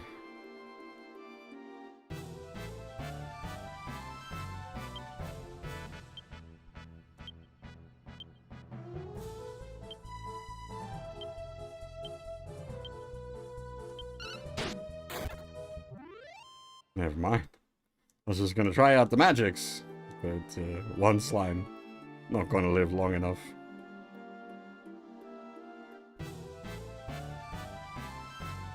Two eggplants ain't gonna do much better either.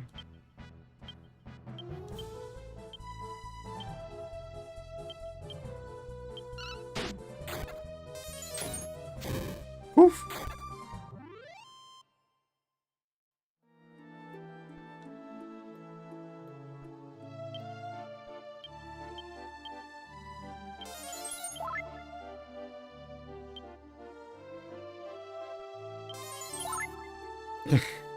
The heal spell heals for 30.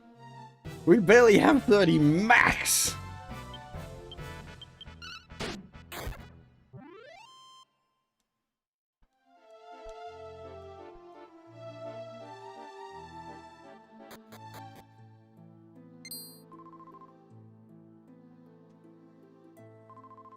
And yeah, that's why I wanted to grind out to like level 3 with Matilda, because poof, Gigonskis.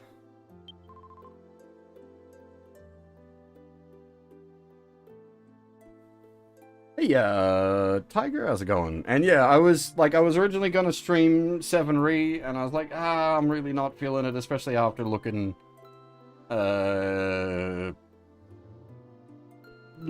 the reviews and such. And I was like, you know what? I had blocked this time out to do DQ7, so we're gonna do DQ7.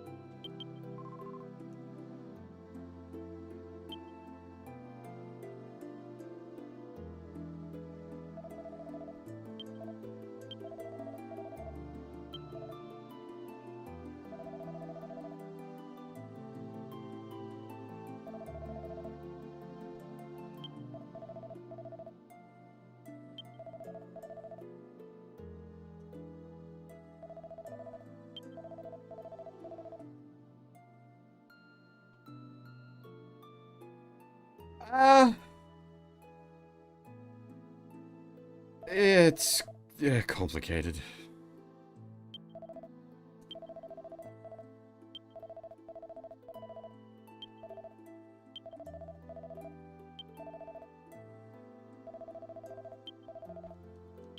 The new remake, like, it is what they set out to make it, it's just not what I want.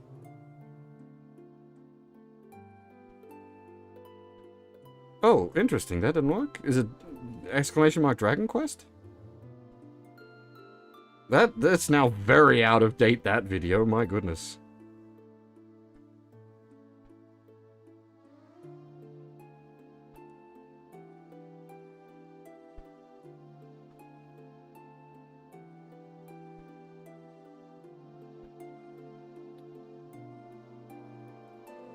Yeah, not having the, like, the job outfits, it does seem like a step backwards. I get it. It would have been a lot of extra work to, like, make all those for the 3D graphics they had, but at the same time...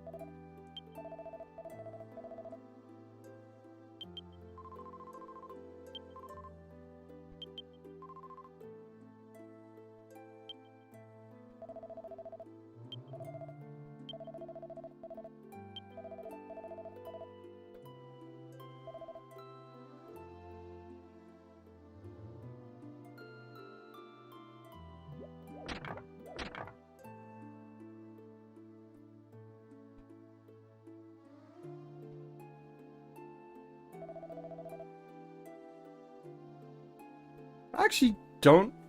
Give me a minute. I don't remember what the name of this place is actually supposed to be.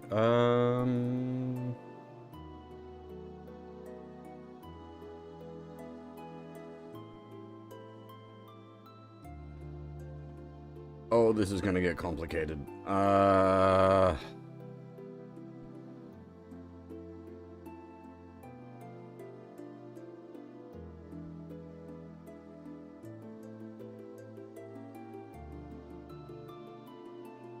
I don't think that's right for the Japanese name either in this case.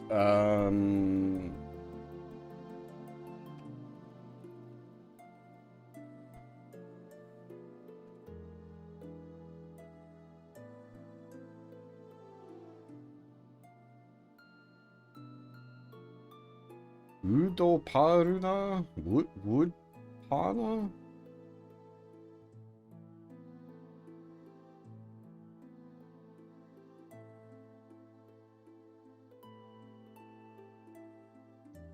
That's, I might have to pay attention to things, because it does have something to do, because the name of the town is actually, like, linked to some of the NPCs here, so... Okay, it's explaining that, yeah.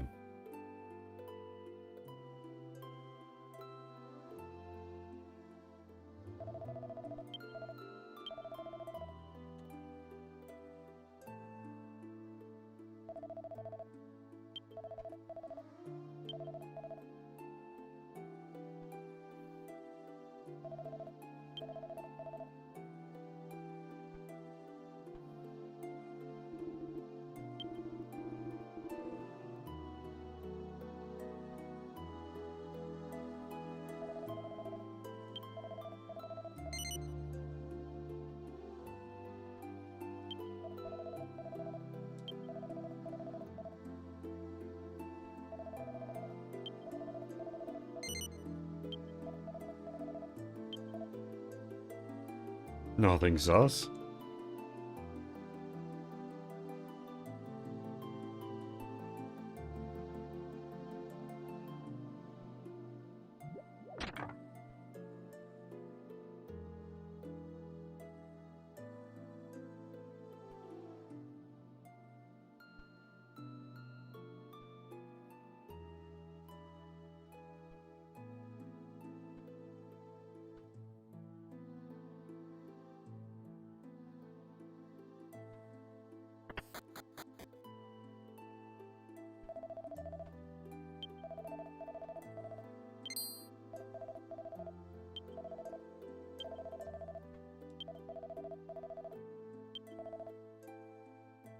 Okay.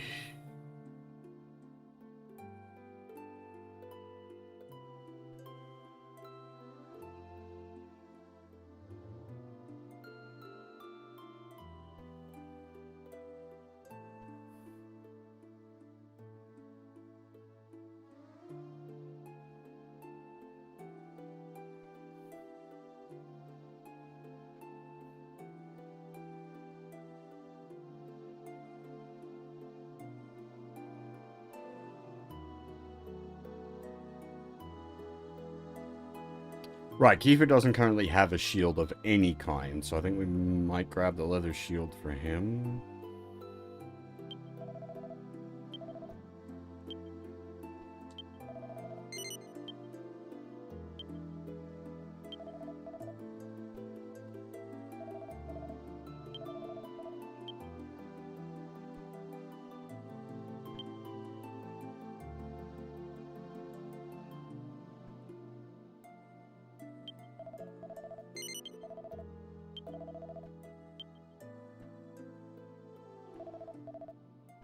Oh, right! I forgot! This is old school... This is old school DQ rules. You don't hard game over. You lose half your gold.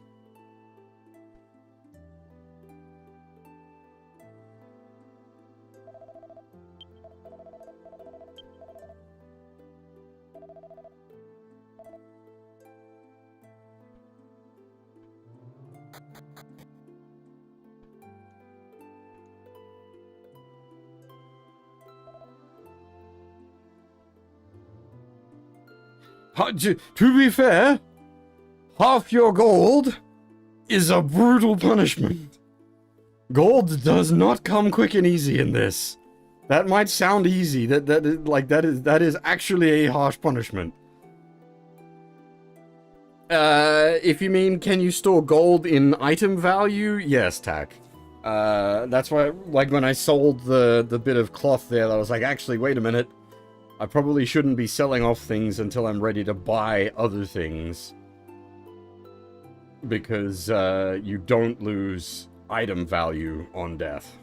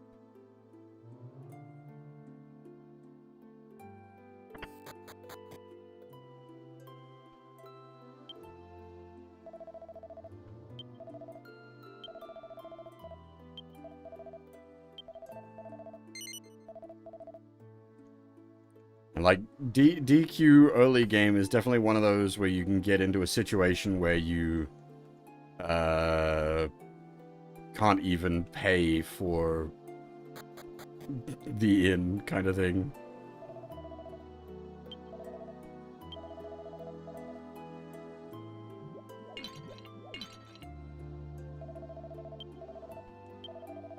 If you mean the World Bank, that is in this. I don't think we have access to it at this point, however.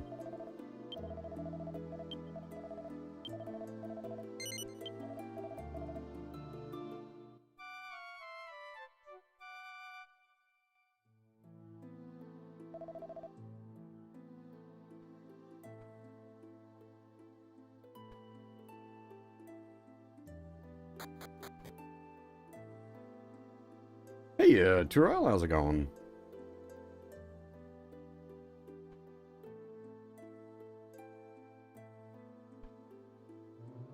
See, but that's like that is part of the challenge that I enjoy. It's like I enjoy the early game in dungeon crawlers as well, where like you're take 3 steps into the dungeon and are, you know, surviving by the skin of your teeth, but you get better.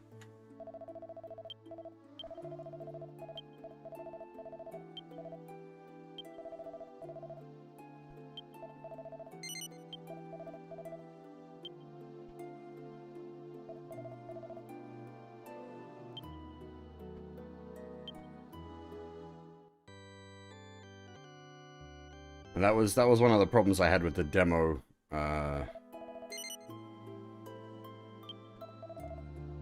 Even on hard mode, like it had a little bit of fight to it, but it gave you way too much resources in terms of like healing. Like it gives you had like we had multiple MP restoratives. You don't get MP restoratives in Dragon Quest.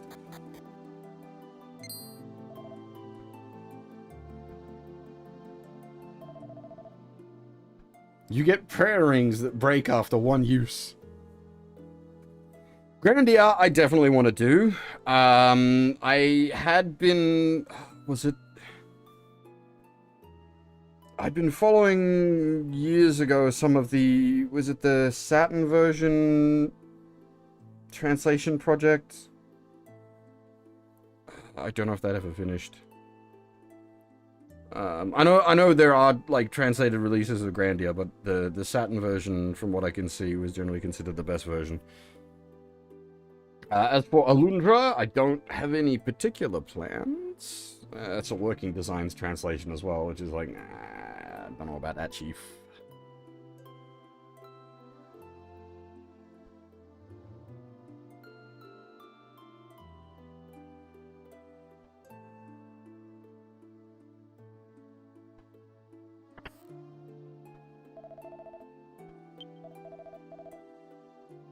Might be?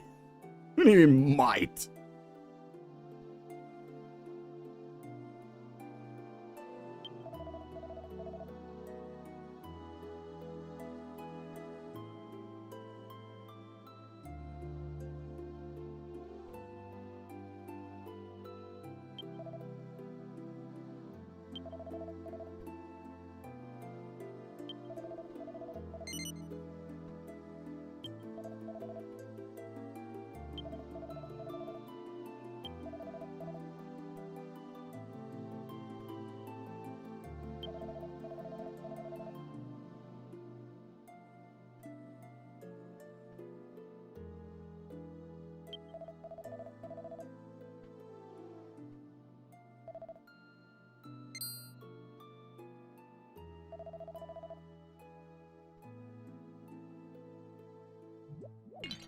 And that's another reason for playing the original version of DQ7. I much prefer this translation.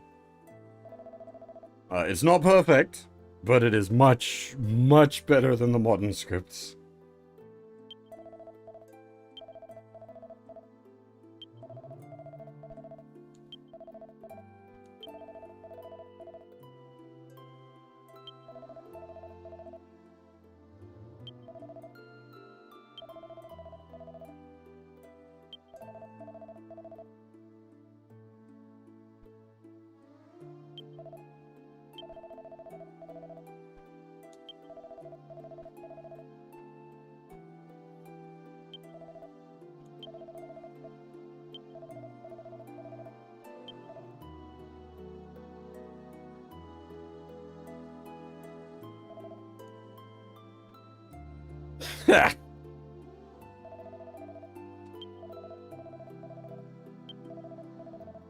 We did actually have that discussion when I first checked out Claire Obscure.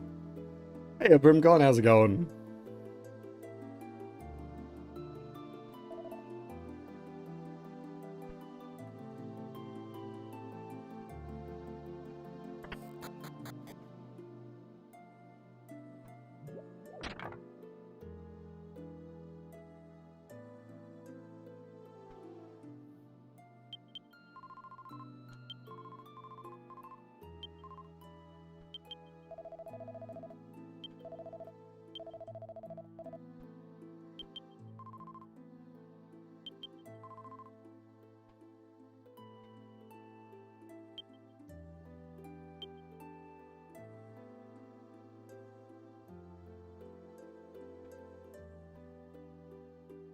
We are equipped with 2 bamboo poles and a wooden stick.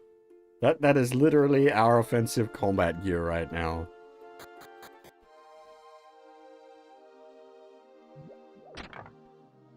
Kiefer's got this lovely iron sword sitting on his back. He just doesn't want to unsheath it.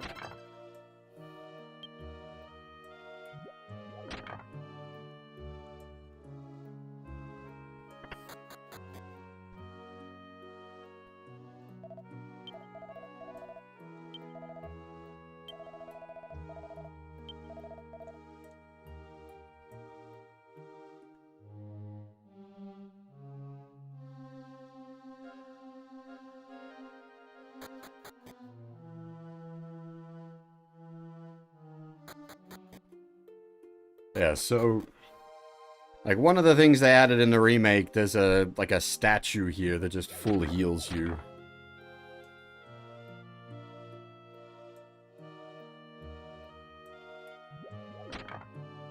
And that's sort of one of my complaints towards the remake, just making things just too easy. We played that in multiple languages, huh? We played that in English, we played it in French, Italian, and one of the Arabic languages. We switched around for that. That was fun.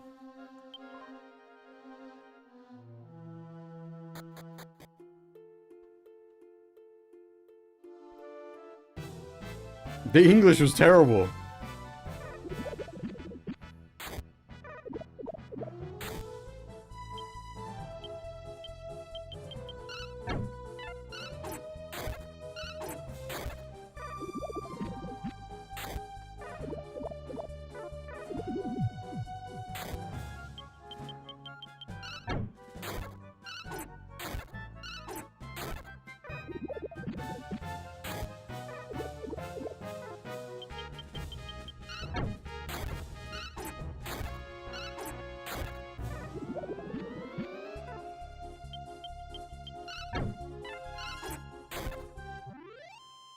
It's a shame they'll never get to expand beyond with that game. They lost the license.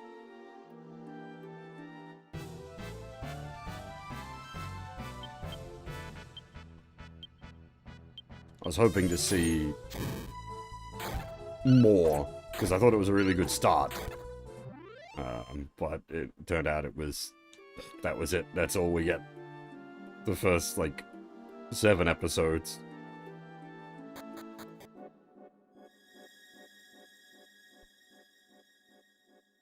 I don't believe so. I think that's only on the Famicom releases.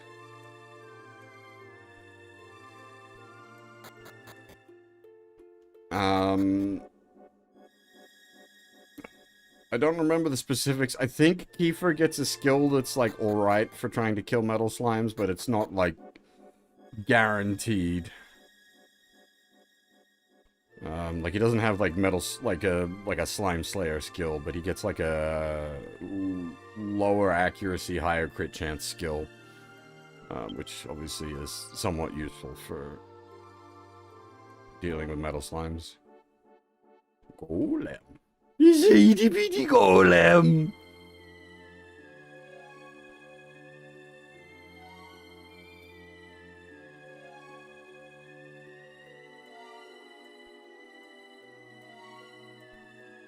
Not gonna fight it, though, because it's still golem. We are definitely not supposed to be here yet.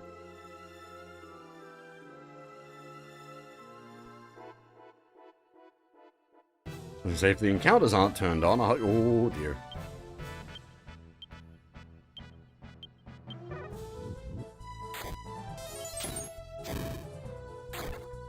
Okay. So I've played DQ7 PSX before, but I hadn't finished it. I got maybe like halfway, and that was 6+ years ago.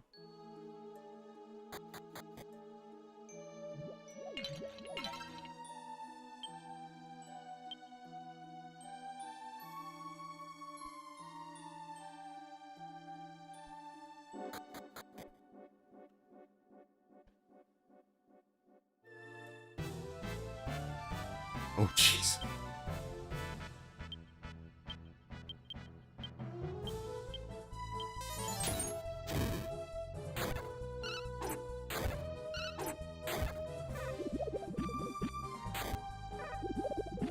Okay.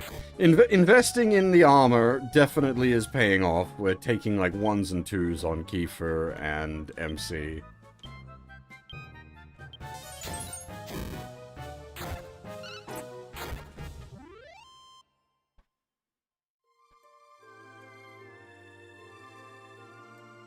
I assume you did that, Tiger, to keep the MC's level low so that you can abuse, like, easy job XP grinding?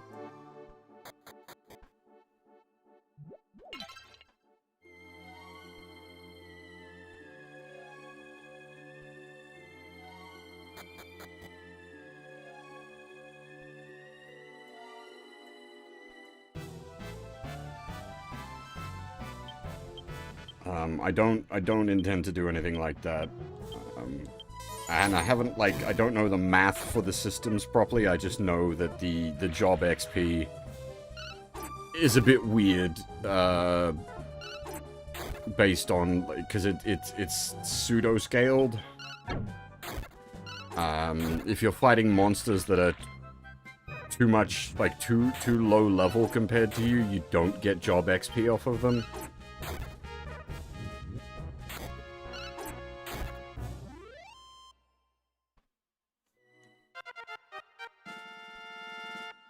And we're talking about job XP like we'll be at the fucking Dharma Temple anytime in the next 20 hours.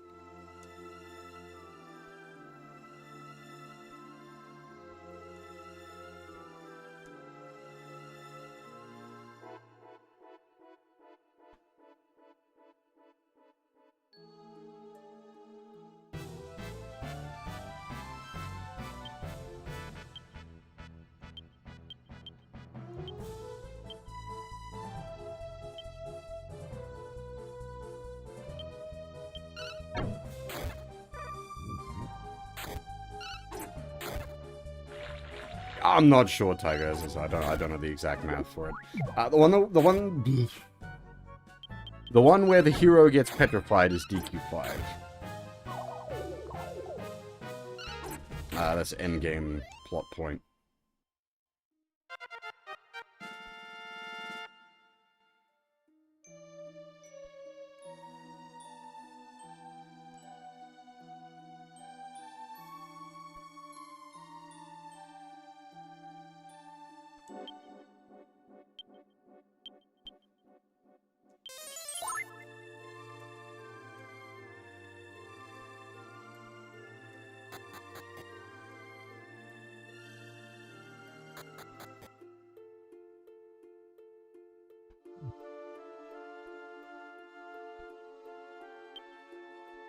Actually, yeah, no.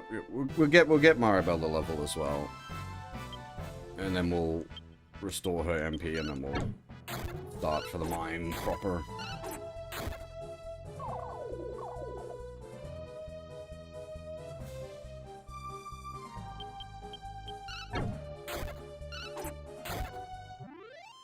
No, you're not upsetting me at all. I'm just, you asked, I gave the answer. That's what I'm here for. Not knowing is perfectly fine. I got no, like, if you don't know, that's, and I do know, I am happy to help inform.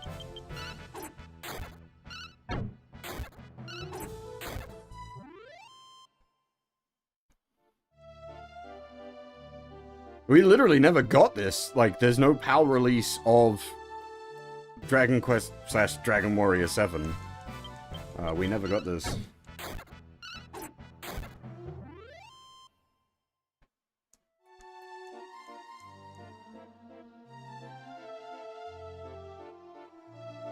I got a mate of mine that would agree that we may be one out if you, like, consider Terranigma versus DQ. I would have preferred the DQs, but, he's a big fan of Terranigma.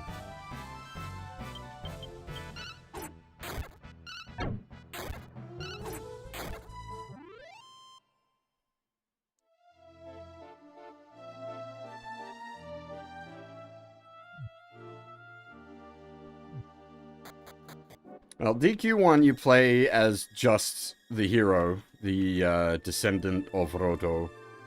That's exactly who I'm talking about, Half. DQ2 you play as the descendants of the DQ1 hero. Oh, sorry, so DQ1 descendant of Roto, you fight the Dragon Lord. DQ2 you play the descendants of DQ1's main character. Princess, and now additional princess with 2 HD, question mark. And you fight against, Hagon and Shido. DQ3, you play as, spoilers, Roto, spoilers, and you fight against, quite a few things. DQ4, you play as Hero?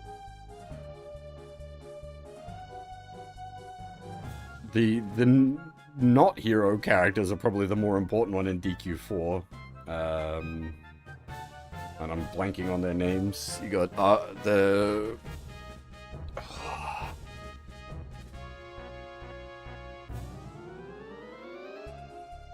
Oh, I'm blanking on all their names. That's embarrassing. You got Fighter Man, Punch Lady, Wizard, Old Wizard, Young Priest, the 2 dancer girls, and you fight against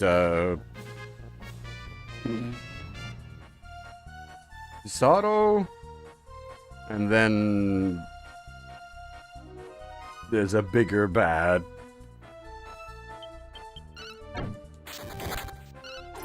Oh yeah, Tolun. Odeneko. That's probably the biggest takeaway from DQ4.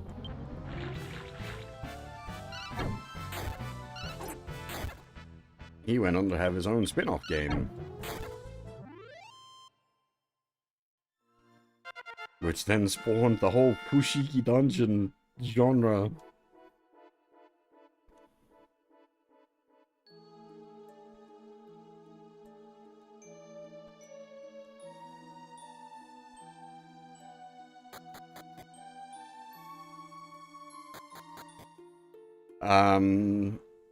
Five's interesting because it's generational. You play as, initially you play as Sancho's son, then you grow up and become the hero yourself, and then you play as the hero's children. Sort of three main time blocks of DQ5.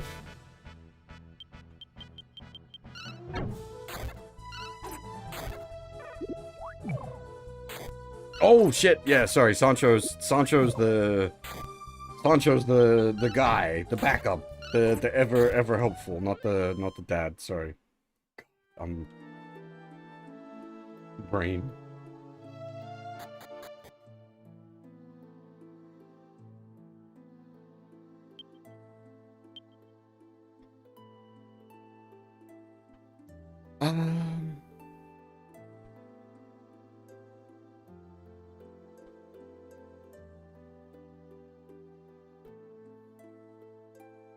But the dad is like big hero man, and then you become big hero man, and then your children become big hero man, and thus we have generational.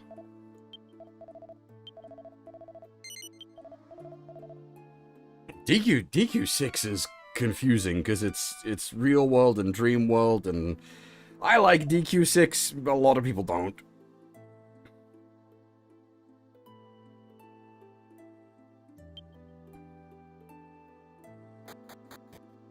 I think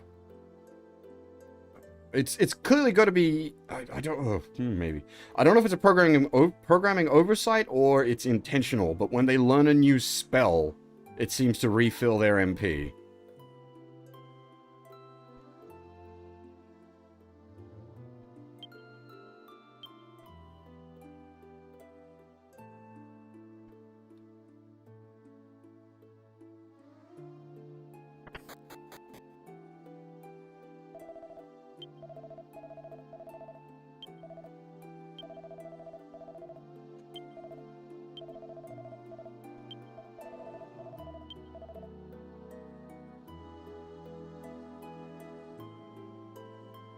So what I'm thinking of doing is buying a club, giving it to the main character, then giving the main character's bamboo pole to Maribel, so that we've at least got...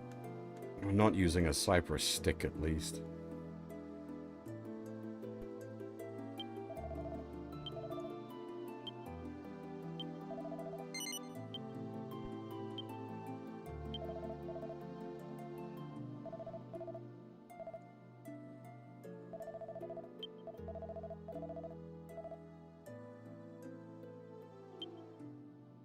DQ, I like 4 and 6. I'm sad we never got the PlayStation version of 4 translated because it runs in the same game engine as this. I don't even remember if there's an active translation effort up for that anymore. There was for years, and it kind of lingered. I don't know if it ever got further.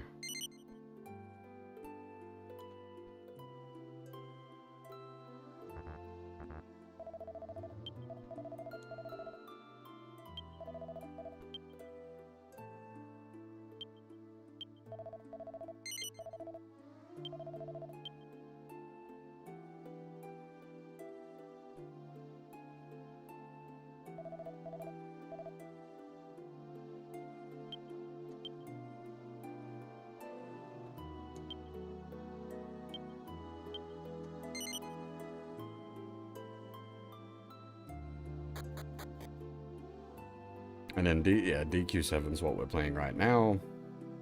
DQ8 I'm actually very unfamiliar with. I've only played like a couple of hours of DQ8. I've never like made a serious attempt at it.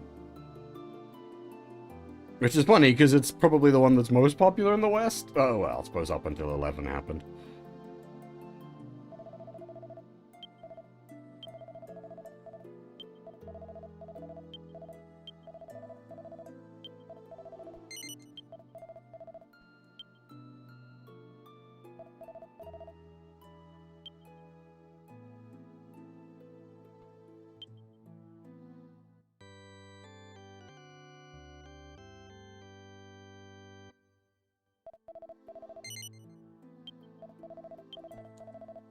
Alright, I'm gonna use the stat boosters.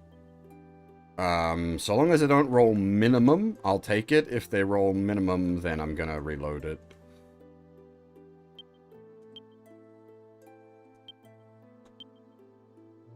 Maximum. Nice.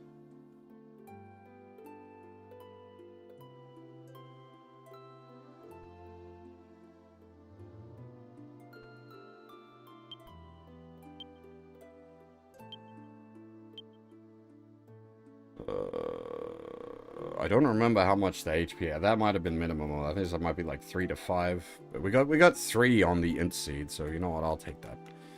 3 on the fucking int seed is very nice.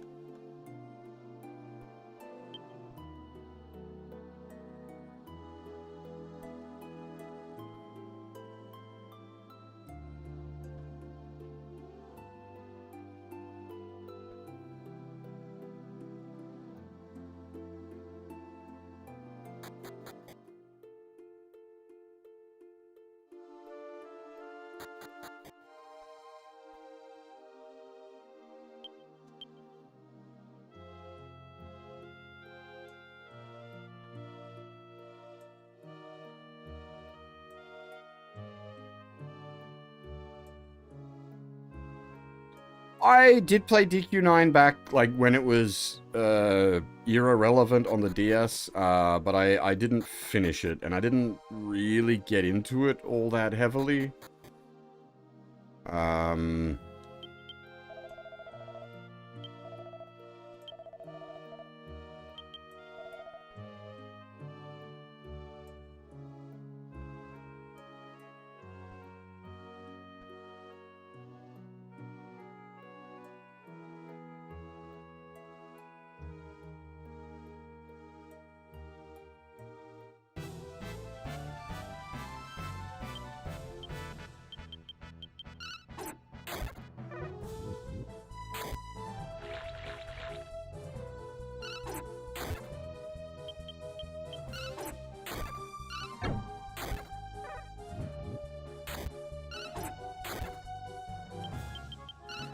Oh, that's right. Enemies have variable health.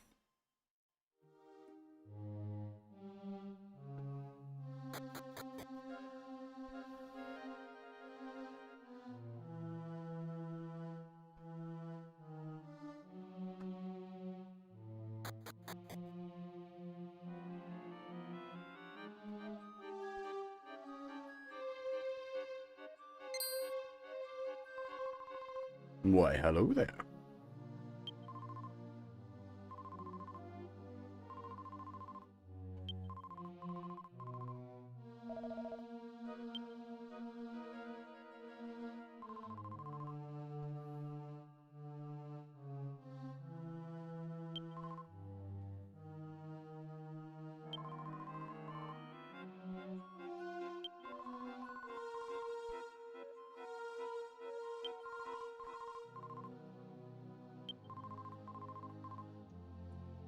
Unfortunately,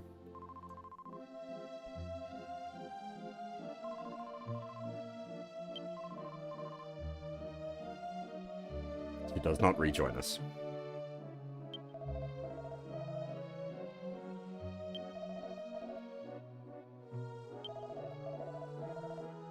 That's why I said, like, we didn't need art for her. She's really, like, she potentially, if you just go straight to the town, she can be in the party for less than 10 seconds.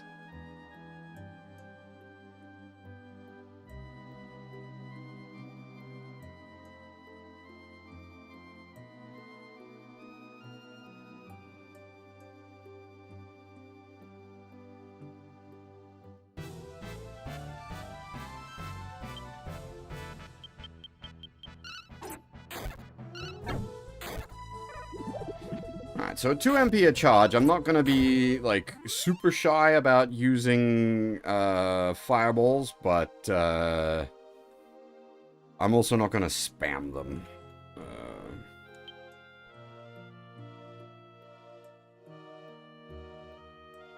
So if I recall, this whole dungeon was cut down pretty heavily in the demo as well.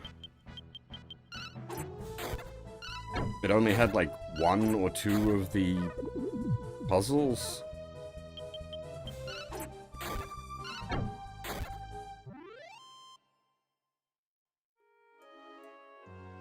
Sorry, where... you were saying before which ones you'd played? Like, so, which ones have you played, Grimcon? It may be that Dragon Quest isn't for you, and that's fine. It doesn't have to be. If you're not enjoying it, don't force it.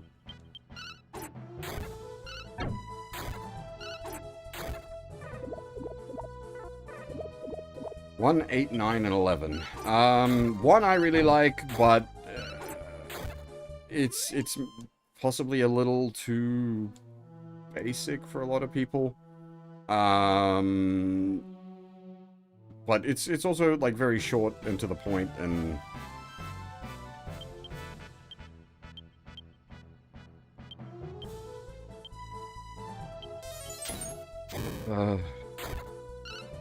what? So you?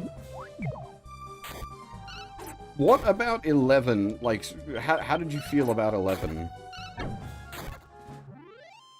Because like these days, that would be my like. If you don't know where to Dragon Quest, 11's probably the easiest one to just say, just jump in here. Now, someone will make a counter argument with how 11's tied into things, and fair. I get it, but also asking someone to play through the entire Roto trilogy to then go and play 11 is a little much.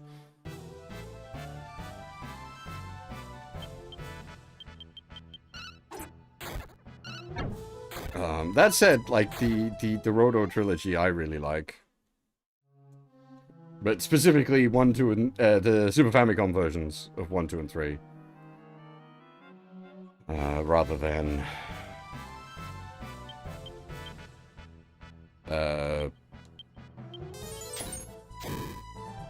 the remakes and whatnot. Yeah, as I said, like I can see the argument.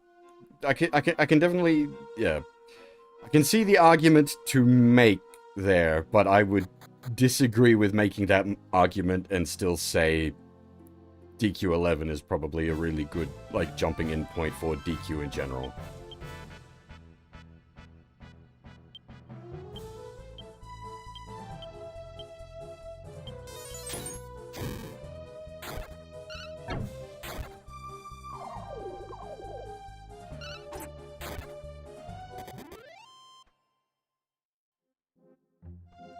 Fair enough.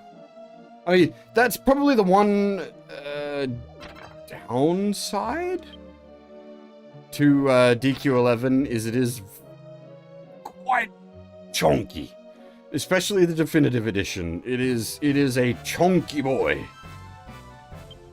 It's not DQ7 PlayStation, but it's big.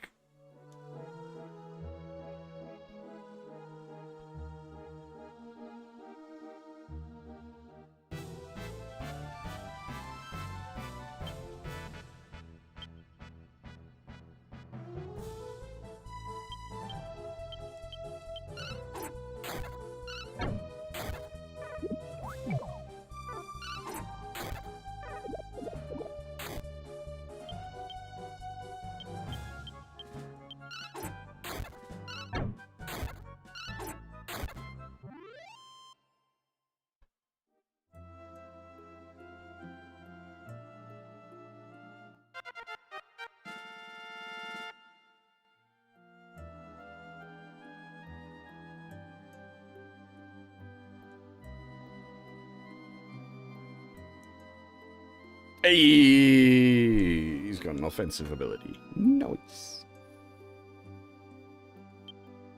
It didn't restore his MP though. Interesting, because it's not magic, I guess.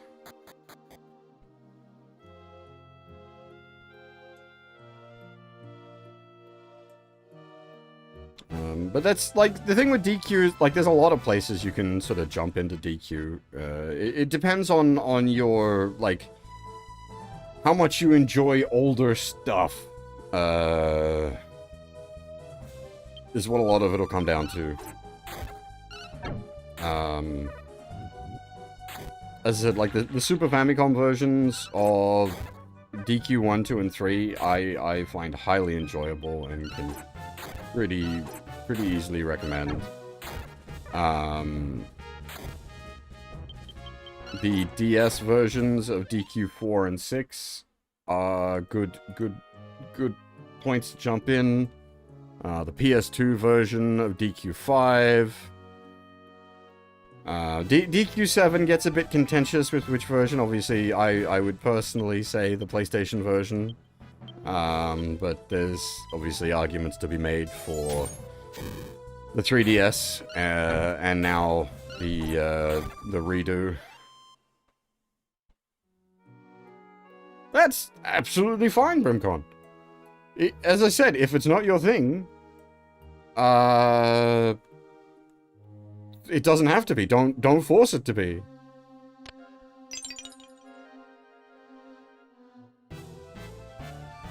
Yeah, as you said, it might be that Dragon Quest is just not for you, and that's perfectly fine.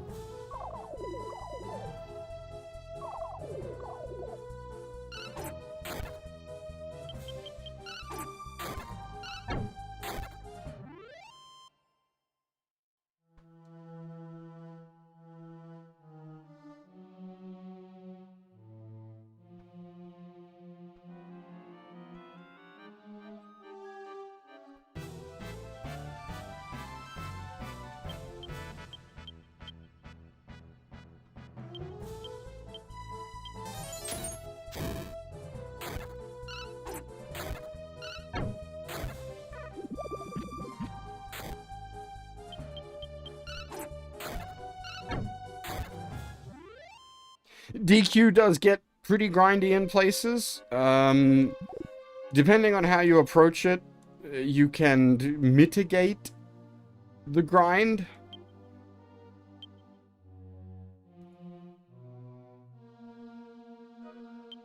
But yeah, DQ is definitely grindy in places.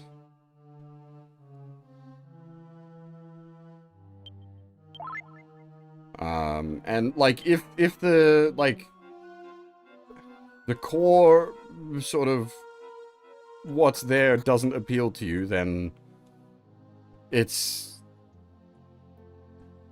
you're gonna have a hard time. Like if you're watching this and like it doesn't, like what you're seeing just doesn't look like it appeals to you, it's like you've seen the very basics here. There is a lot more to this in the form of like once the jobs get added in and such. But like you've seen, like it is Dragon Quest is the JRPG.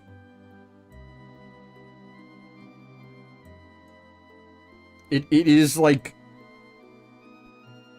it established the genre. It is the core of the genre, but it is also the most like basic form of the genre.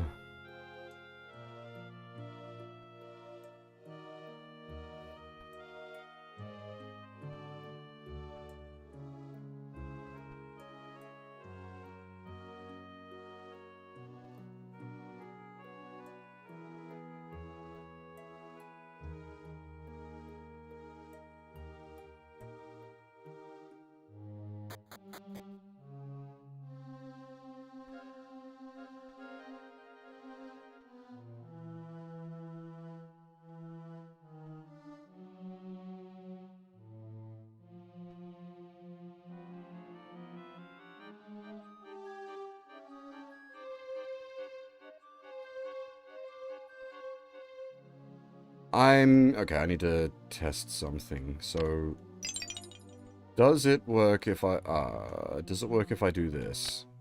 Yes, okay.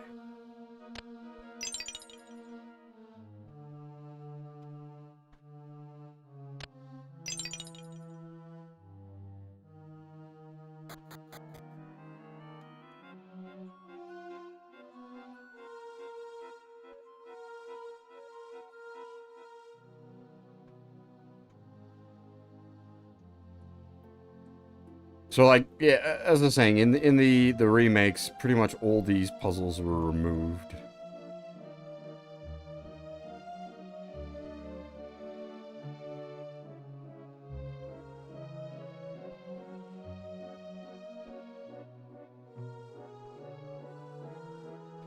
So, Dragon Quest was heavily inspired by wizardry. And like if you've mucked around with the earlier wizardries, you can definitely feel it. But there are other JRPGs that I feel are more inspired by wizardry and like Western RPGs.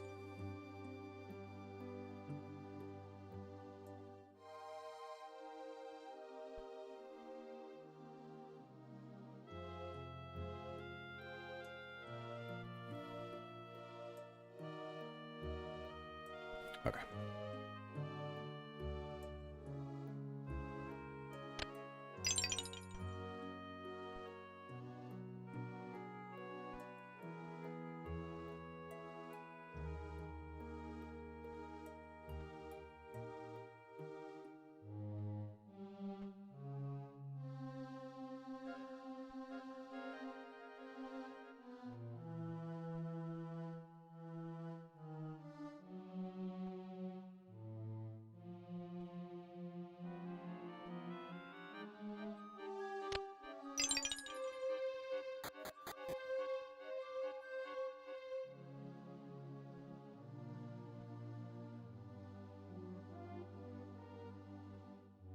Did they turn the encounters off while... No.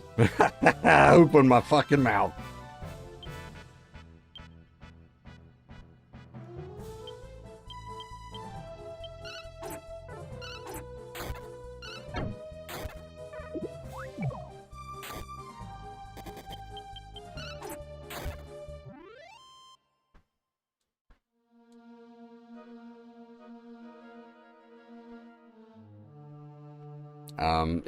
I've been... Over the last sort of, I guess, decade or so at this point, I've been slowly digging into, like, the roots of RPGs, JRPGs, both on the Western and Eastern end. Well, okay, no, Japanese end, I should say, because I've got only very, very, very limited, like, Korean and Chinese knowledge.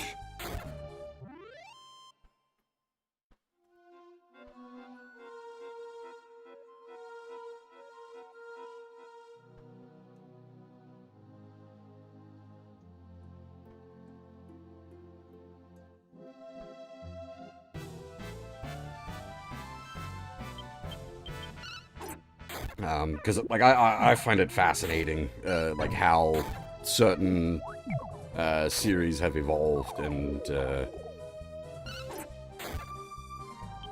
what inspired what and how things came to be.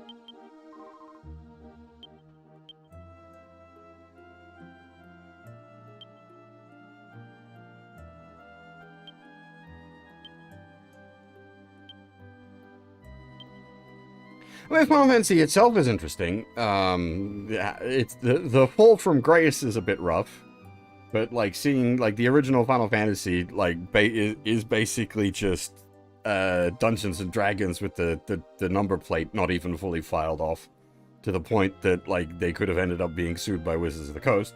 And then you got like Final Fantasy II, which turned into the Saga games, which some of you folks have been here for my journeys into the Saga series recently.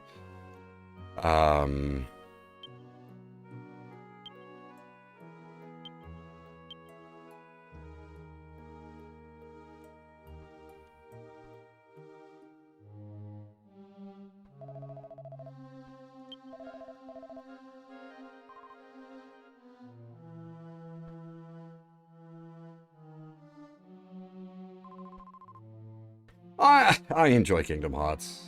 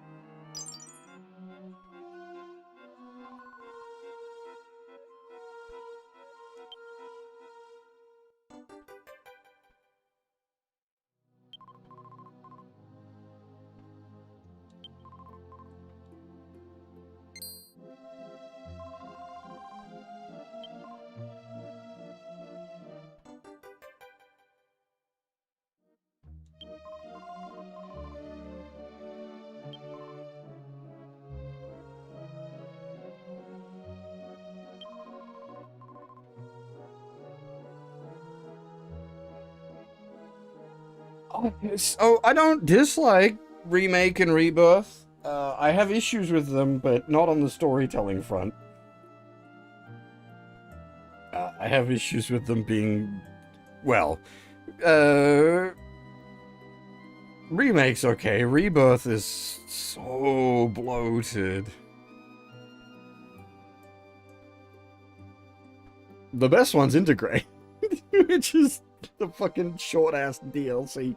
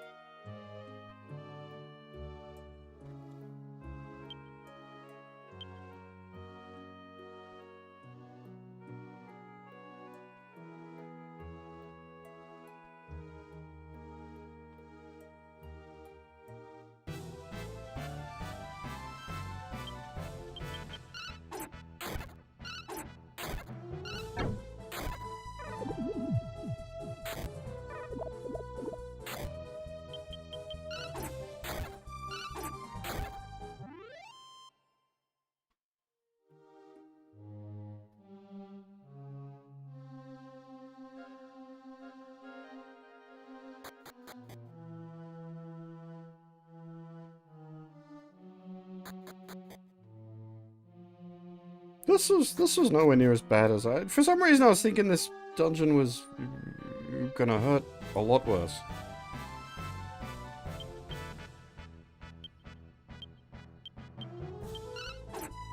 Maybe it's just because I approach it with a level of preparation, I guess.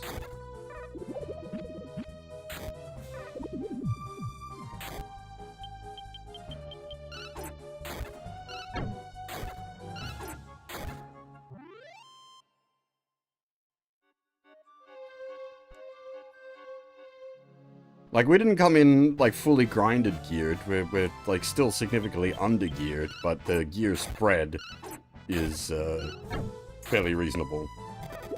We got a decent amount of strength across the board, and a decent amount of defense across the board. So we're able to kill things reasonably quickly, and we don't take too much damage in return, so we're not being rapidly whittled down. Hey, Zeratul, it is going good. I will need to keep a bit of an eye on time. Unfortunately, I have a dentist appointment this morning. Finally! Getting the crown done. That should finish up this dentist saga for now.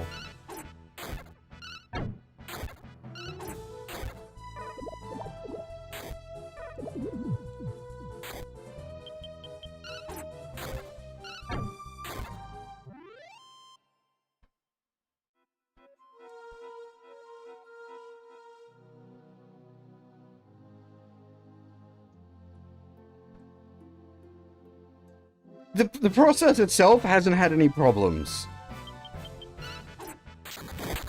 Like, I haven't had anything really go wrong with it, thankfully. I have heard, like, some things can go wrong with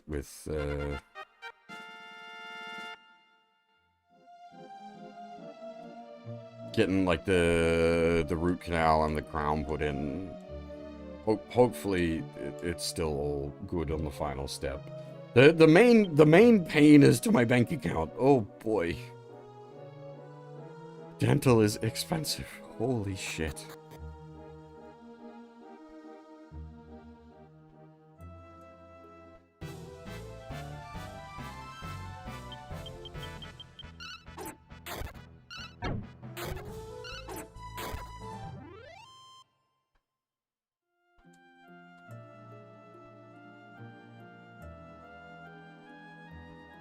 Yeah, when they told me what the final cost was gonna be, it's like, fuck!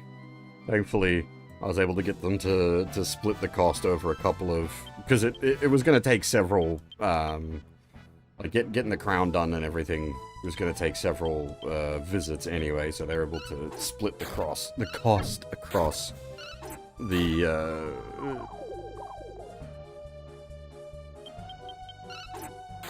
several visits, so it's not one big massive chunk all at once.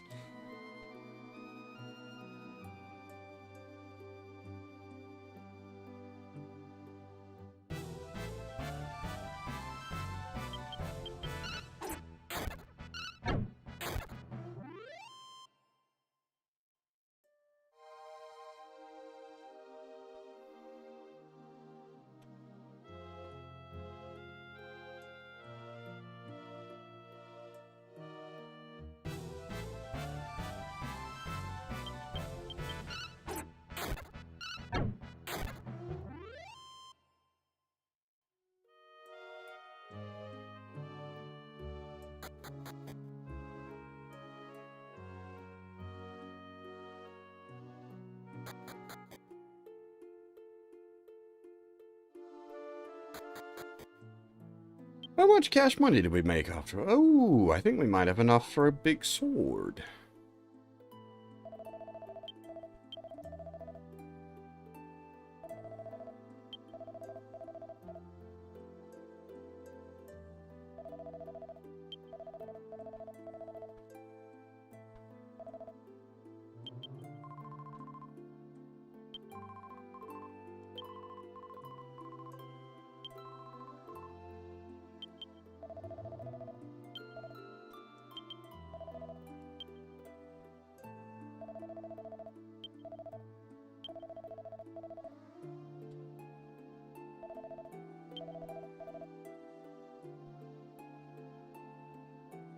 Like, this is a pretty dark plot that's happening here.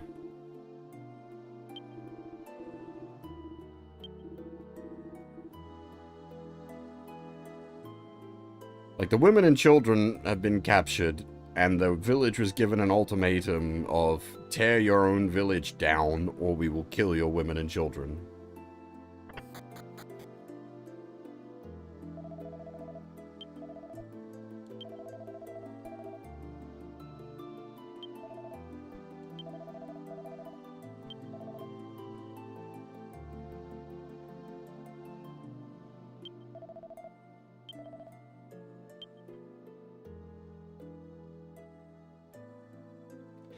Instead of, I was going to do reimagine,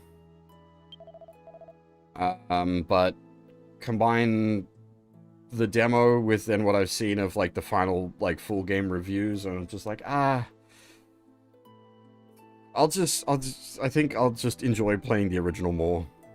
So that's what we're going to do.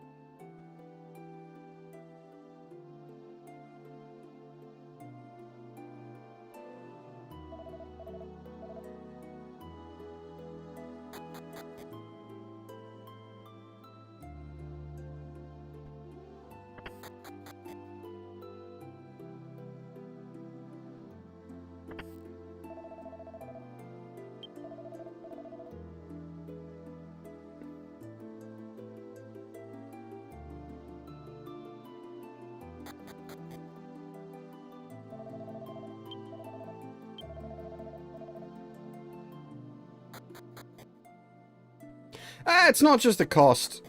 It's 100 Australian for the base, and I think 130 Australian for the deluxe. The cost is, I mean, that's expensive, but it's not the cost is not the reason for not. It's purely a matter of, I would rather play this than that, and so we are going to play this, and I'm probably going to have a much more enjoyable time playing this.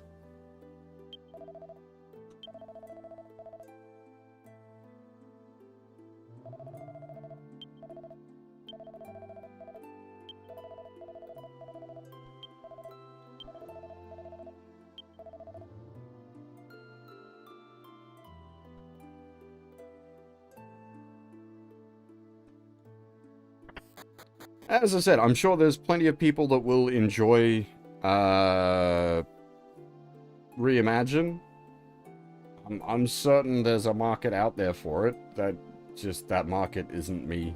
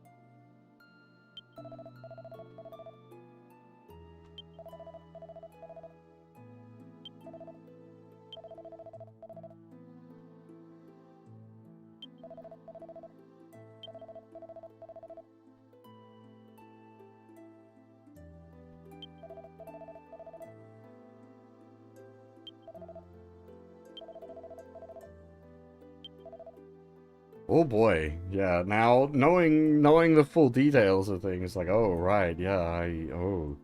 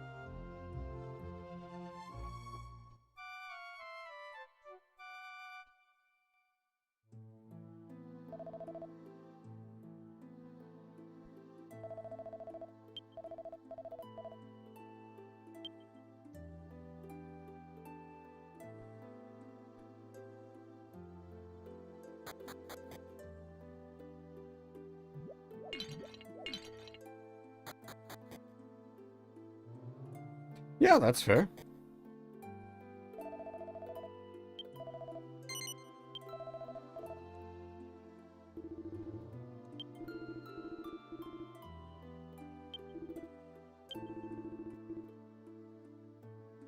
You gotta, yeah, you gotta, like, shit's expensive, man. You gotta make the call where necessary.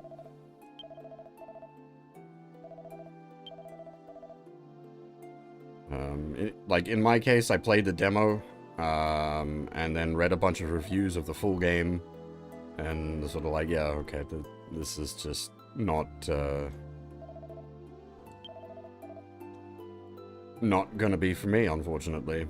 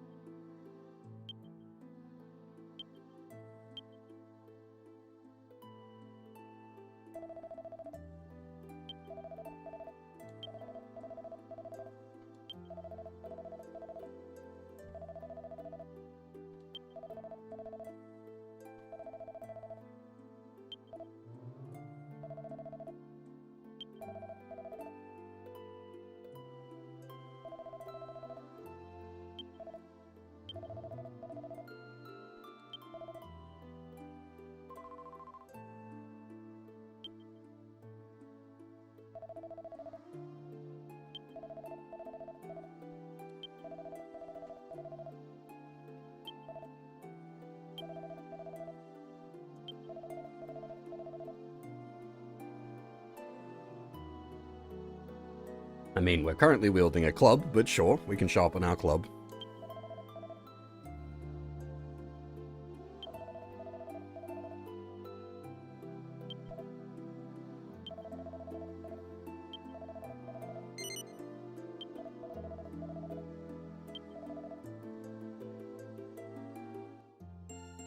I didn't even remember he joined the party.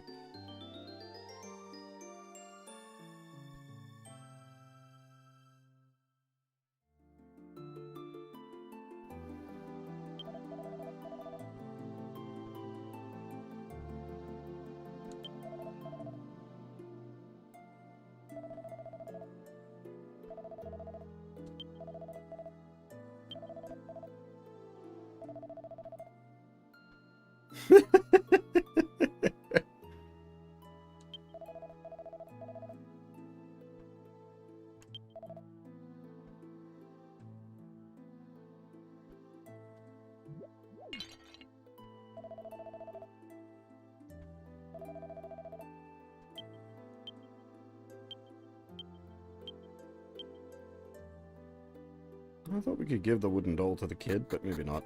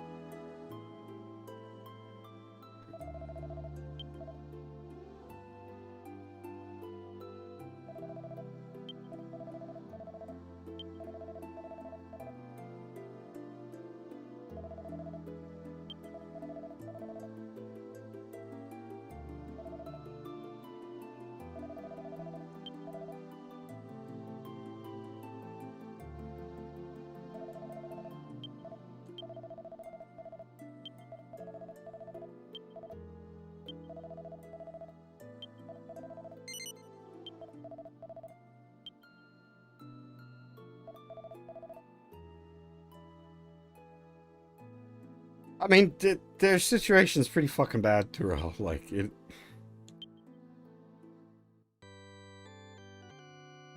I can sort of sympathize with just flopping down on the ground. I would personally be like trying to fight the situation, but I can understand how he's ended up that way. Yeah, okay, I'm not taking a minimum roll. Can we soft? Does this have a? No, it does not have a soft reset. All right.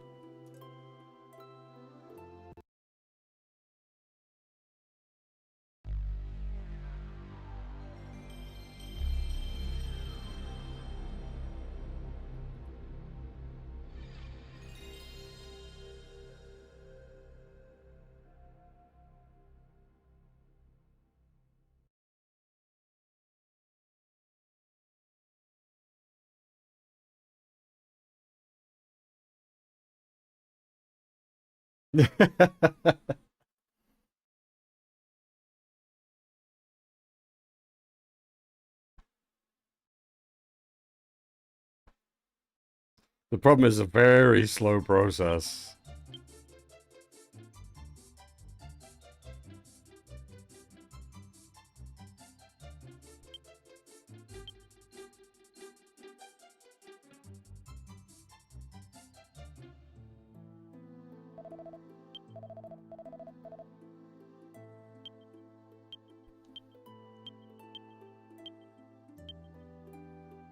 Ah, alright.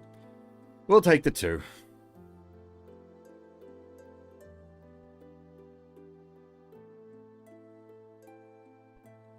It's 1 to 3, I'm pretty sure, on the primary stats seeds. Basically just looking for not minimum.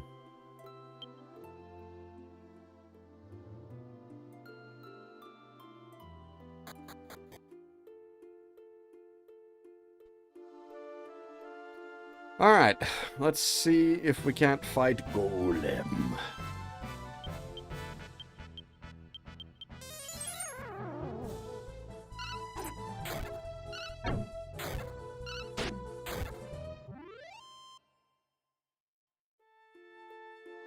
We just got the Copper Sword for Kiefer, and then we got the Strength up on Berus. So we should be hitting alright now.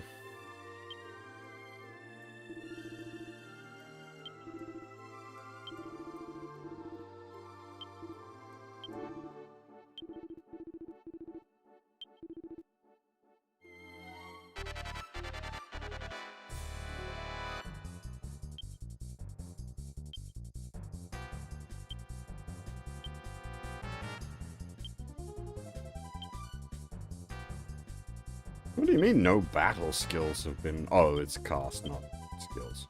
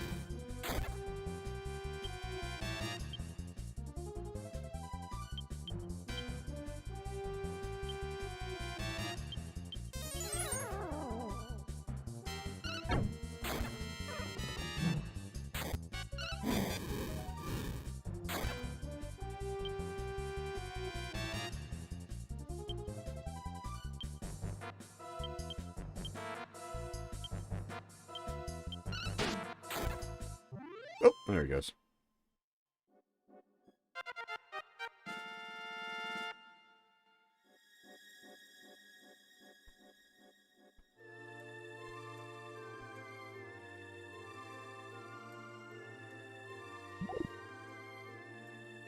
Wind shard.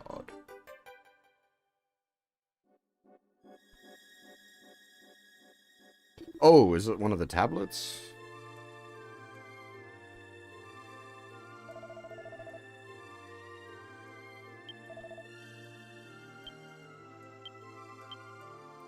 Yes.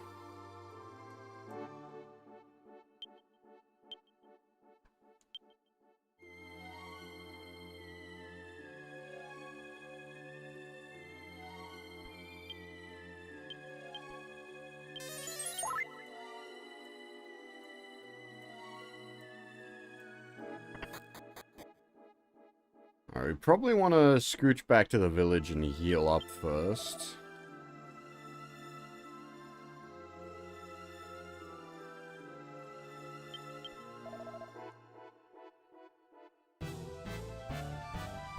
Ooh. Kitty.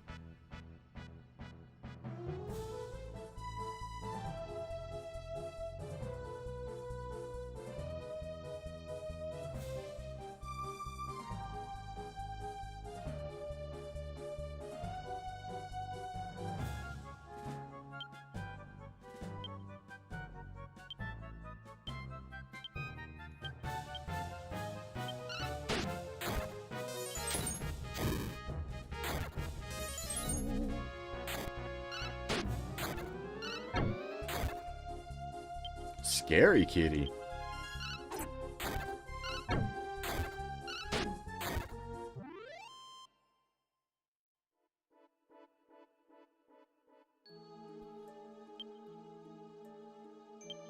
Kitty with a fireball that deals a lot of damage.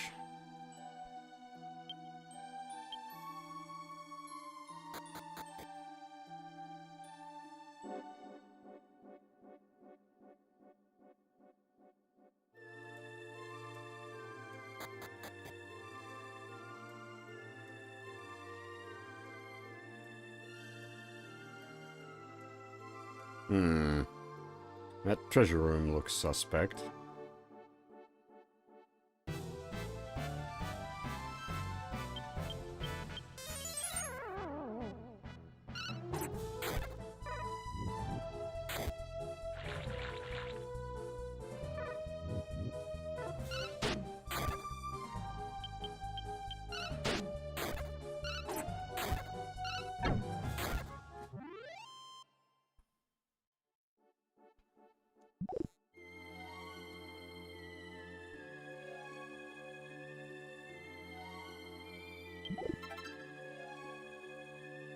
A canoe!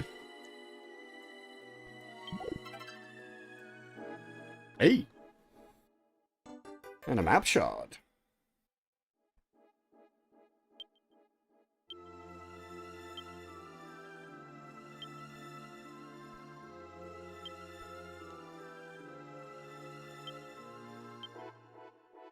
Wait, he cannot equip the bronze canoe?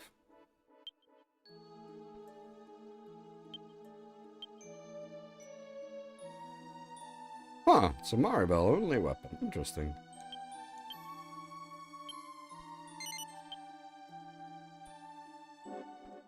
Alright.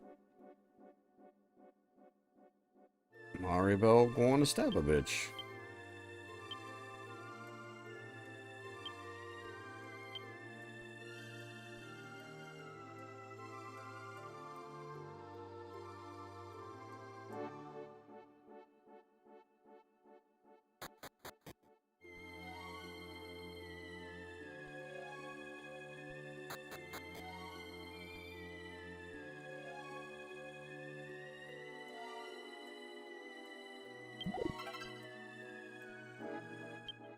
Ooh, leather shield, useful.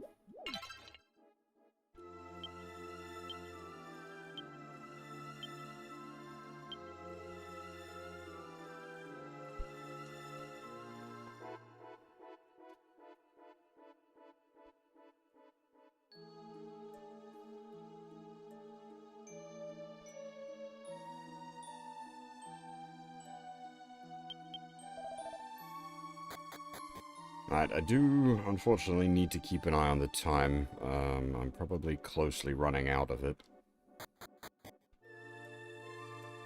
As with the dental work, I gotta stop a bit beforehand because I need to make some food because I'm not going to be able to eat after getting the dental work done, so I need enough time to cook before I have to go.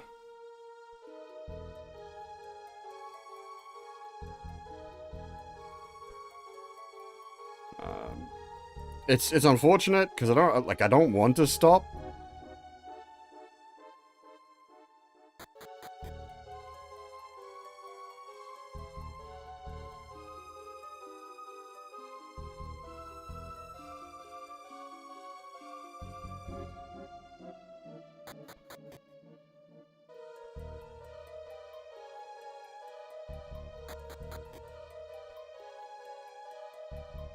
Can we...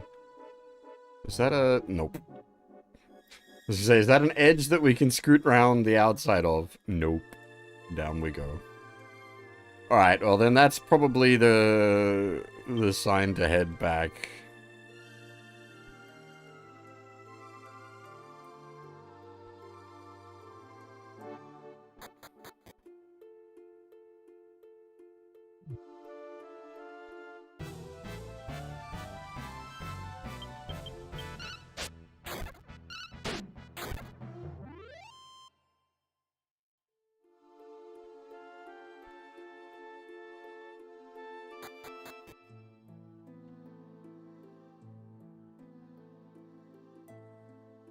Okay, now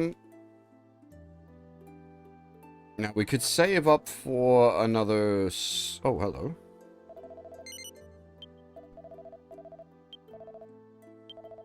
Huh. So I was gonna say, we could save up for another copper sword, or we could get some, like, leather armor, which would be a pretty substantial upgrade on the main character.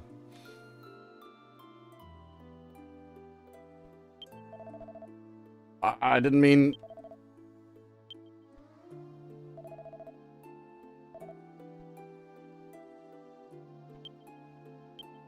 Okay, good, I didn't buy. Yeah, I think we'll grab some armor for the main character.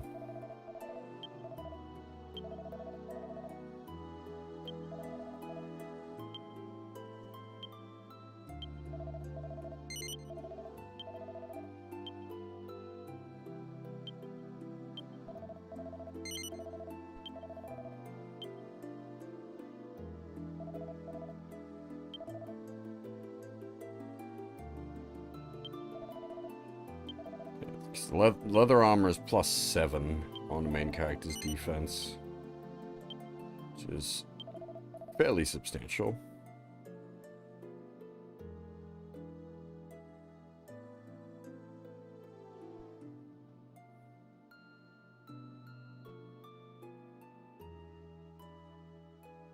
Whereas the copper sword would only be a +3 strength upgrade for 220 gold. Obviously, if we're at the point where we need to eke out as like every inch of damage, then that is an option, but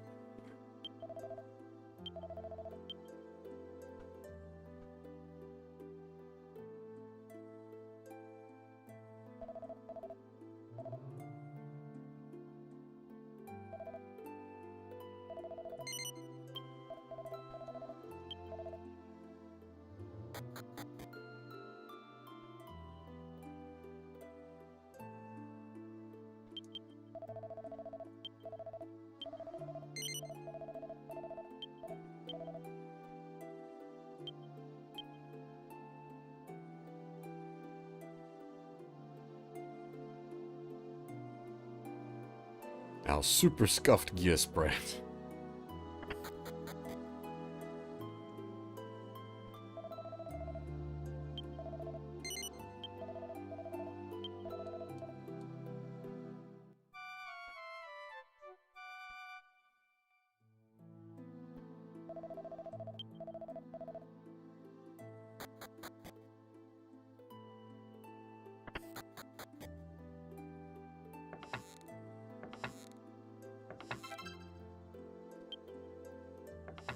Just stealing the innkeeper's shirt, don't mind me.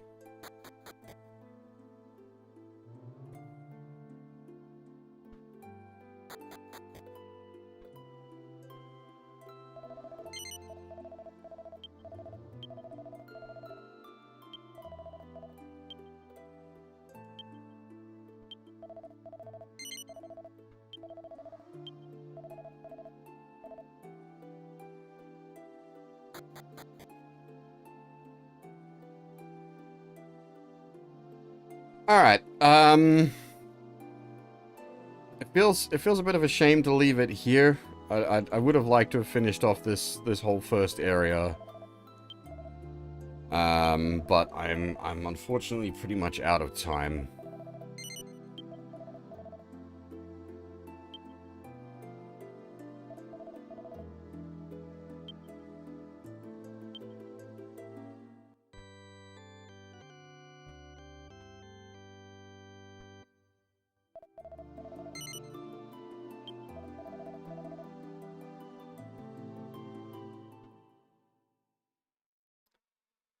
Alright. So long as the dental appointment doesn't have any problems, I will be back tonight.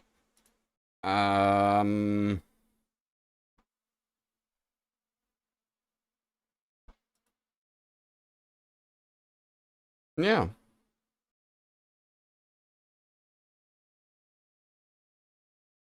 Yeah, we'll be continuing right from here and pushing on. I'm having a great time with this. I knew I would. I enjoy classic Dragon Quest, so I knew I'd have a good time with this, and indeed I am. So we will definitely be continuing on.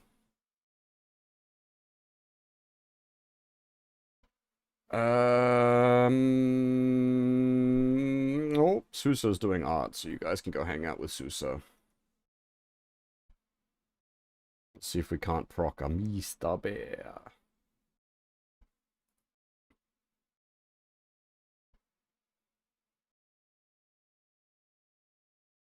But yeah, as I said, so yeah, should be back tonight. I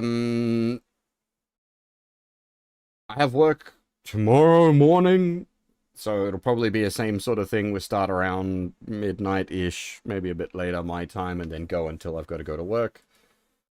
So yeah, we'll get another decently chunky stream in. But for now, that is all. Thanks for watching, everyone, and hopefully I'll see you all next time. Bye-bye.